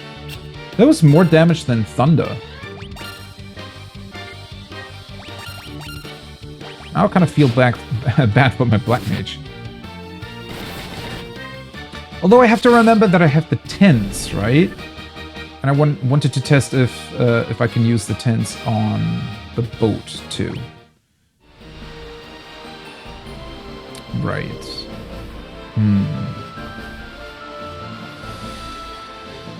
I mean, looking at the map, I guess we can just stick to this coast and try and get to the first harbor I see. Okay, these are normal ones. That's just... shouldn't be too difficult to deal with them.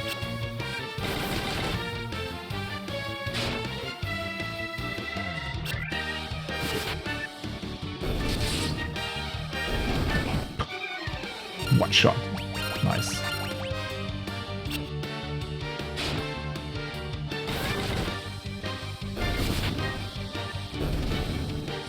In terms of the world map, what is interesting so far is that it seems to be linear, right? It's cool in how it's set up. Like, it's essentially introducing a certain sense of, oh, you can go wherever you want, but it very much pushes you into a certain direction. Although, maybe at this point it does... Because I can enter this part now, right? I'm pretty sure. What is that? What the hell?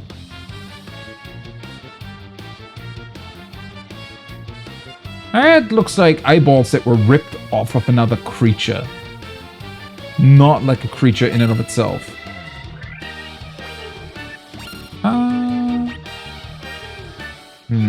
This many enemies. Oh no, never mind. That's not a good idea. Well, they're certainly not undead, huh?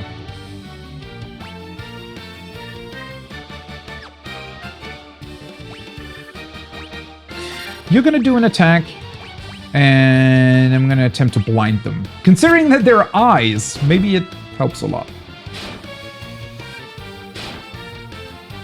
Although I think the eyes are also low level, potentially.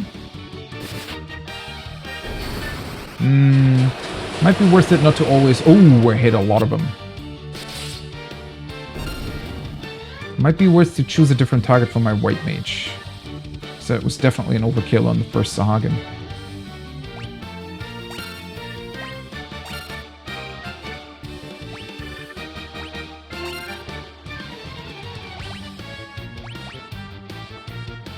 Right. Let's do a thunder on the eye. I mean, the eye did 1 damage, so I'd imagine that it's roughly of equal strength. 127, what the hell? Roughly of equal strength compared to the normal Sahagin, yeah. That's what it looks like anyways. Okay. At this point, we can just go through normally.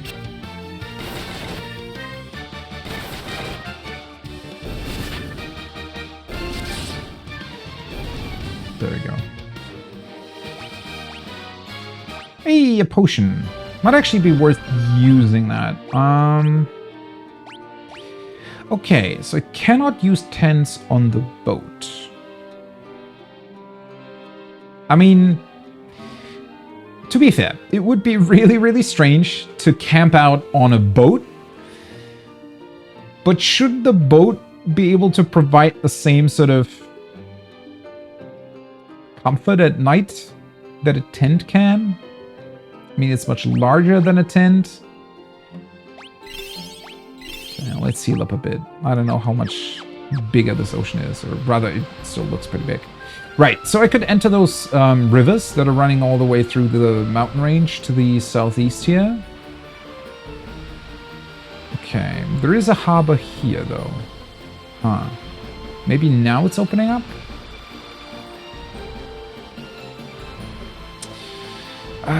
Let's check on the rest of the coast, though. Probably going to enter a bunch of battles that way, but I really, really want to know what's up. And so far, the ocean doesn't really seem too dangerous. These enemies are, you know, quite easy to handle.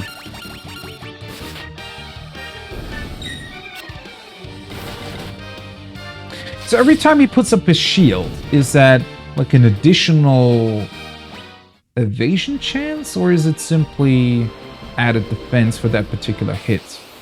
I wonder. Or does he always put that up?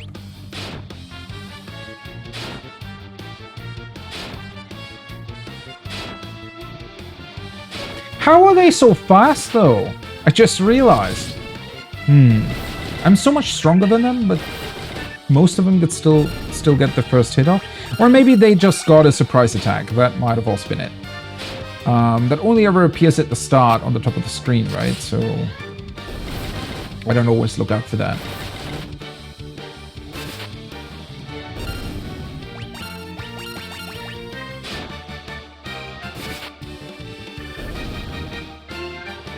we go. Okay, another small river that we can enter. Quite a few rivers that we can enter. Right. Now I get the preemptive strike at least.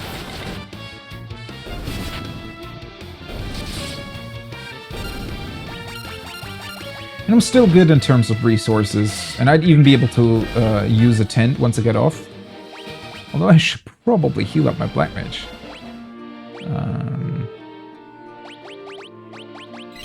There we go.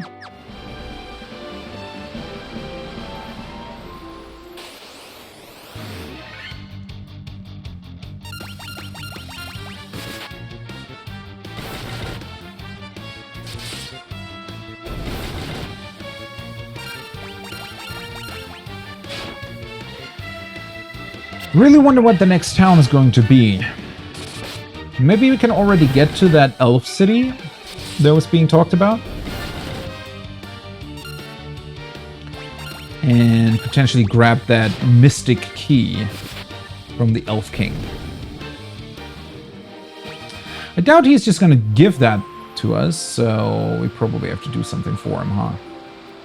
Right, do I want to get off here? Because this is technically very close to the starting city, so I'd be able to do a bunch there.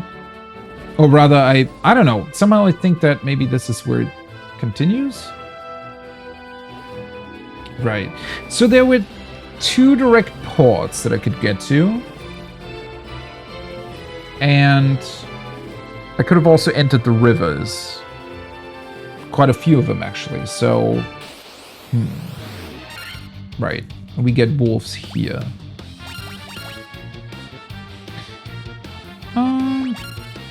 Wait. Magic Cure projects.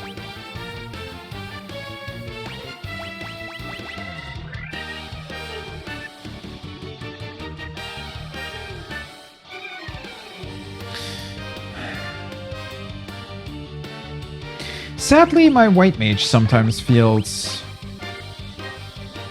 somewhat useless currently. I don't know. I mean, especially against lower level enemies, Cure doesn't even heal as much as a basic potion.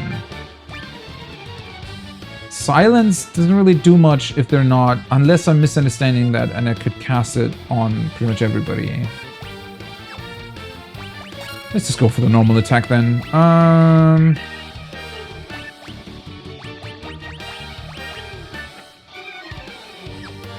Yeah. I don't know.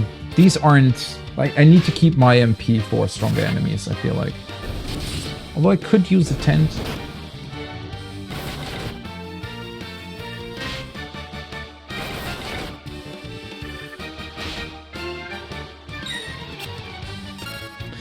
What I like a lot so far is it definitely feels like you need to stock up on resources, right?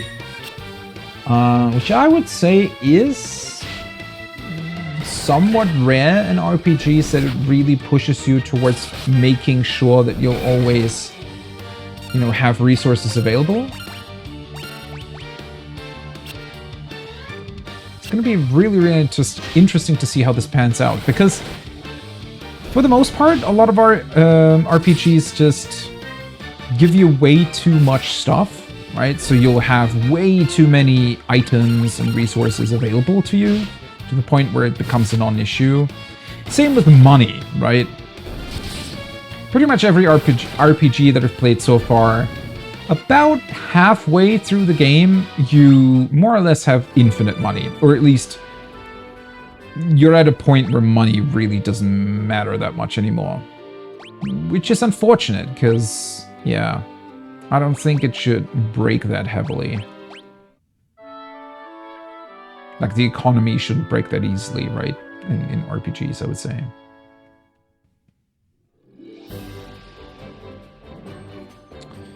Okay. But I can also walk here.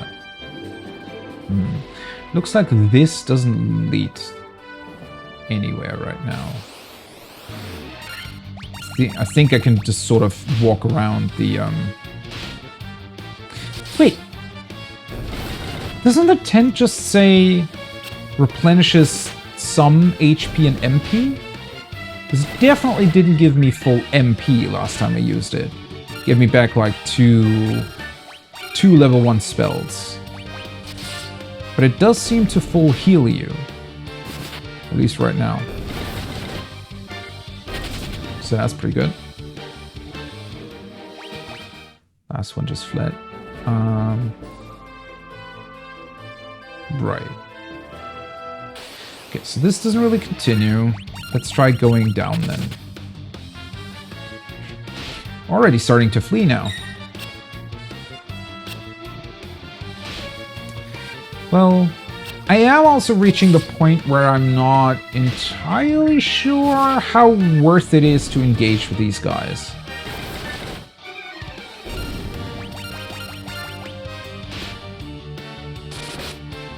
Because it's, well, do they really drain much? Guess a bunch of HP, right? Not that much. But over the course of, 5, 6, 7 fights, obviously it adds up. The experience is really low now. I wonder if you'll eventually be able to fish in this game. I don't think so. It doesn't really strike me as the game that would already have that type of deal. But since it's pretty much a staple now in every, especially in JRPGs, but in RPGs in general, that you're able to fish, and there's a ton of water here, so... IGN probably didn't like this game, huh? Way too much water.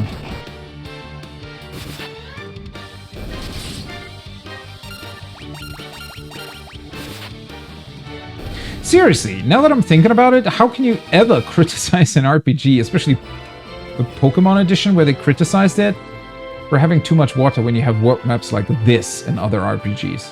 Hey, a cave. Why are you here? Mount Durga.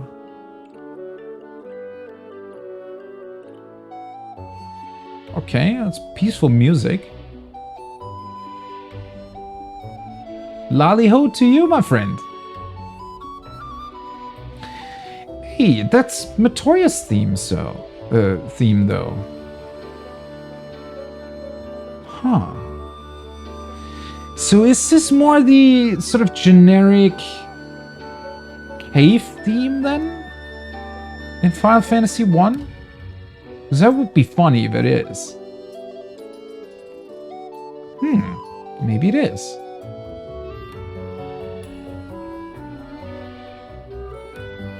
So as a bit of context, the dwarfs in 14 also say lolly-ho.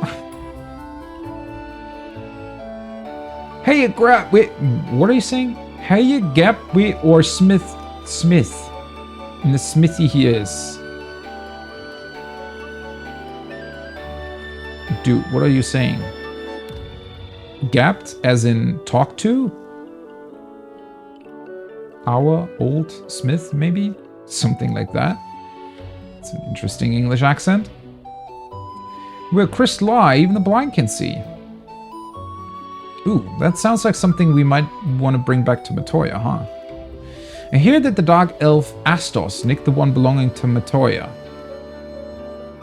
Right, okay. So another elf we need to talk to. But yeah, the whole lolly-ho business is pretty funny in 14, because it's their greeting, right? And they're sort of basing how good of a dwarf you are on how well you can execute their greeting. It's even an emote that you can obtain through a quest chain later on. It's a pretty funny one, and a lot of people use it to greet each other in dungeons and instance content. Oh, hello. 575 gil. Yeah, I'm just gonna take that, right? You guys aren't gonna miss that. Ooh, even more. Guess they're pretty rich. Okay. I'm looking for some liverstone. It's supposed to be an amazing material that makes things float in the air. As in, we're getting an airship later on? Mind that when it comes to defense, a good armlet can be every bit as vital as body armor. You should try one out sometimes. Try one out! You should try one out sometime. Well, are you selling one? Because I would be interested in that. Not soon. Hey, that's Nerik. He's smashing rocks in the back of the cave. Okay. Hey, buddy.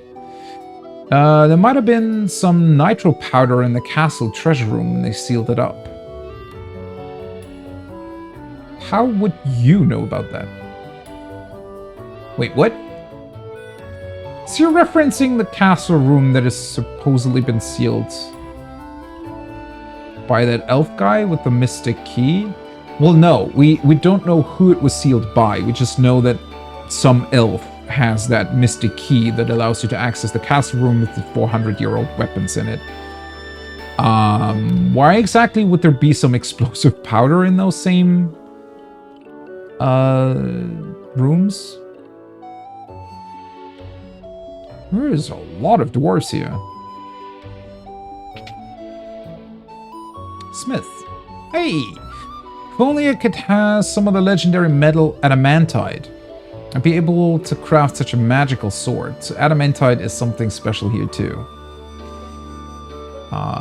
It was played quite a significant role in one of the later quests in Endwalker 2. Endwalker as in the 14 expansion. Was half expecting him to potentially craft some weapons for us too, but maybe he's just gonna give us special ones once we get that material. The earth has started to rot. It began in the west, and now the decay spreads. It began in the west. Wait, aren't we fairly west? Fairly far west? Okay, is this the back of the cave? This thing's gigantic. Wait a second.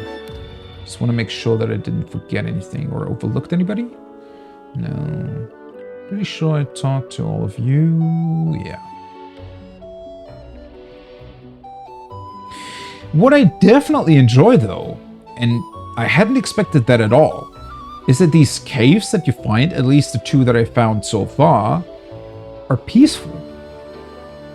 That's so, like, kind of a weird thought, because I would have guessed that in most RPGs, right, the overworld might be a bit more peaceful, and caves are typically, you know, your dungeons that house dangerous monsters and are difficult to get through. Are you Nerik? Yes, gods! There's a giant rock on my path. I'm so close to opening up my canal too. If only I had a wee bit of nitro powder, I could nap that rock in one pluff. Okay. Right. So we need to open up the canal to open up the world map further to be able to travel with our boat there. And the other guy tipped us off about nitro powder in those chambers. So we need to get to the elf guy that has the key.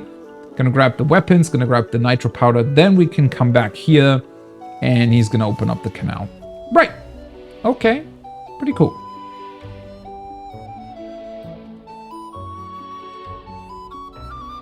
Mystic key. Alright. Well, at least now I know that I already have that once I need to come back here for the canal. So that's awesome. Oh, by the way, one thing that I just thought about, if I change up my order, right?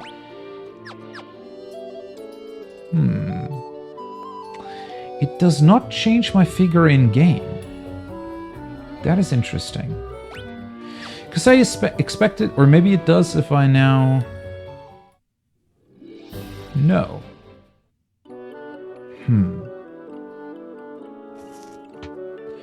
So... the guy that you're running around with, right? The or not NPC, the sprite of your character is always the same? Independent of what order you choose for your party to be in? Maybe it's not supposed to be... No, I'm pretty sure it's the warrior, right?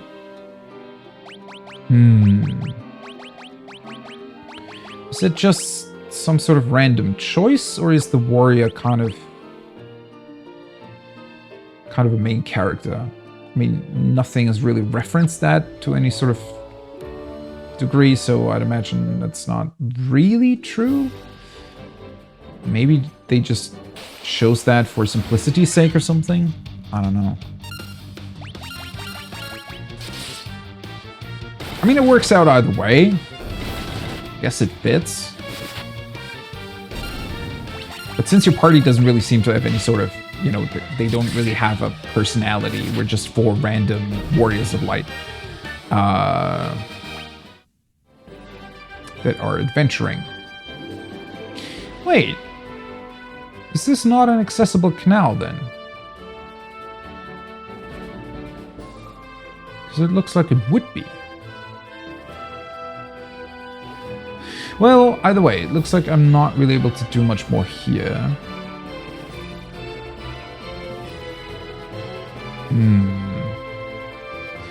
Let's come back here with the boat. I need to take a look at whether or not I'll be able to get through there.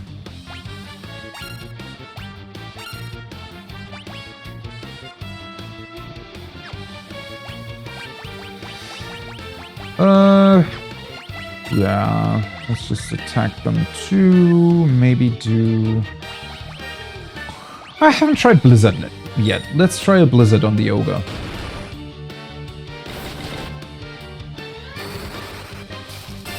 Boom. 62. Okay.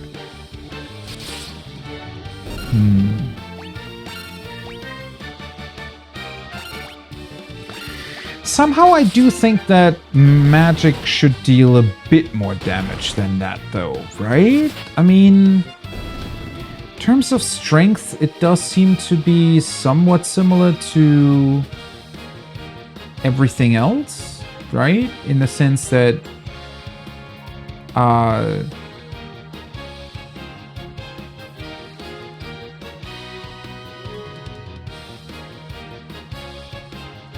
I don't know. It seems very, very similar in strength to the melee attacks. But it's limited in use. Which is why I think it should deal more damage, right? Not significantly more, but more.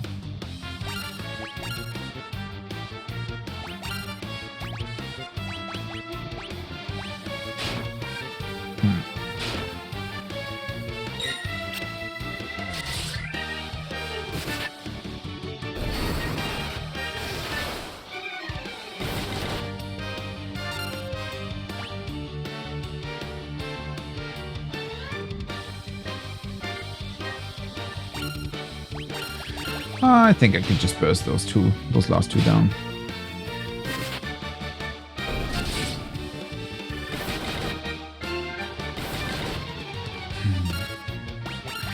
And then I really wish I had an alternative for just... Because it feels bad just defending with your magic uses, but the hitting enemies with the staff really doesn't seem to do much at all. I don't know. I mean, I'm quite convinced that it's gonna change up significantly later on. Where you probably just get way more options and magic uses are gonna be incredible. But for now, I don't know. I guess it's just unusual to me that it works like that.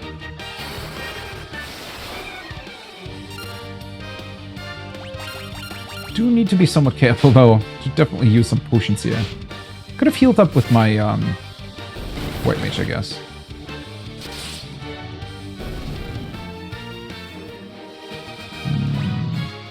Well, that's a level up. Those are some decent amounts of HP. Not for my black mage though, unfortunately. Poor Ray, still stuck on 110 HP. Potions or cure?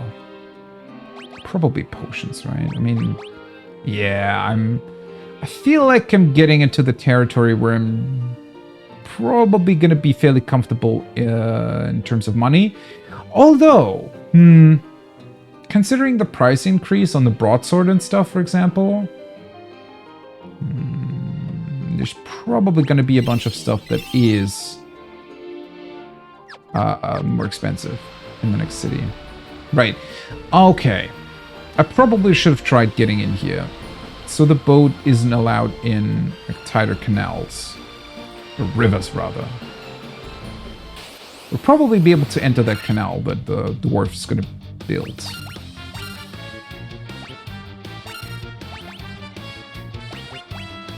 Well, might as well churn through my level 1 spell slots. Since I still have Blizzard available if I really need it.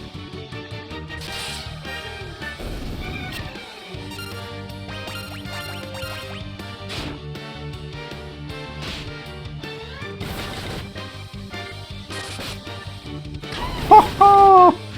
155 crit! Nice. Alright. Required experience definitely increasing at this point.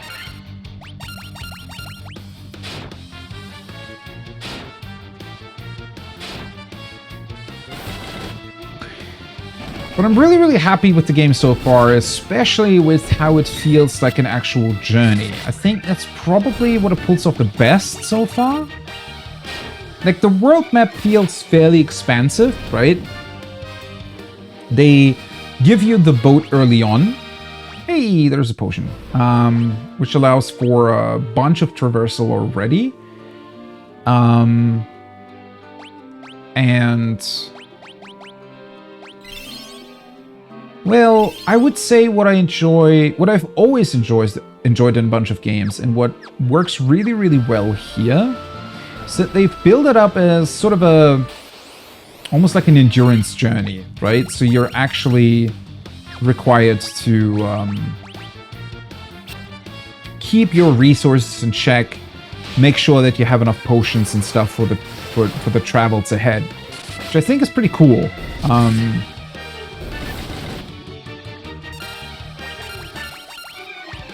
It's not something that a lot of RPGs are able to pull off like this, honestly. Even more modern ones. Because they always, either they overdo it, like your typical, you know, more hand-holdy games nowadays. They just make things too easy to where it never feels like you're actually on a, well, not necessarily difficult journey, but one that does require to have, you know, resources and stuff. But even with other older games, I would say that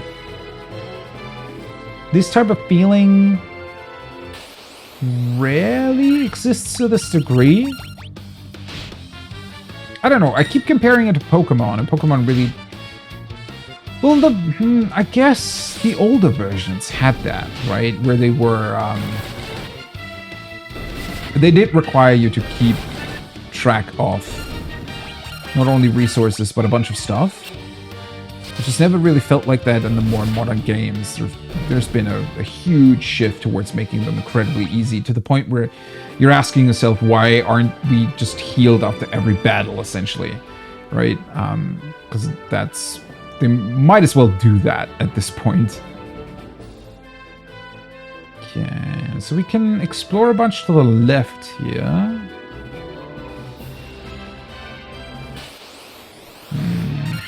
Ooh, hello, cobras. Although, looking at my HP now... yeah, it might be worth it to actually go back into the city, huh?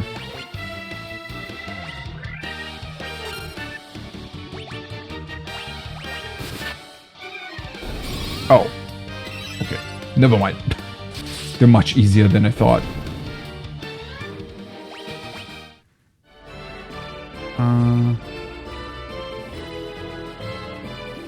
Right, because this is just a dead end. Okay, so we can go to the left here. I didn't really expect that. Yeah, I'm gonna go back to the city for now and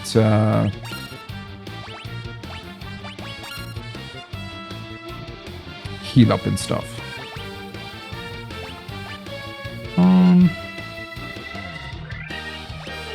So let's churn through the last remaining spells, just so that it's actually worth healing. Although I should make sure, considering that whenever I entered the, well, now former pirate city, I sort of accidentally talked to one of the pirates and didn't even realize that it was going to end up in a battle. So, you know, I should keep an eye on that, I guess.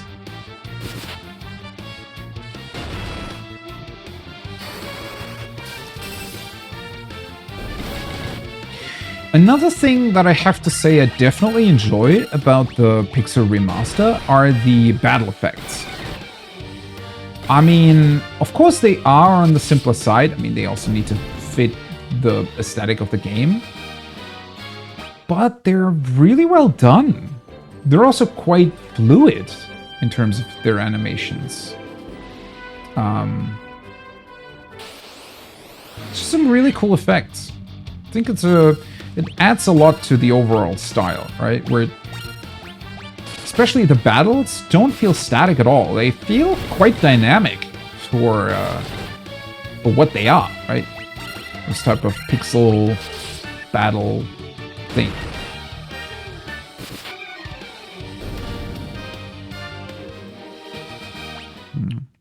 Ogres give good experience. Right, let's see. I wonder how this is going to work with the harbors, right? Because eventually we'll have to get our ship out of that inner lake ocean type thing. So I guess the canal needs to happen at that point. Right, anyways. Let's see. Elven Castle. Wait, so it's just a castle, not a city? These are actual elves. I don't know, for some reason I didn't really expect that from Final Fantasy.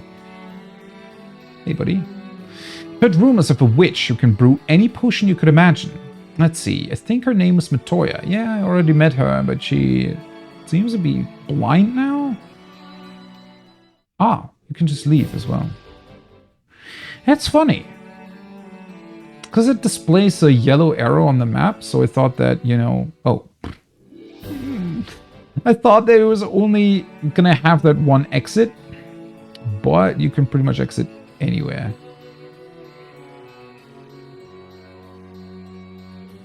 Okay. Is this really just gonna be a big castle? Because I really want to get a place to heal up. The Dark Elf King Astos stole into the castle and placed a curse on our prince. Then Astos carted away the castle's treasures. That doesn't sound great. Astos' curse has put our prince into a deep sleep from which he cannot awake. Please, will you not aid our slumbering prince? I mean, if I can. Alright. Very, very classical themes in this game so far, right?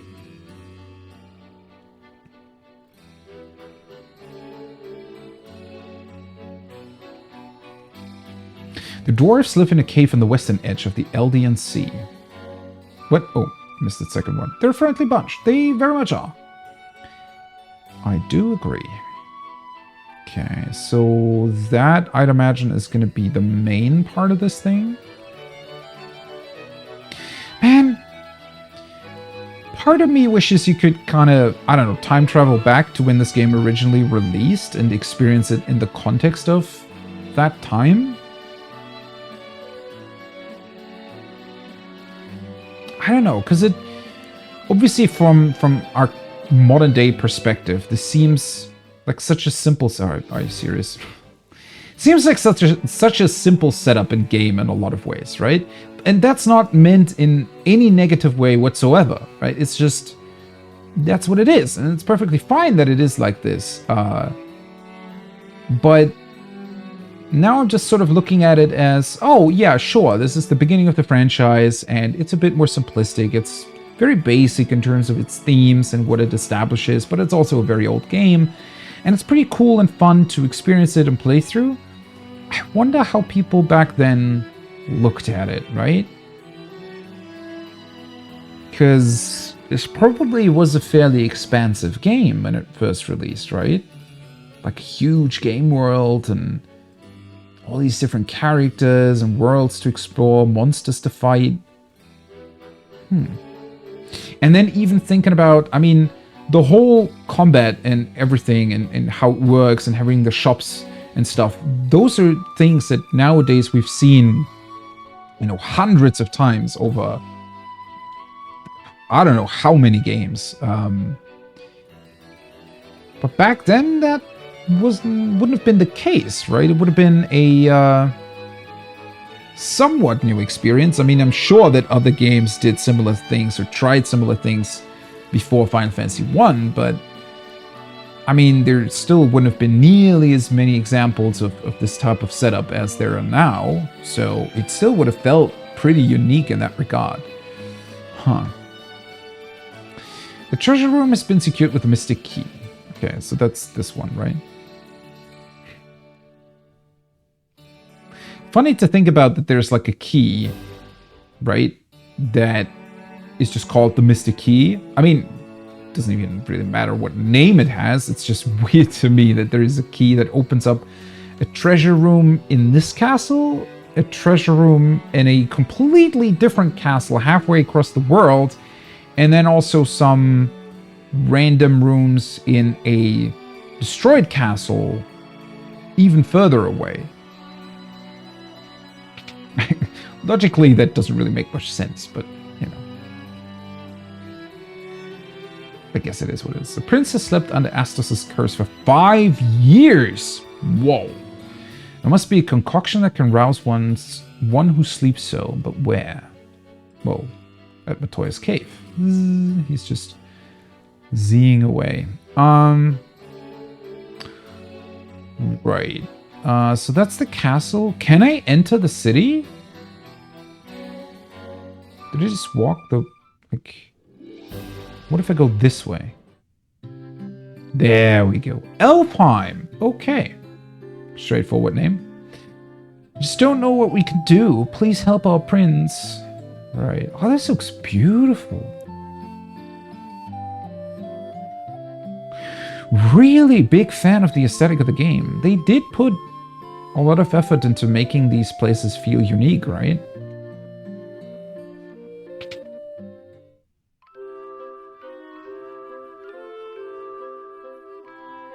Okay. 100 gil? You sure about that, buddy? This does remind me of Dragon Quest XI. I found it odd in that game that it's such a weird quirk, right? Because it makes sense from a game progression, gameplay perspective that you'd increase the cost of healing over the course of the game, right? Because enemies also drop more gil. So it makes sense to sort of keep the economy in check to increase the amount that you need to pay. But logically, it really doesn't make that much sense, right? Because why would these guys charge more? I mean, sure, you can suspend your disbelief somewhat, I guess, and say, yeah, sure, they're mystical elves, right? So they would charge more. But then why does the pirate city charge more than the castle city? You know, eventually it's going to get hard to explain. And I don't have an issue with it at all. I think it's fine. It's just one of those funny quirks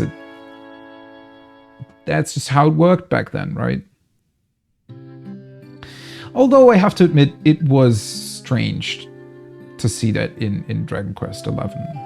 Because there it did feel somewhat out of place. Well. We filled up. I guess we'll just take a look at what's available here.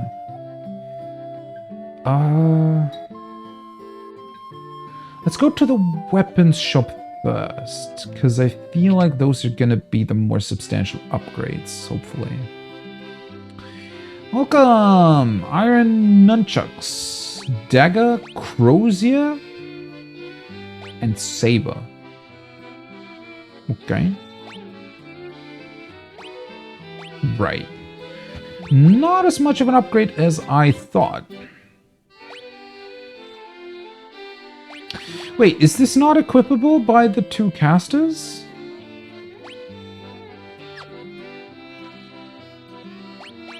I guess not. Black Mage can go stabby stabby. Reminds me a lot of a Tonberry. Especially with the hat.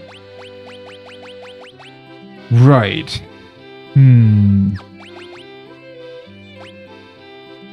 see. So we have a Scimitar that's 10 attack, 10 accuracy.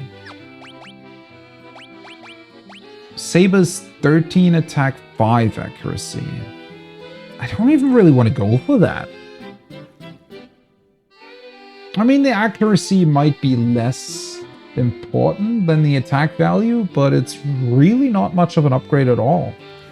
And then, what's up with the staff?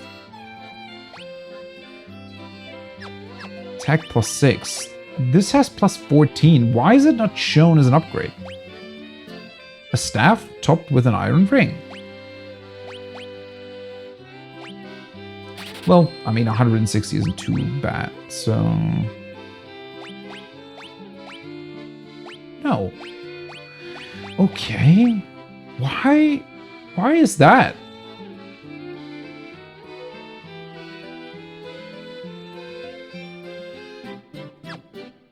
That's odd. My warrior would be able to equip this.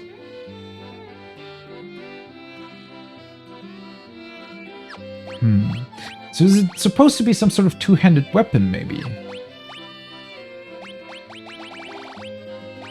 Well, that's 80 gil down the drain. Less than 1 healing in the end. How weird, though. I really thought there would finally be a staff upgrade, but I guess it isn't. Okay. No real upgrades here. Oh, it's actually a bit bigger than I thought. Let's see. Well, might as well do my round saw. Oh, there's the church again. None of my services. I'm a sage. When the time is right, the future is revealed to me. I shall wait patiently until then. Okay.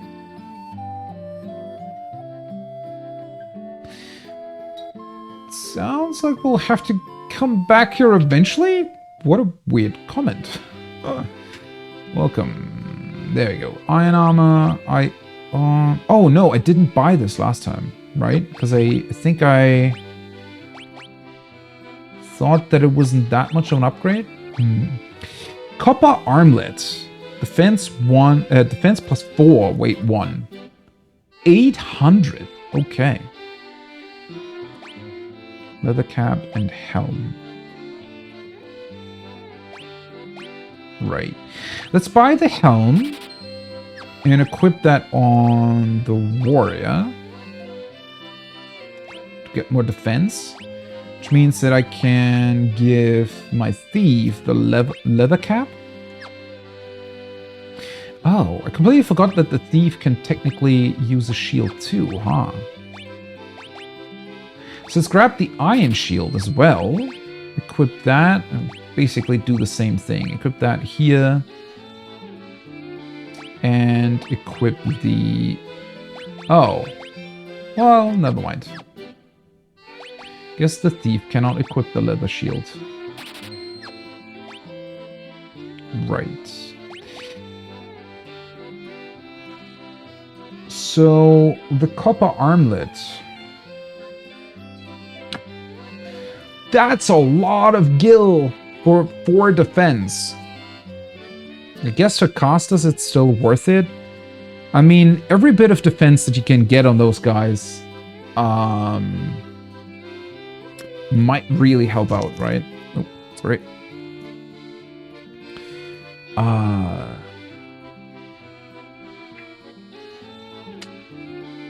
Yeah.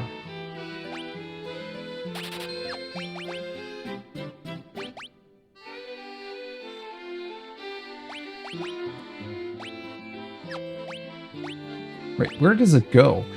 Oh! It's instead of the clothes. With the name armlet, I thought that it was going to go on their arms, but, well, never mind. Huh. Well, I guess that explains why they're 800 gil.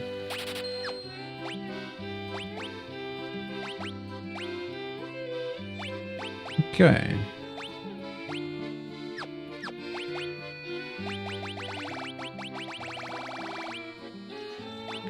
Well, I mean, thankfully I did have a bunch of gil to spend here. Although I do definitely need to remember to pick up other stuff too. And I'd imagine that the new spells are gonna be somewhat expensive. So might have to grind some gil for those. I wonder if that really helps in terms of defense. I mean, it makes a difference, certainly, but probably not as much as I would hope. Weapons and armor made of mithril are sturdy and powerful. You should give them a try. You'll be surprised. Well, where can I get them? Definitely not here. Right. Currently haven't found darkness nor silence on any enemies. Let's grab... Let's actually grab 3 more tents, because they're much better than I initially thought. Antidote's not that necessary here anymore. Feels like most creatures here don't really need that. Let's grab 7 potions. Let's just fill that up back to 15. Maybe 2 more high potions. Okay. Definitely feeling more and more comfortable in terms of my resources, though. Wait, there's multiple magic shops here? Oh, that's interesting. If the prince does not awaken, there will be no elf king. We will be at the mercy of the dark's elf evil power. Okay.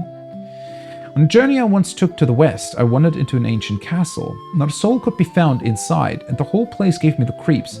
So I got out as fast as I could. Wait, which one is... Okay. Guess there must be another one to the west then. Okay, how do I get back to the other shops? That's... I have to run a long way around here. No one knows where Astos, King of the Dark Elves, has gone. Okay. Like the flutes. It's a gravestone. You don't say.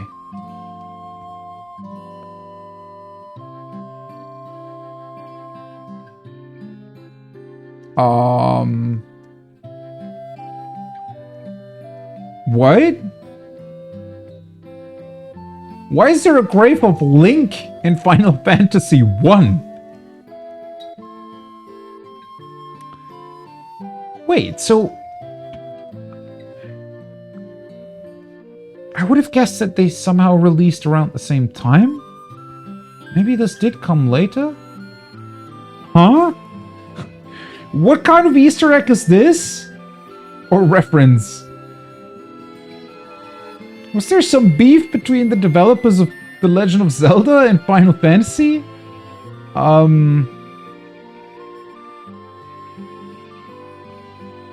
Because that would feel like an odd reference to have a grave of a character from another franchise in your game, but sure. Cura. Oh, level 3. Nice. Restores HP to 1 ally. Deals damage to all undead enemies. Really? Okay. Null Blaze. Reduce fire damage by half for the entire party heal. Restores a little HP to the entire party. Okay, that definitely sounds worth it. So let's grab that. Well, so far, Dia wasn't really worth it at all. It's a very strong spell. It's just very rare that you run into an actual group of undead enemies. Okay. Well, either way, it feels like there's going to be a ton of spells to spend money on here.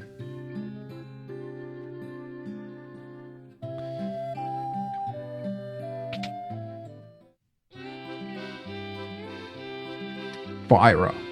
Deals fire damage to all enemies. Oh, finally! AoE.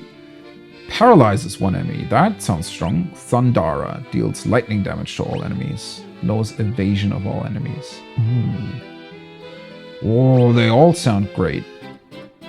Gonna grab the AoE one first, though. Okay. Or I guess now we're finally getting into the territory where magic really feels worth it. Because... well, at least currently I'm getting the impression that your melee fighters might not even be capable of doing AoE. Maybe. Our prince was meant to become the Elf King, but what will happen now? I mean, it's been 5 years, and this Astos guy just, I don't know, noped out? Sounds weird. Because you'd think that he would want to take over the world or something. Ooh, we get 4th level as well. Wow. Guess I really have to grind Gil, huh? Sleeper puts 1 enemy to sleep. So I'd imagine this is pretty guaranteed then, because otherwise this would be much worse than the level 1 equivalent, right? Haste. Doubles one ally's number of attacks. Whoa. Ha, that's pretty awesome though. How they're like with the multiple hits. It's a pretty cool interpretation of slow and haste. It's funny to think of it as an interpretation because it's, well, the first time the series did it because it's the first game, right? Causes enemies to turn on each other. Whoa. And Blitzara deals ice damage to all enemies. Whew. I think I'm gonna grab the last 3. Okay. So this is gonna require a lot of Gil.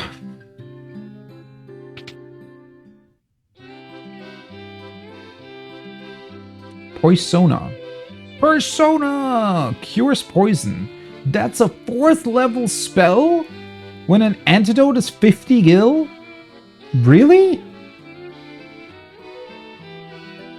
Odd balance choice, but okay. Maybe I'm missing something here. Fear. Drives all enemies away in terror. Null Frost. Reduces ice damage by half for the entire party. So far, still haven't really found that much interaction in terms of elements within the game. So, another one of those interesting things of when it's actually going to become important. Vox. Cures silence. Okay.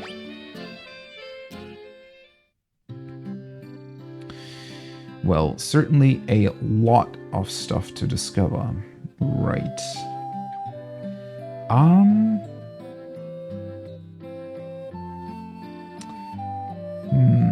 So we need to find Mr. Elf King now, though, right?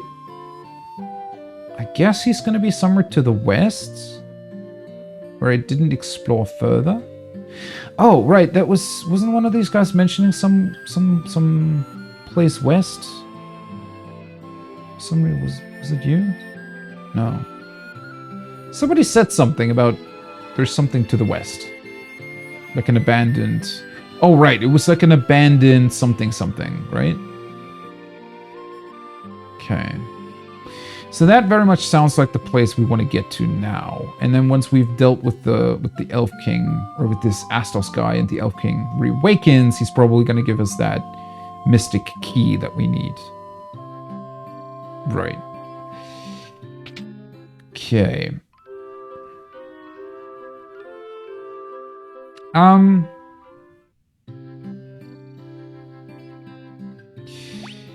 I always press options. Okay. Let's do a quick save. I will take a very quick break because I need to check on something, and then we're gonna continue. Don't know how much longer I'll be able to go. Well, either way, I'm gonna take a quick break. I'll be right back, hopefully, and then we're gonna dive further into Final Fantasy 1. So far, it's been an absolutely amazing experience. So I'm very much looking forward to finding out more, finding out how the game will progress in the future. I'm gonna be right back.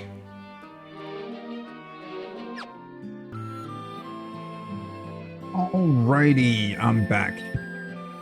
Right, so I just had to figure some stuff out because today I'm not taking my usual lunch break, because instead I think I'm just gonna order something later on.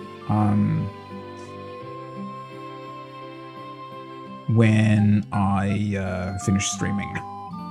That just works out better for now. So, there's something weird with my headphones. I don't know. Sometimes it feels like they're not sitting right. Don't quite understand why. Well, either way, let's get back to this. So, we probably want to check out the places to the west then. I wonder how often we're gonna come back here. I mean, certainly to heal up, obviously, but considering how many magical items and stuff we can get here, ooh, perfect opportunity. Let's see, attack, attack, attack, magic. Let's do this. Kaboom! Wait, who's going first? Oh, they're going first. There we go. Yeah, the attack animations are incredible. Nice. The attack animations are really, really well done. Obviously, not obviously, honestly, visually, I would say they're the best part of the game so far. Not that the rest is bad by any stretch, but they're just really, really cool. Ambushed. Okay, yeah, that's why they're all getting off their hits first. But that must also be... Maybe it is loosely connected to a certain stat, but for the most part, I think that the... whether or not you get ambushed or are able to get like a first strikeout, I think that's very heavily... that's just random, right? Just happens this way or that way.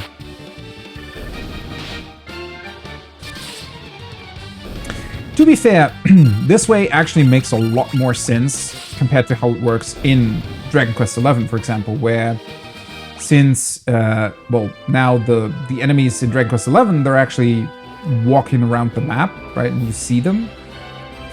Which, I'm still on the fence about. Like, I get the idea, right?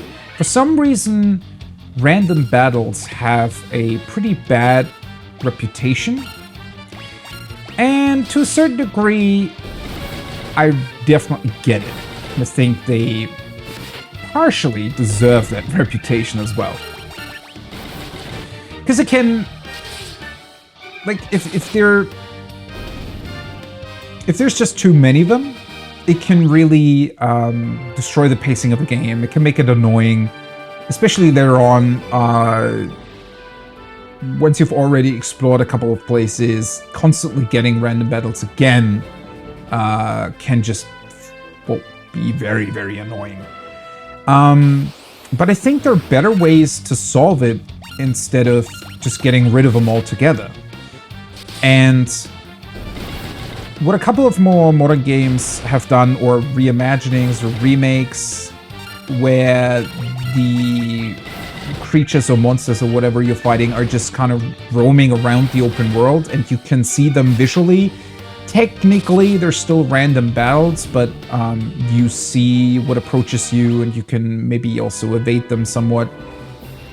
I don't know. It definitely didn't work well in Dragon Quest XI, I want to say, simply because it was way too easy to avoid them and way too easy to get preemptive strikes, right? So in that sense, it didn't really make sense at all that they were random battles, because it was... You could more or less choose what you wanted to do, right?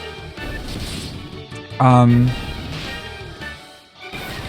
I feel like, in terms of them being annoying, there's really good ways of solving it. You can always go with a... For example, you can lower the encounter chance if the monsters in a particular area are far below your level, right? And maybe after a certain point, you just don't engage with them at all anymore. I mean, Persona 5 has a cool feature where eventually you gain the ability to just auto-win every battle with a monster that's more than 10 levels below you, which I think is pretty cool. Just takes some of the tedium out. And, well, In terms of the random battles in Mementos, Persona also does not really have random battles in that sense, because you can also see the monsters you're gonna fight like in the world roaming around, and you can technically run away from them and stuff. I don't know. It's a difficult thing, game design-wise. And then, well, there is certainly the nostalgia that I still have for these types of battles, right? Growing up with Pokemon, I'm just so used to, yeah, sure, there's random battles, right? And you're just, if you walk through tall grass, and I think, well, Pokemon already has a pretty cool solution to it. Albeit not a perfect one, since there are caves and stuff where you'll always encounter random Pokemon. But again, that is something that could be fixed, and I'm a big fan of that idea of, well, there's tall grass, that's dangerous. When you walk through it, you can run into random battles, but if you don't, then you're kind of fine and safe.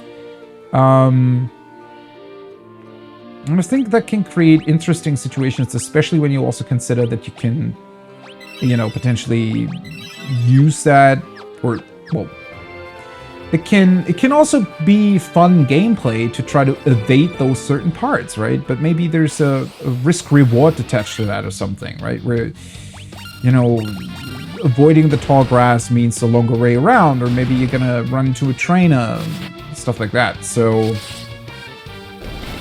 I just feel like there's a lot of potential and things that you can do with random battles to still make them fun and interesting, and take out the tedium or annoying parts.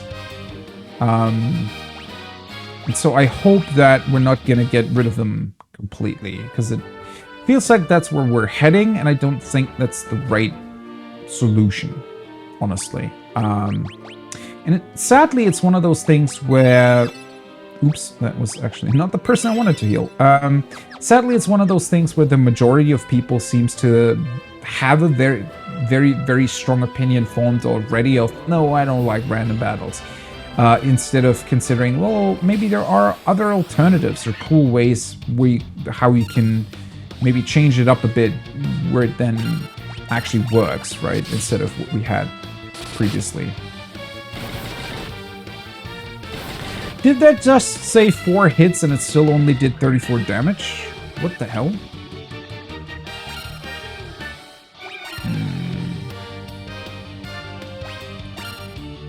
Might want to do a magic attack here. Let's see. I don't know. Let's just do a fire on one of the dudes. It's more worth it than hitting them with my staff.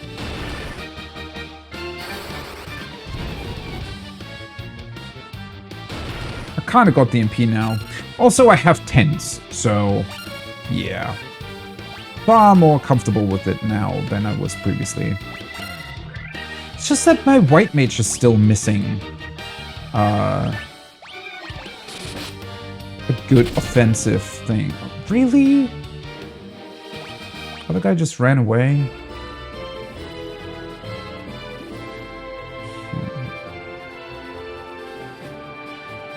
Alright, there's just a random hole in the ground. That is interesting. Where the hell do you lead?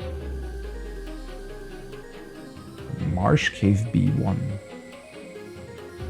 Key! Okay, wouldn't have guessed to just to be able to just talk to the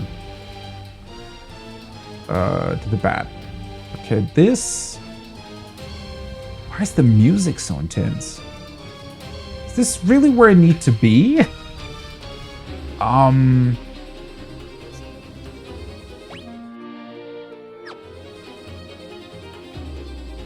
The music and everything, this just... You know what? Let's maybe go north first. I just want to confirm, if this is the only thing there is on the world map, then it seems pretty clear to me that that's where I'm supposed to go.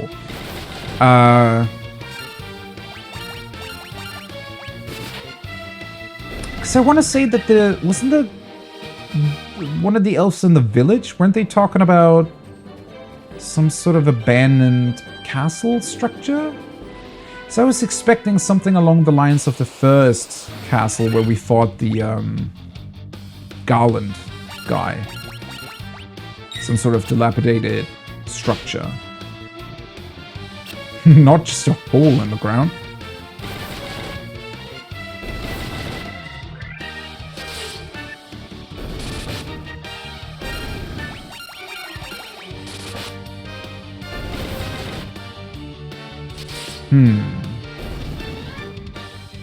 Now that I'm thinking about it, what exactly does the auto battle feature that you can turn on in the options actually do?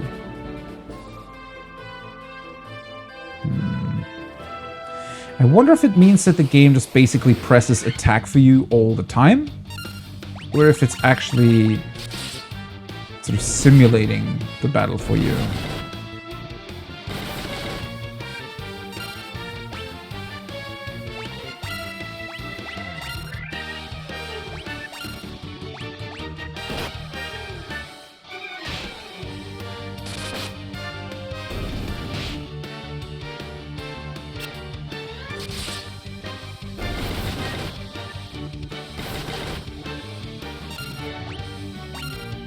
Nope.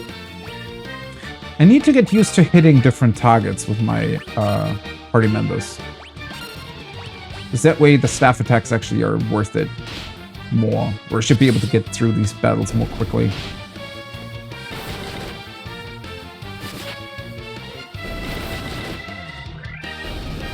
There we go.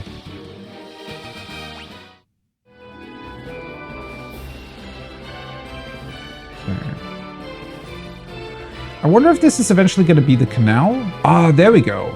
That looks more like it. That's what I was expecting.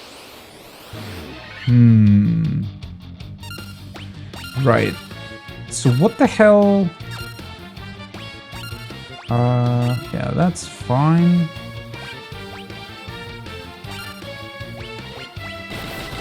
I guess the staff guys, I should always just attack the other way around, right? Okay, doesn't really work like I wanted it to, but oh well.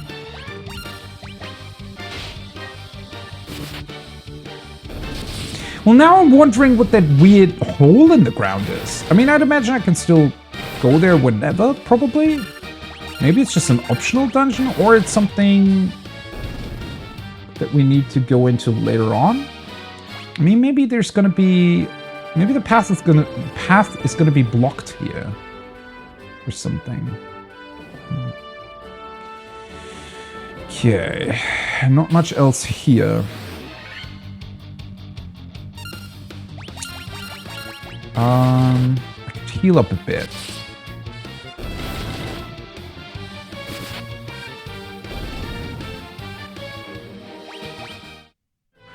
Doesn't look too bad. I just want to churn through my stuff. I can avoid it. Because I could use a tent, right? But, I still have a lot of stuff available to me. So that feels like a bit of a waste, maybe?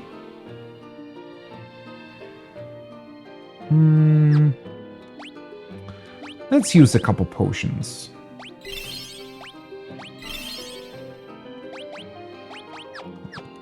Like this. Western Keep. Ooh. Okay. Definitely looks a lot bigger compared to the first thing we went into. Like the first dilapidated castle. That wasn't a dungeon at all, right? That was just one giant room. Now we're getting more into it. Okay. Right.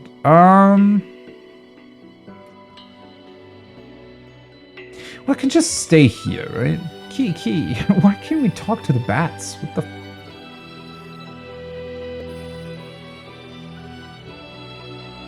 Wait, are there no random battles here? Or am I just getting lucky? Wait.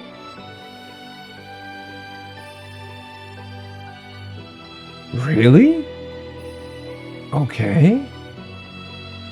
Definitely didn't expect that.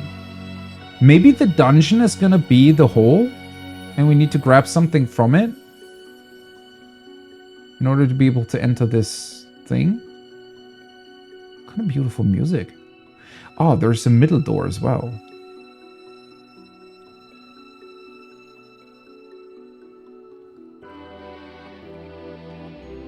is so strange that there's no random battles here. Huh.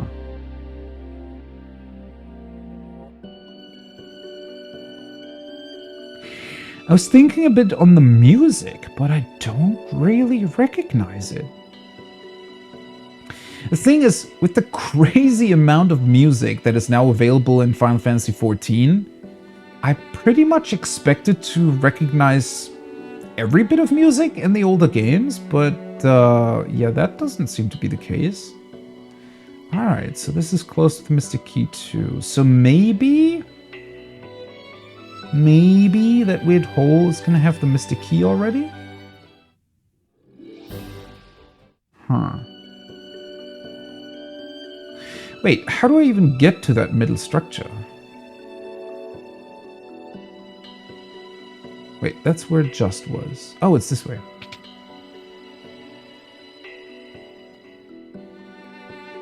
Aren't you the guy I'm looking for?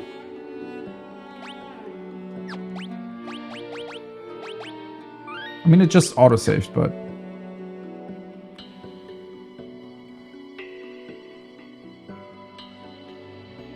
It's kind of a beautiful throne room you've built yourself here. The king. Wait, what?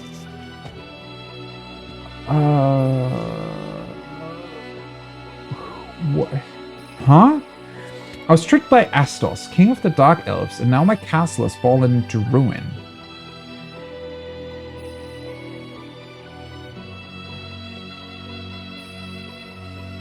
I feel like I got this wrong. So well, okay, the guy that's sleeping in the elf city, that's a prince, right? That's not a king. So this is the corresponding king.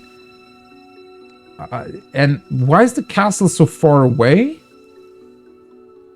Guess it just is. Right. So, is the castle actually destroyed? Because with the bats around, I was like, my initial thought was that maybe this had all been turned into the state, and it might be reversible. If I could only retrieve the crown from the marsh cave, I would be able to restore my castle. Might you bring me the crown? Well, guess that explains what we need to do, huh? Right, so we need to get to the cave, get through the cave, get the crown, restore the castle. And then what? So maybe Astos did more than I thought, because...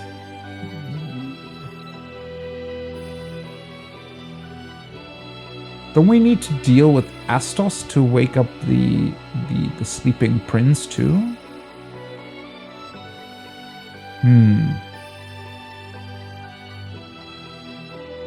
Okay, that also explains why there are no random encounters here.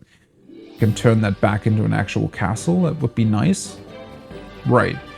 I guess... let's go down to the marsh cave then. Am I prepared for that? Technically, yes. I don't really think I'm missing that much. I did spend a couple of MP on the basic white mage stuff, but I want to say that's not really an issue, hopefully.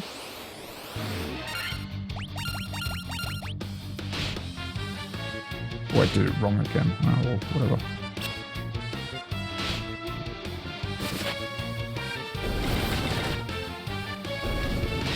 I mean, currently, the overworld isn't really that dangerous anymore. Although, for some reason, there's also far less dangerous creatures here. Like the scorpions haven't been a thing again, for whatever reason.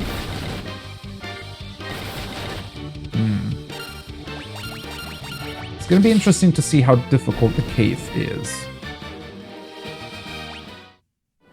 I just don't know if I should use a tent. Maybe now I'm being a little bit too cautious in terms of my resources.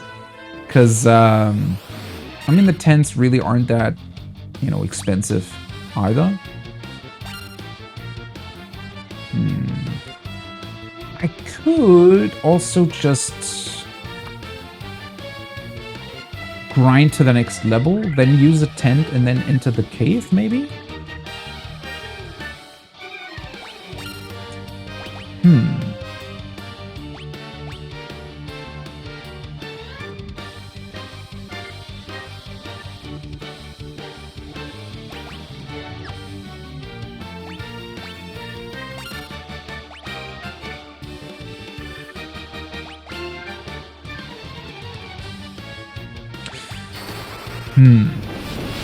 Difficult to say. God, that's so much damage. Holy shit. I do think it would have been cool if magical spells would have been AoE from the beginning.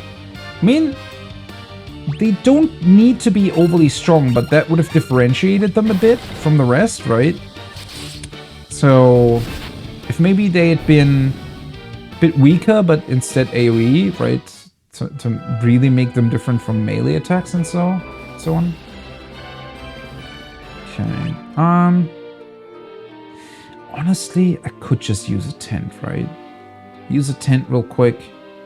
It brings everybody back up and then into the cave. Yeah, I think I'm gonna do that.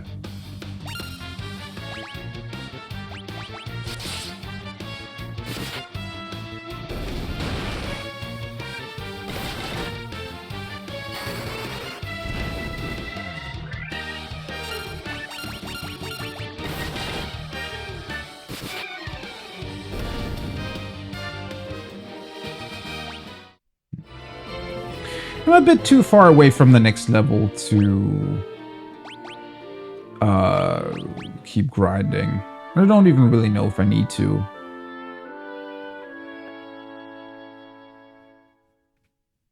Okay. The tent, I'm pretty sure it gives you a full heal on your party. It's only the MP that doesn't get fully restored. It gives you back 2 points per level, I think. Like magic level. Okay, let's save it. It's been like 1.5 hours since I did a normal save. Holy shit. Right. Now the big question is, do we go north or south first? Because south seems more expansive. Don't want to go the wrong way. The music's really cool. It's really intense. I find it almost... It's music that I would have expected, I don't know, in front of a really, really strong boss or something. Gray Ooze. Okay. Sure. Let's maybe defend with the casters for now. Okay. Well, that was fine. Right. Okay, so this way goes down.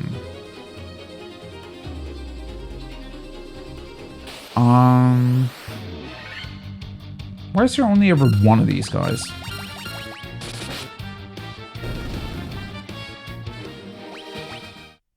Seriously though, why were the scorpions by far the toughest battle that I fought?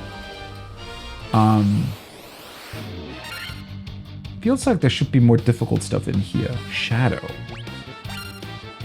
Okay, I'm pretty sure that I could hit these guys with Dia. They very much look like undead. But there's only 2 of them, so might not really be worth it. Yeah. HP values of most of these guys really isn't that high. Very curious. It's really awesome music. Maybe the tougher stuff is going to be downstairs.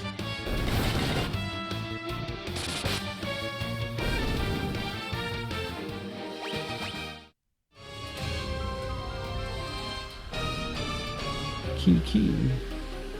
Right. Okay. So it seems like there's a bunch of dead ends here, so we might just have to find the correct way? Is that the idea?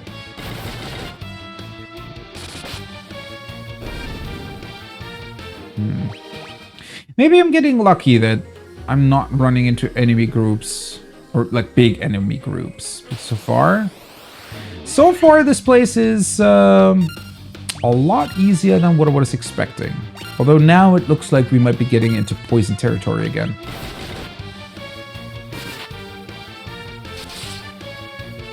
Oh, wait, what? Ooh. Do these guys have like a really, really high physical defense or something? That's what it looked like, right? Pretty sure they're not undead though.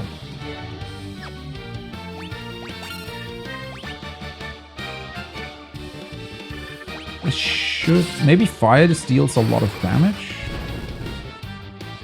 Yeah. Okay.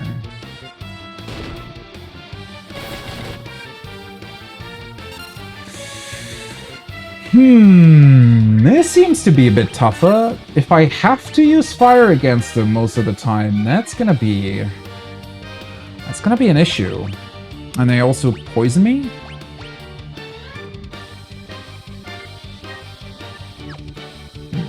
It's gonna be worth it to use this right away.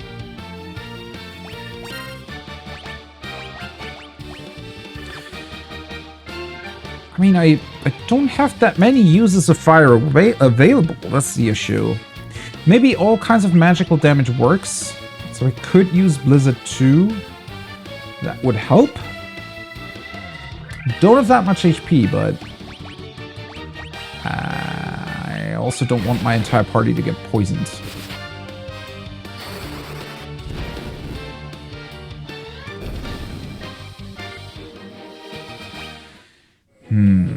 Right. Those guys could be an issue if they keep showing up. That wasn't nice.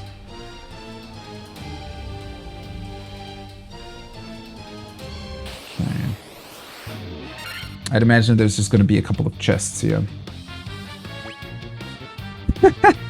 These zombies, or ghouls rather, they kind of look like weird... crazy professors, right?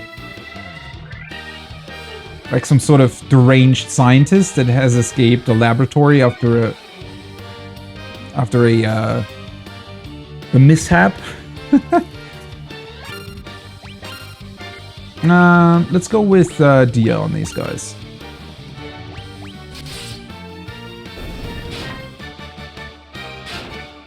Problem is my thief and my warrior always kill two of them pretty much right away. Oh boy, yeah, that wasn't worth it. Guess I could have defended with all the others, but eh. Oh.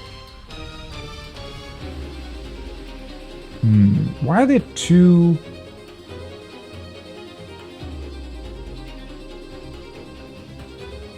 two parts that lead downstairs? Huh. Oh boy. And it was ambushed too. You guys are here, huh? Thankfully it's only two this time.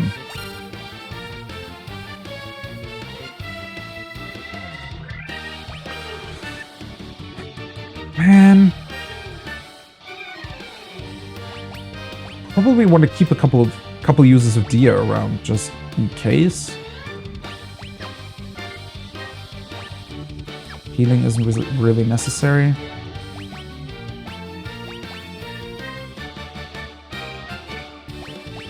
Might as well do Blizzard to the second guy.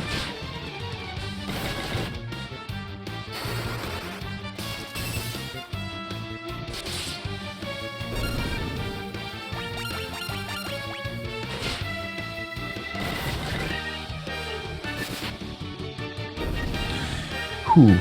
Well, at least I'm capable of handling them quite well. Just slightly confused by the map, because first of all, this thing seems to be gigantic in comparison to what we've seen so far, but also... where would that staircase have led me if I'd taken that one? And why are there 3 doors here? What's the point of that? Ooh, hello. Bunch of you guys. Right. Honestly, it would be awesome if you could defend and like recharge HP or something by doing that. Because then it would be worth it to use Dia to kill all of them while the others defend and, you know. Because now, if I do this, I'm already gonna kill 2 of them before I can even use Dia.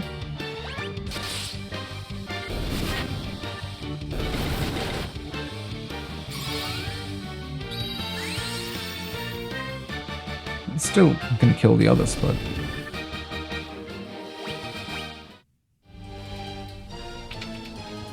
there's a ton of doors here. Okay.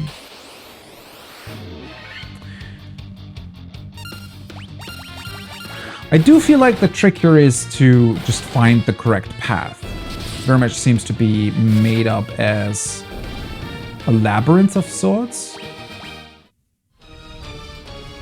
Probably don't even really, like, as soon as I realize the places that aren't worth going to, I might want to go to gargoyles. Okay.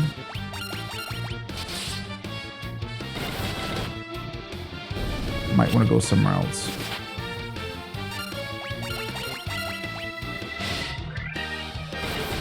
I'm not exactly sure what their sprite is supposed to indicate. It looked a bit weird. Oh, finally. Always feel really lucky whenever I get the big HP upgrade for my Black Mage. Because I can, like, there seems to be another staircase in the bottom right. Yeah. Okay, so I could go there directly. Ooh, those are new. A crawler and blood bones. Alright, let's go with Dia again.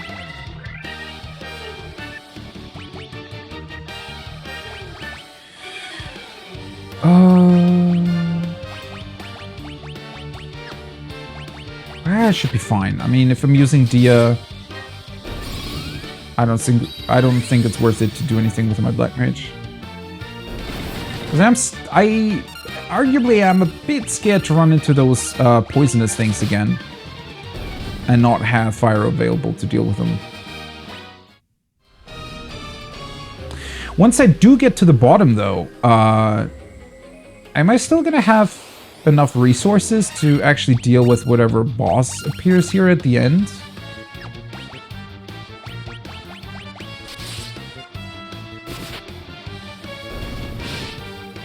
Ooh, that was a lot of damage.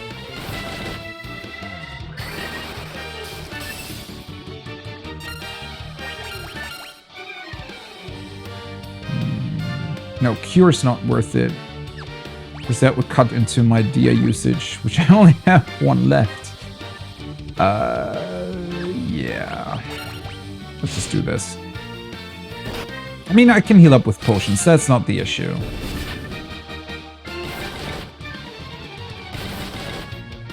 Which I probably want to do after this fight, too.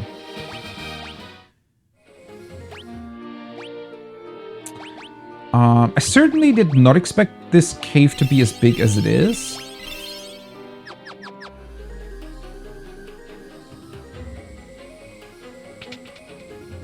Ooh, there we go.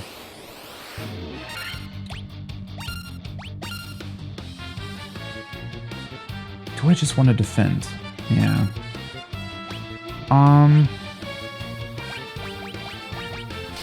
Go with the blizzard on the second guy.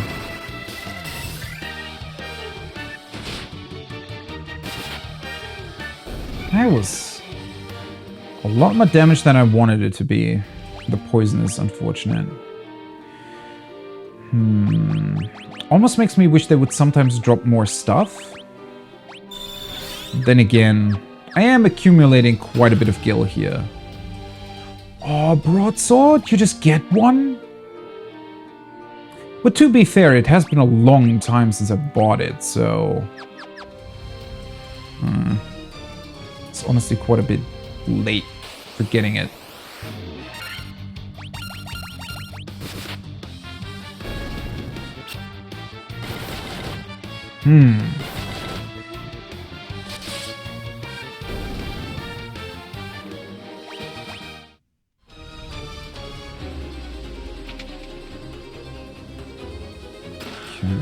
Just contain a potion.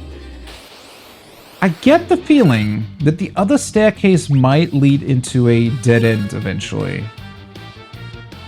It's certainly not... It wouldn't have brought me to the one in the bottom right here, right? That seems to be continuing the path.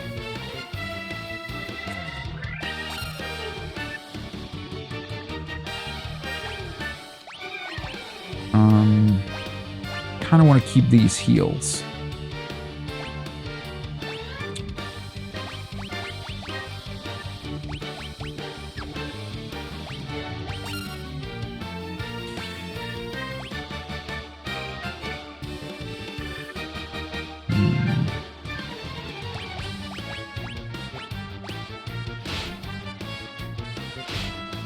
Need to heal up my thief again. The issue might be healing items for me here. I really think I could be running out of potions eventually.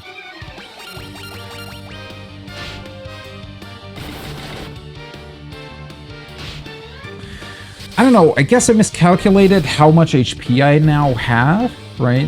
How much I need to heal up. And since I also finally got a use out of Dia, it meant that I didn't really have magic points available for Cure.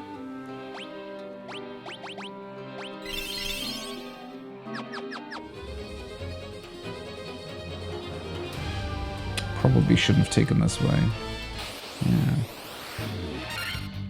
I mean, I can always go back out eventually and test where the other staircase leads, right? In case there are still items to be found.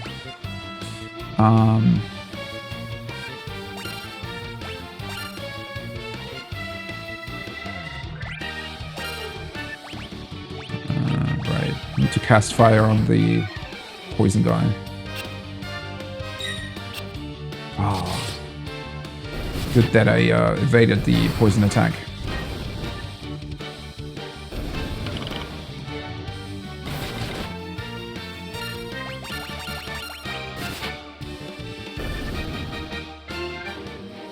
Might want to heal up my white mage, though. I find it interesting that they chose to give the menu a very peaceful music. I feel like that's quite unusual. Oh, fuck, this is just... I thought this was like another path that you could take, but it's just the left side of the door with the 3 rooms that I entered earlier.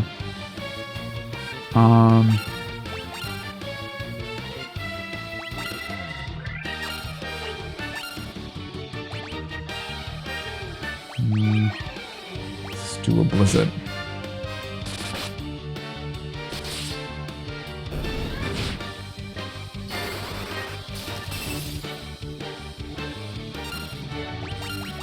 And of course the poison again.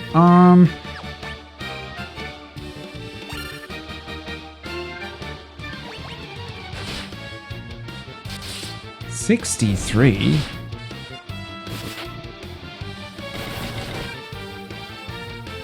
Suddenly starting to hit me for quite a lot.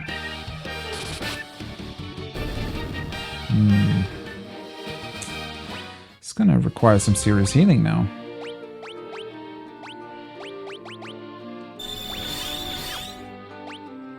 At least I still have the antidotes available. Yeah, we're really getting into the territory of a lot of HP having to be healed up.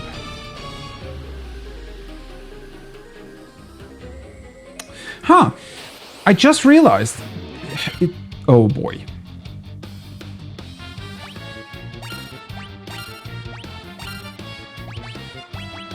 Let's go with the fire up. I just realized though that... Oh, of course they get the poison off. It doesn't look like there's any sort of escape rope mechanic, right? Or maybe I just haven't found that. But that's pretty crazy, right? You pretty much need to keep in mind and calculate that eventually, like if I wanted to use a tent, for example, to heal up more, I would have to go all the way back to the entrance. There's no way to simply exit the dungeon.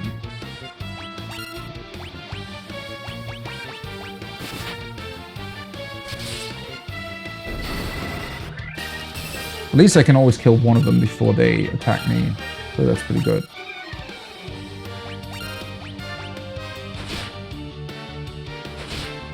I wish defending would maybe allow you to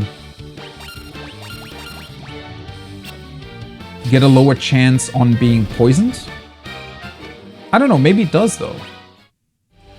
I'm just not really aware of it. Man, this is also gonna give me a bunch of levels. But I'm really, really running out of healing potion. Oh boy, this place is gigantic. What the hell? Shit. Do I want to go back out? At least these guys aren't much of an issue. Most encounters in here are pretty fair so far, considering the length of this thing. How many encounters you're gonna get? It's definitely deal with it.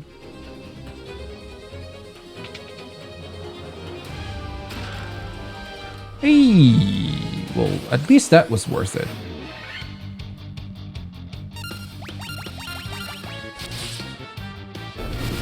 Yeah, the problem is even if I am capable of dealing with most guys quickly, they're still gonna show down my HP, you know, slowly throughout multiple encounters. So I eventually have to heal up, but don't have that much available anymore. Holy, how big is this place? Are you kidding me? Wow.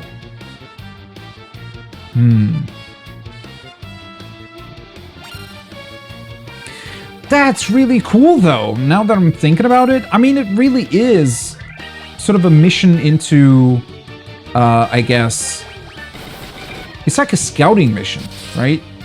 You're trying to find out where the hell you need to go. And once you know, it's going to be a lot easier to get there. But since I don't know yet, it's fairly difficult. Well, at least this first scouting mission is going to get me a bunch of gil that I probably mostly want to invest in more potions and resources in general. It continues further. Look at this place! This room is gigantic compared to everything else that I've seen so far in the game. Wow! Okay, let's defend against these guys and do fire. It is actually difficult to think about, well, how many resources will I... Hey, a high potion will I have to use in order to get back out, though? Whoa, 1,000 gil. Although, one thing that I haven't tried, considering that most encounters here aren't really on the difficult side anymore, maybe I would actually be able to flee most of them. I should probably test the flee mechanic at some point. Because games tend to handle those things differently, right? There's a couple of games where fleeing takes like a round. A couple of games allow you to flee instantly. A couple of games base the chance of being able to flee on like level difference between you and the enemy. Sometimes it's based on something else, so... yeah, it's very, very different from game to game. I don't think these count as undead, to be honest. Maybe I should finally use these. Let's see if silence works. I don't think I've ever really tested that.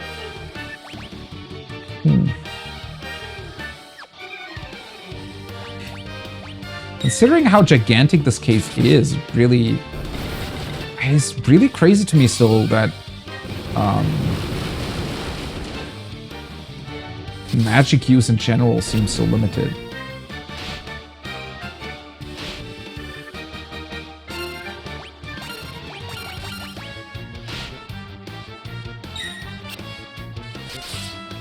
I mean, they're still getting their normal attacks off, so I'd imagine that silence really only specifically refers to enemies and monsters that are able to cast magic, right?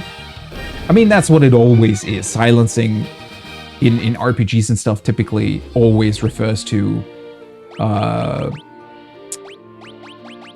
limiting your enemy's ability to cast magic. So I'd imagine it very much is the same thing here. Oh god. These are the scariest ones. Because in order to deal with these guys, I need to have fire available still. I'm running out of those uses.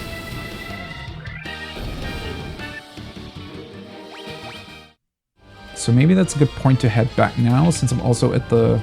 We're approaching the left side of the room again. Potion. The cottage. So, I mean, they do give you resources.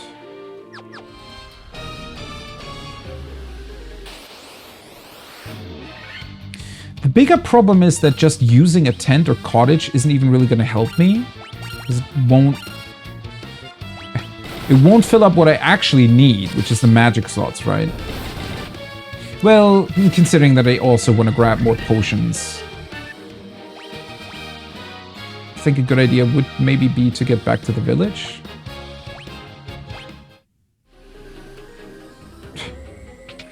HP of the Black Mage really is kind of ridiculous. A copper armlet. Oh no. That's the thing that I bought, right? For 800 gil. I'm pretty sure. Yeah. Well, unfortunate. Well, I suppose now I can sell it.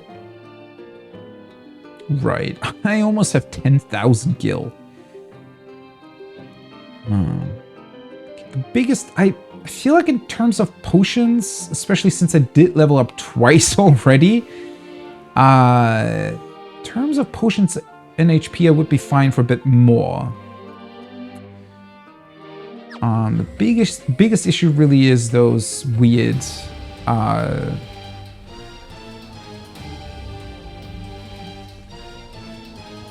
the weird poison guys. And I need to remember, I need to run the whole way back if I want to exit the cave. Unless there is a way to do... Well...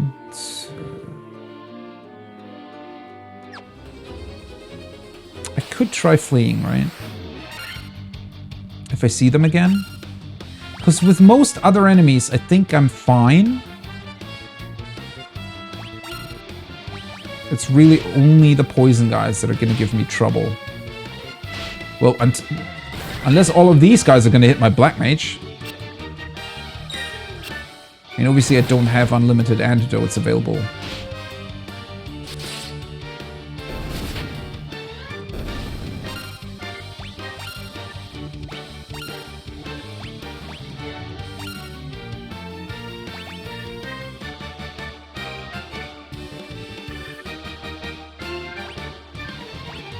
Might as well hit that guy with fire.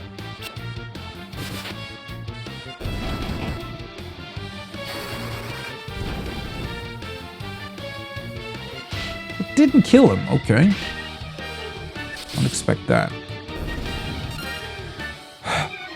Where the hell are you all getting poisoned? Stop it!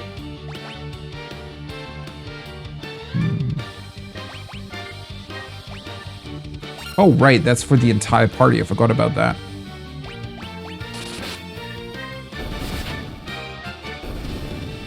Oh, that works too.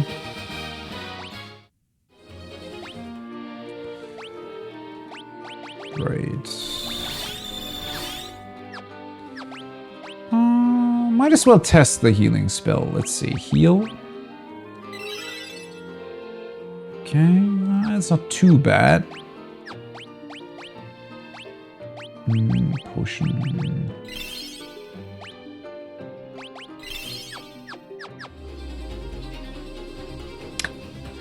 How much bigger is this place?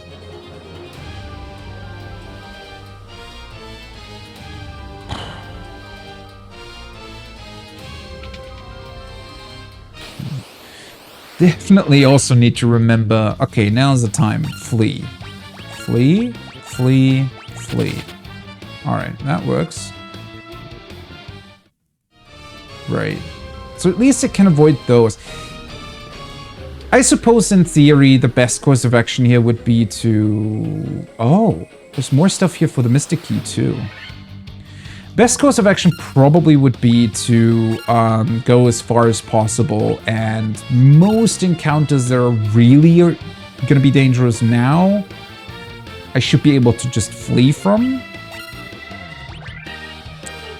Okay, don't have Blizzard anymore.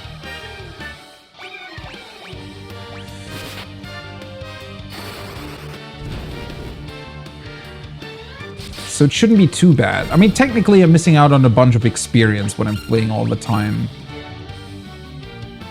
But... I mean...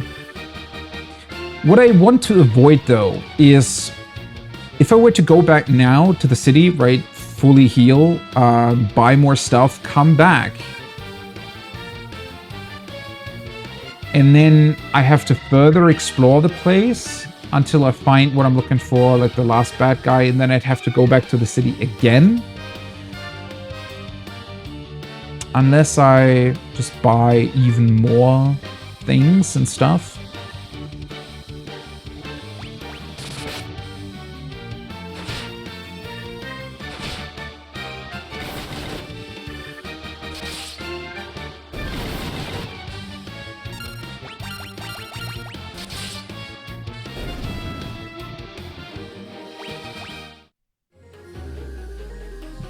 I wonder if all these doors are going to be closed.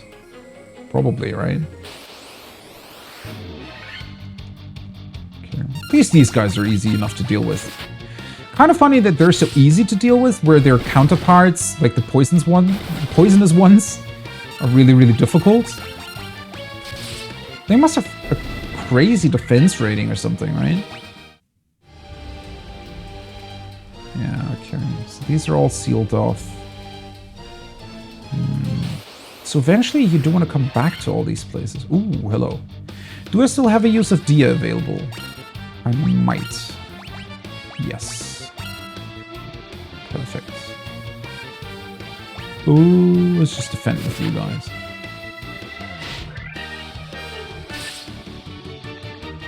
Oh, I'm paralyzed, I think. Is this the first time it ever happened? Might be.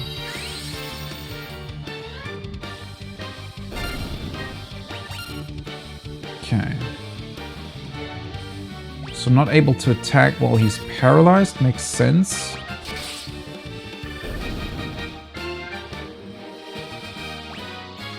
Echo Grass. But that should go away after battle, right? Yeah.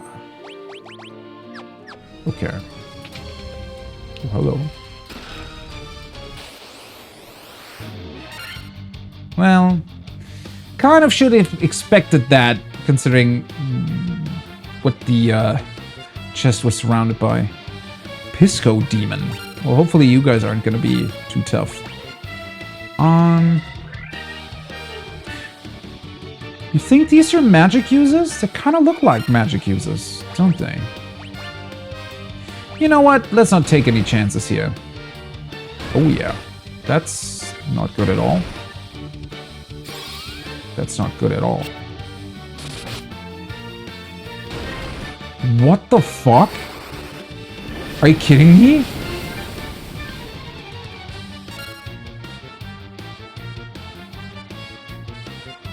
What the hell?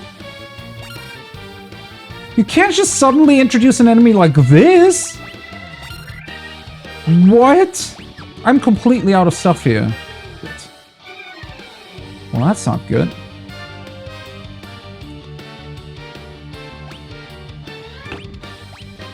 Really needed to get that silence off, honestly. Shit. Okay, one of them is gone.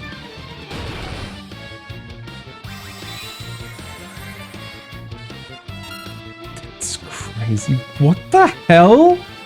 You can't suddenly introduce enemies that are so much stronger than everybody else. Are you kidding me? Am I even gonna get those heals off? I'm not so sure. Oh, okay. Got unlucky on that one. Cool. Cool. Double high potion on a target that didn't need it. Great.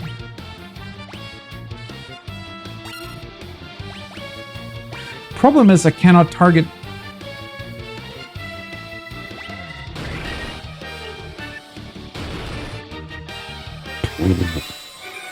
Just a one shot. Nice. Am I gonna go first? Because I could heal myself, right? Are you kidding me? Holy shit.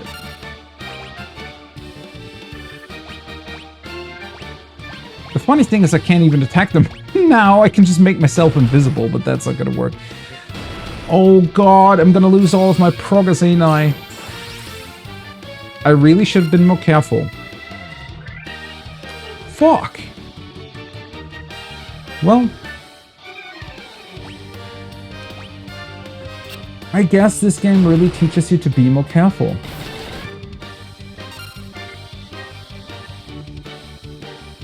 If I ever saved in here, it's like the last half hour gone. Well, I mean, it's fine. That's what happens, right? I was too not careful enough. I should have turned back. I said so multiple times. So now I'm dead. Oh, wait, is that an autosave from when I entered the room? It might be. 12, yeah, that's about 16 minutes ago. Okay, that's fair. Right.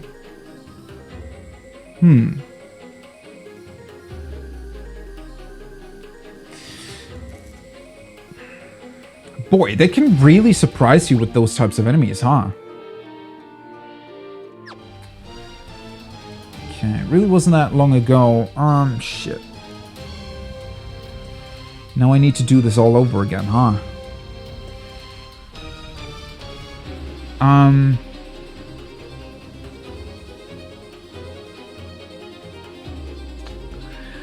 The problem is I feel like I'm really not gonna be able to deal with them.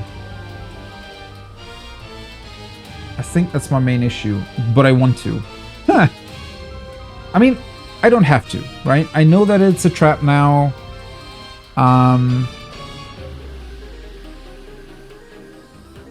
You know what I'm gonna do?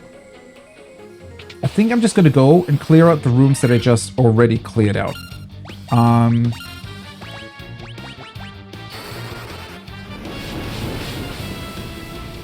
So I don't remember all the ones that had chests in them, so whoops, well, this one.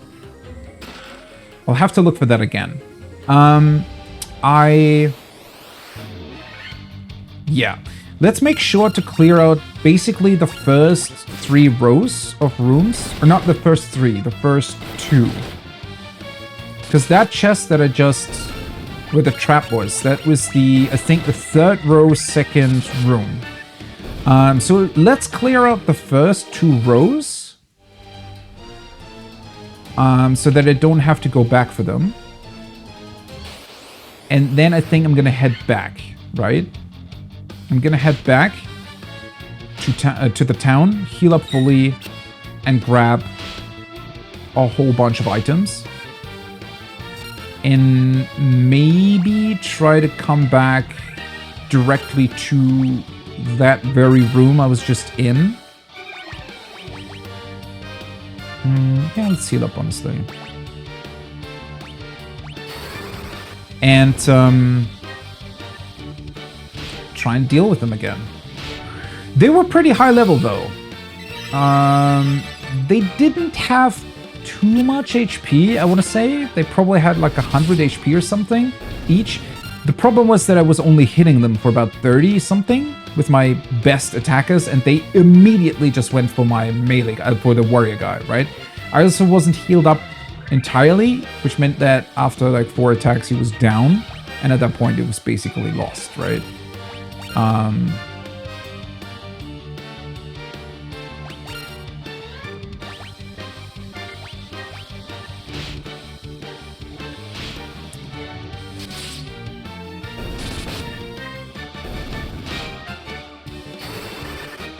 Either way, still pretty crazy to me. I can't get over that they would just have an enemy. I mean, it's a very, very big sort of, hey, you know, this chest is going to be different than the other ones, because there are statues around it. So I did somewhat expect it. It didn't come as a complete surprise. What came as a surprise was just how tough they were, honestly. Actually pretty glad that that I had the autosave from the staircase. I guess next time I really should just autosave in front of the chest, right? Kind of forgot that that's an option, even.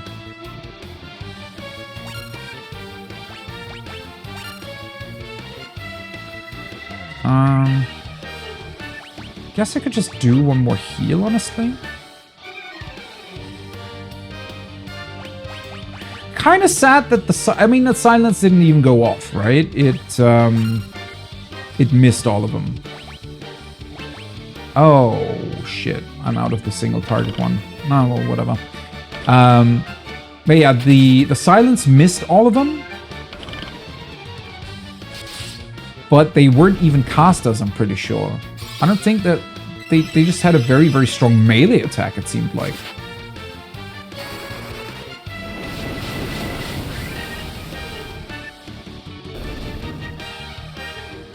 That's so insane. As an AoE, too. Okay, a bunch of gil. Yeah. And I also feel like once I get back to the city, that might actually be a fairly good point to stop for today. Definitely made a bunch of progress already. I wonder how far I am into the game, since technically, right, I've played for, what, close to 7 hours now. That's not long at all for an RPG, right? I mean, in Persona, that's like halfway through the tutorial. Don't know how long this really is going to be. It's very, very hard to judge, because it did look a little bit as if the game was... Oh, there's the... You know what, let's just try to deal with him normally, I suppose.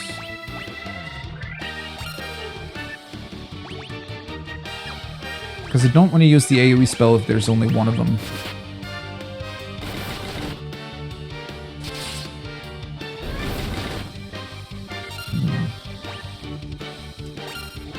I might want to get into the habit of using my strong attackers on different targets instead of always hitting the same one.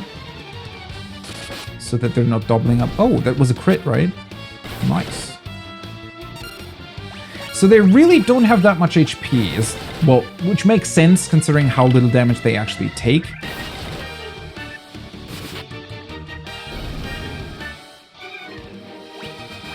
Almost to the level that I lost. Right. Okay.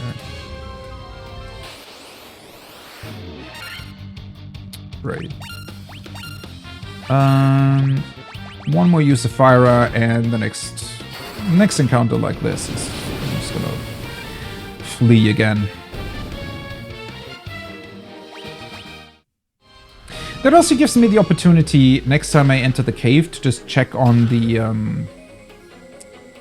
first door, or not the first door, the other staircase.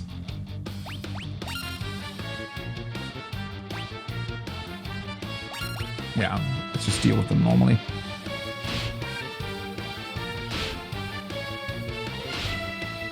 This does feel like the proper first dungeon, though, that this game contains, right?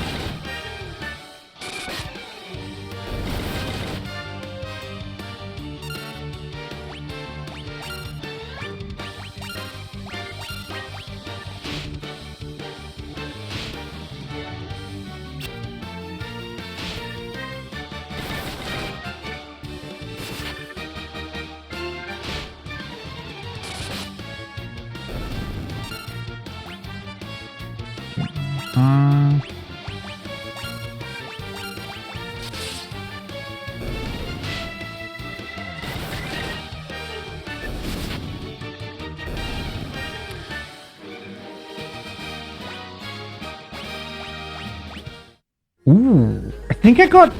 Oh, ooh, don't run that far. Need to heal up. I think I got lucky on the level up, right? Or did I get that last time too? Now I'm not too sure. Actually, is it worth it to heal? Maybe. One here, one here. Honestly, I could just... I feel like I'm still fairly good on resources, honestly.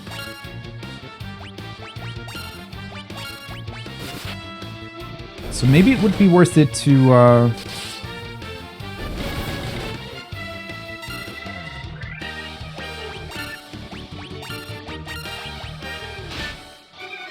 just keep going as far as I can. I don't know. I need to keep the way back in mind. The thing is just, the more things I deal with, or the more things that I defeat, the more stuff I'll be able to buy back in the city. And I just remembered how expensive the level 3 and 4 spells were, right? Which is why I might want to keep going at least for a little bit.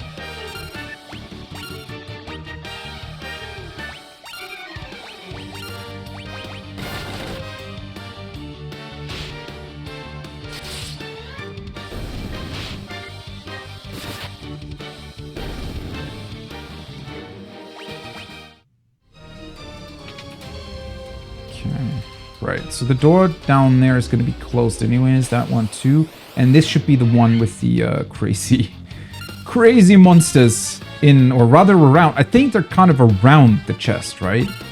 Is what they are. It's those weird statues. So I guess it's meant like those statues are coming to life. Which honestly, pretty cool. Definitely a nice little detail. And something that up until now the game hasn't really done, which is pretty cool as well. Because honestly, I didn't really expect anything too surprising in here. Which, granted, it wasn't really surprising, but it's cool and surprising that it exists at all, right? Yeah. Okay. So just keep that in mind, because I feel like once you deal with it, you'd probably still get some sort of cool item, right? Okay, I'm pretty sure that I don't have... Or do I? Yeah, I don't have fire anymore.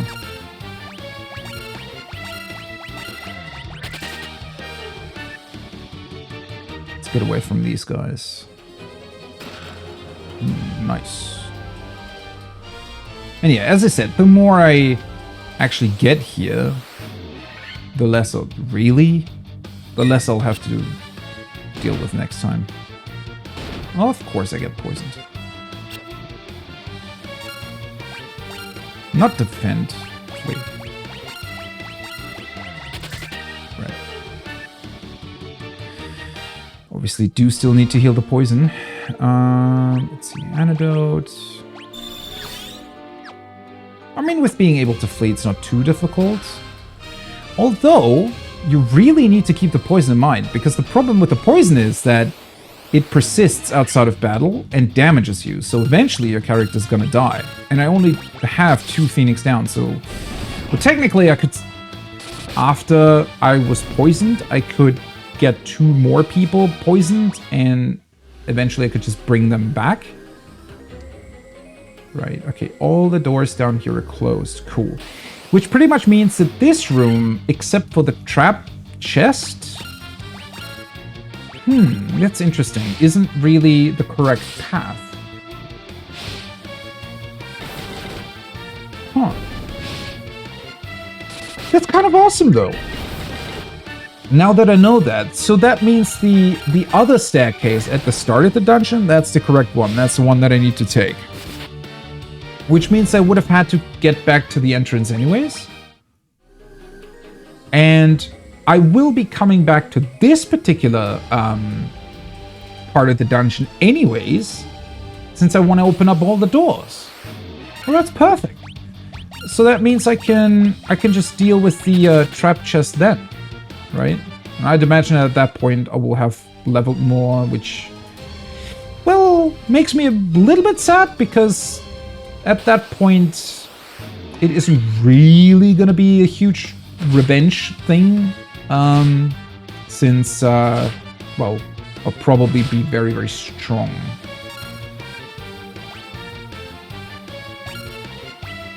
Strong to the point where it can,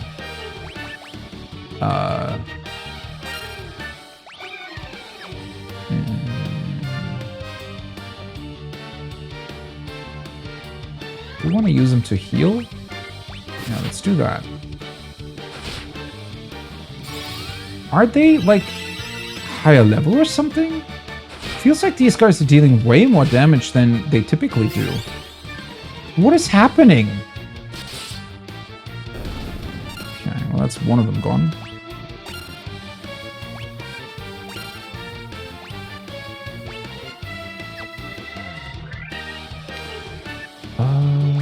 Honestly.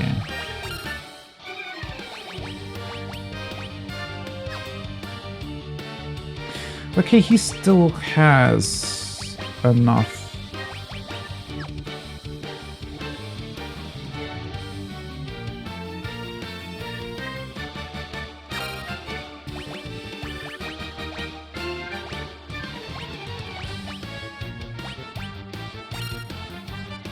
Let's do that, and use the high potion here. The hell? Thankfully, Black Mage wasn't poisoned.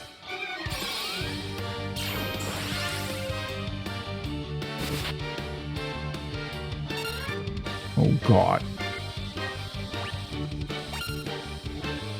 Okay, you two need to attack anyways.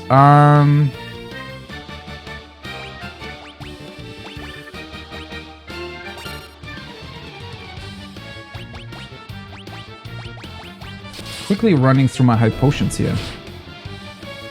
Thankfully attacked the right guy.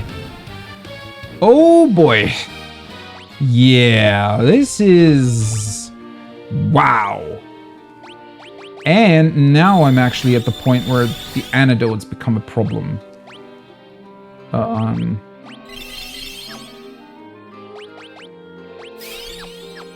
I desperately need to get back.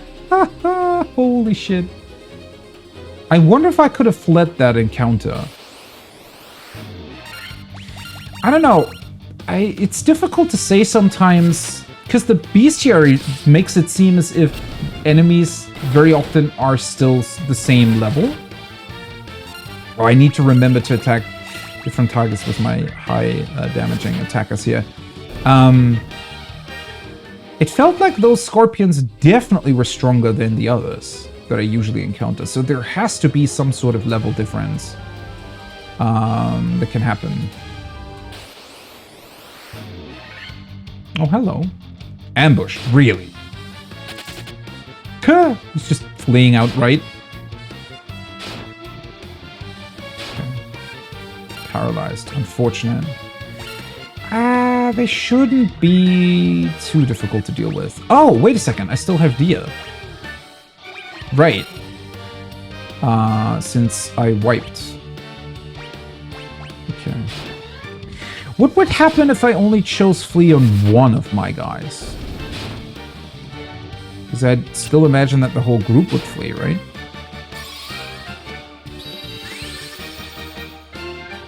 Huh.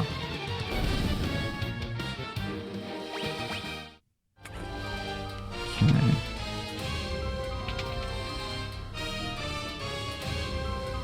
Oh, I almost forgot where the ladder is that I took down.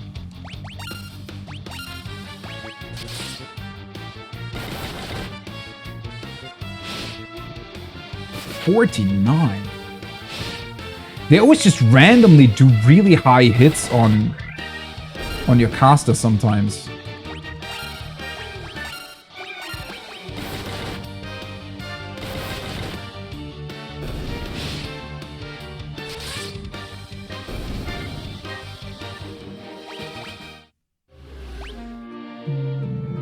Let's do... It's my last heal. Holy shit. thankfully, this room is kind of in the middle of the place. There's still the upper floor, though. 3 scorpions. Okay, let's risk fleeing, because these guys... Alright, I can get away. I'm just too low on healing items. I don't want to get into a situation where suddenly, you know, am at risk of... Well, not only not having any healing items anymore, but also having the party low. At that point, that's going to be difficult. And I still need to get back to the village too. That's not just, you know, a path that is immediately available. Though, granted, I mean, most of the enemies outside there weren't too difficult.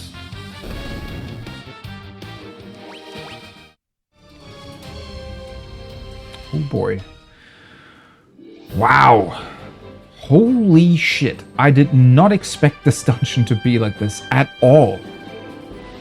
I mean, it's awesome that it is, don't get me wrong. I really, really enjoyed the difficulty curve of this game so far. Most of what you're doing is not that difficult. I would say, well, the game's also not super complex or anything, right? So, you don't really have to figure out too much. It's mostly just hitting your enemies and being somewhat clever about not, you know, either getting cornered or forgetting to heal in the right moments. But aside from that, it's a really, really cool difficulty curve. It gives you a challenge every now and then. Why are these guys out here? Okay. Yeah, it gives you a challenge every now and then. But it feels like it keeps things fresh. Of course those two guys would be paralyzed. Yeah, I guess that's what I like about it. It keeps things fresh. It keeps things interesting. Is all that I can say, really.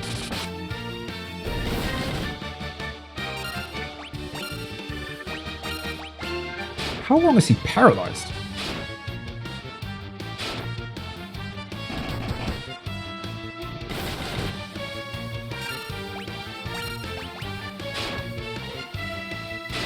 Stop paralyzing my most powerful attackers. What the hell are you doing? Man, it sucks to have run out of magic points, honestly.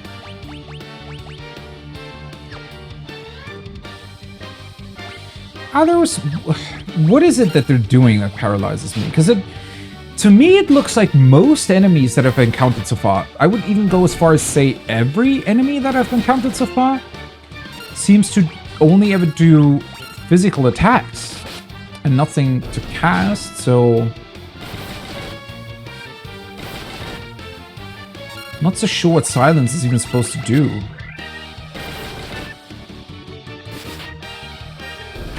I like how these guys just look like crazy professors or something. But yeah, I mean, look at the world map, right? I mean, obviously this dungeon still continues to be fairly long. Or I would say I've gone through about maybe a quarter of the world map. Which now that I say that out loud, I guess there is still a bunch of stuff to do. A bunch of stuff left.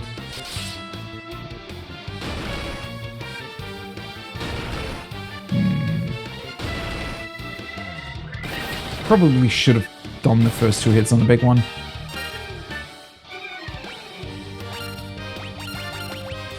Do it like this. There we go.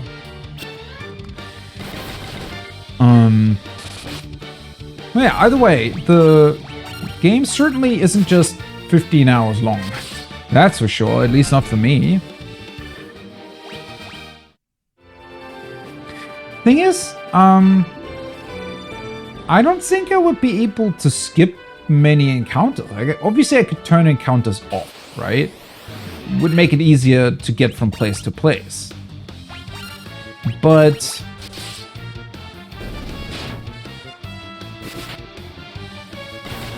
I don't know, I'd be missing out on the experience. And since the game is certainly throwing some stuff at you from time to time, it would be even worse in those particular cases, right? Missing it?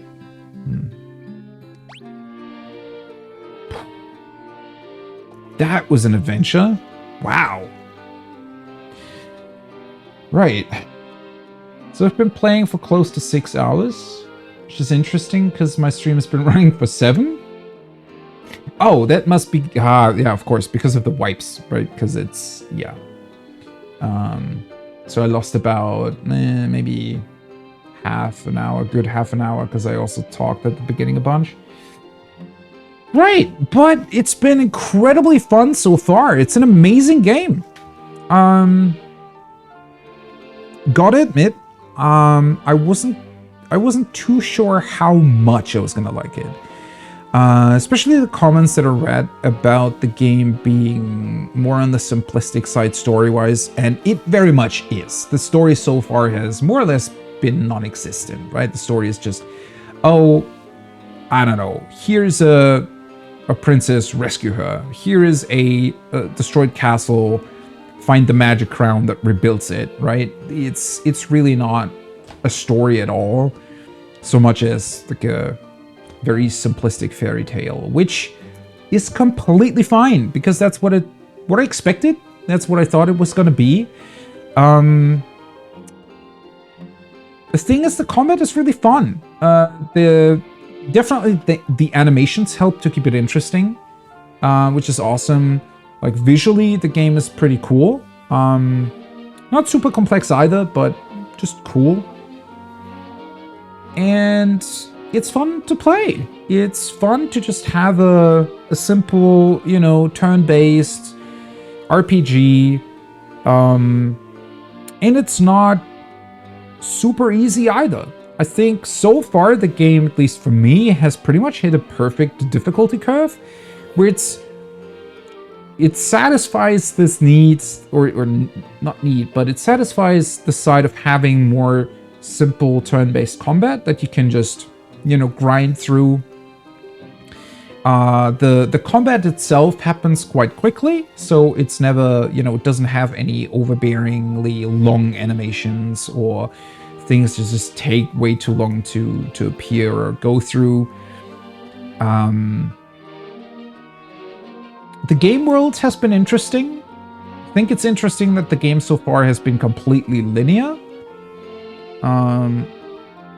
I wasn't so sure if it was going to be, or if it was going to open up eventually. I think it will. The keys kind of hint at that, right? They want you to visit certain places for a second time at least in order to be able to open up those doors. I haven't really found anything else that would maybe facilitate a second visit or make a second visit worthwhile, but the key certainly will. Or the key, I think it's going to be one, right? Other than that, it's a very, very cool experience. It's interesting to see the roots. I'm quite surprised that there isn't that much here that I would categorize as Final Fantasy in terms of how I've experienced it so far, right? I thought that 14 might have recalled more from this game, but granted, there isn't really that much to do, right? We have Matoya. We've met Matoya, Matoya's cave. There are the dwarfs that say Lali Ho. The jobs or classes of this game have remained in the series. But that's pretty much it. I mean, there isn't really that much else. I guess the spells, too. Right? Cure and Fire. Not all of them. There were some that I didn't recognize. But those are probably going to stick around.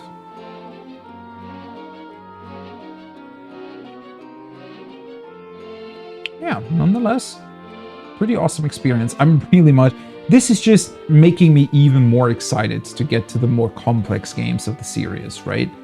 To see how they built on this concept.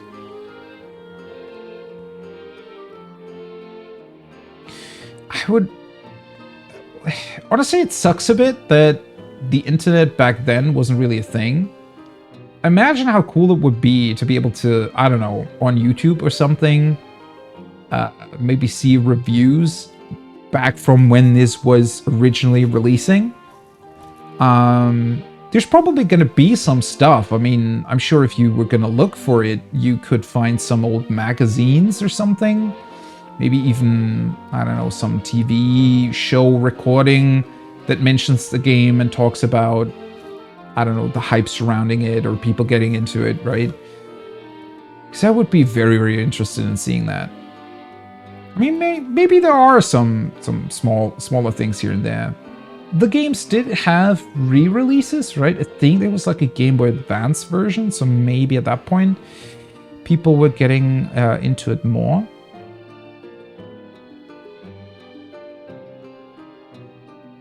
Pretty cool nonetheless. Pretty cool. Well, either way, let's heal up. And I think that's the point where I'm gonna stop for now today. Anyways, I will be coming back to Final Fantasy 1 tomorrow. Same starting time as today, but maybe a bit shorter, right? We've been live about 7 hours. Yeah, so probably only going to be until lunchtime roughly for me, so around 4 hours. And it's going to be interesting to see what else I'll be able to accomplish. I definitely... Well, we have the almost 15k gil to spend. Probably want to grab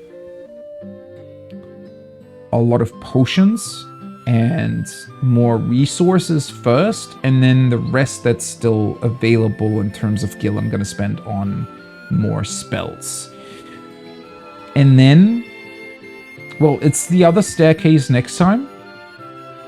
I have expected to also lead into some fairly big rooms, because that seems to be the idea of that dungeon, is that you need to find the proper path through it, which is pretty cool. Yeah. Then once I've done that, I guess we can go back to the destroyed castle and help that king rebuild his town or castle or whatever there is around it. Love the music. Music's great.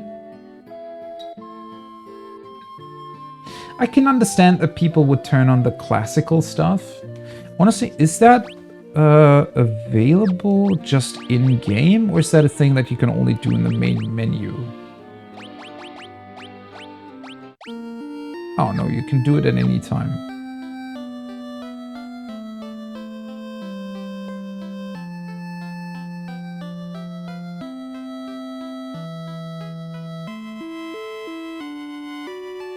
I mean, it's the same great music.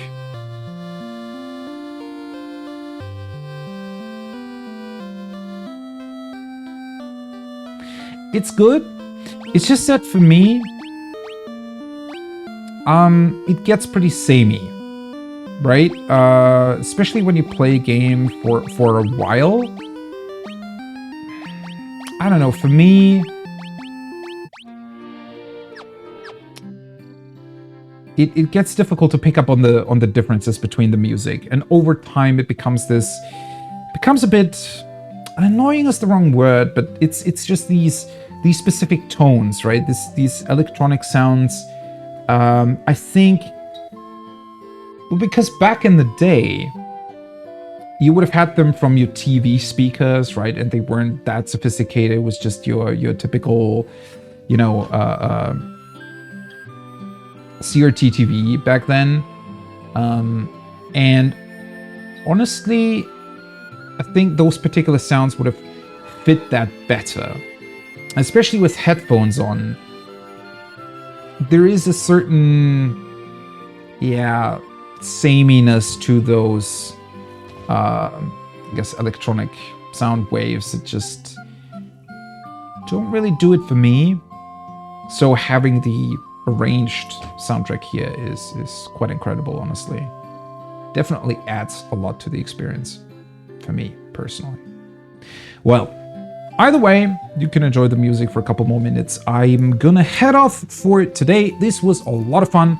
already looking forward to continuing my journey through Final Fantasy 1 tomorrow, and yeah, let's see how far we can get, and how long it's going to take me to play through it. And then there's a whole bunch of other games to enjoy as well after this one. Although, I have to admit, since I cannot finish all of the other games before Final Fantasy 16 releases anyways, I'm not too sure if I'm... because I don't want to burn out on them, right? I know that they're fairly different from one to the other in terms of Final Fantasy 1 through 6, but aesthetically they're going to be somewhat similar, right? Seeing as they're all the same sort of Pixel Remaster collection. So it might be a good idea to go back and forth, right? Maybe play Final Fantasy 1, play something else, play Final Fantasy 2, play something else, and so on and so forth. Or maybe 1 and 2 and then something else. But I'm going to think on that. It's also heavily going to depend on how long the game is, right? If this game is going to take me 60 hours or something, which I don't think it will, but if it does, then that's going to heavily influence that. Whereas if I'm through after, I don't know, 20 hours or so, I might just start up Final Fantasy 2 right away. Anyway, so that's going to be it for today. Thanks for being here. Thanks for watching. It was a great time, and hopefully I'm gonna see you on the next one. So have a great rest of your day, morning or evening, wherever you are. Maybe I'll see you on the next one. Until then, have a wonderful day. Bye bye.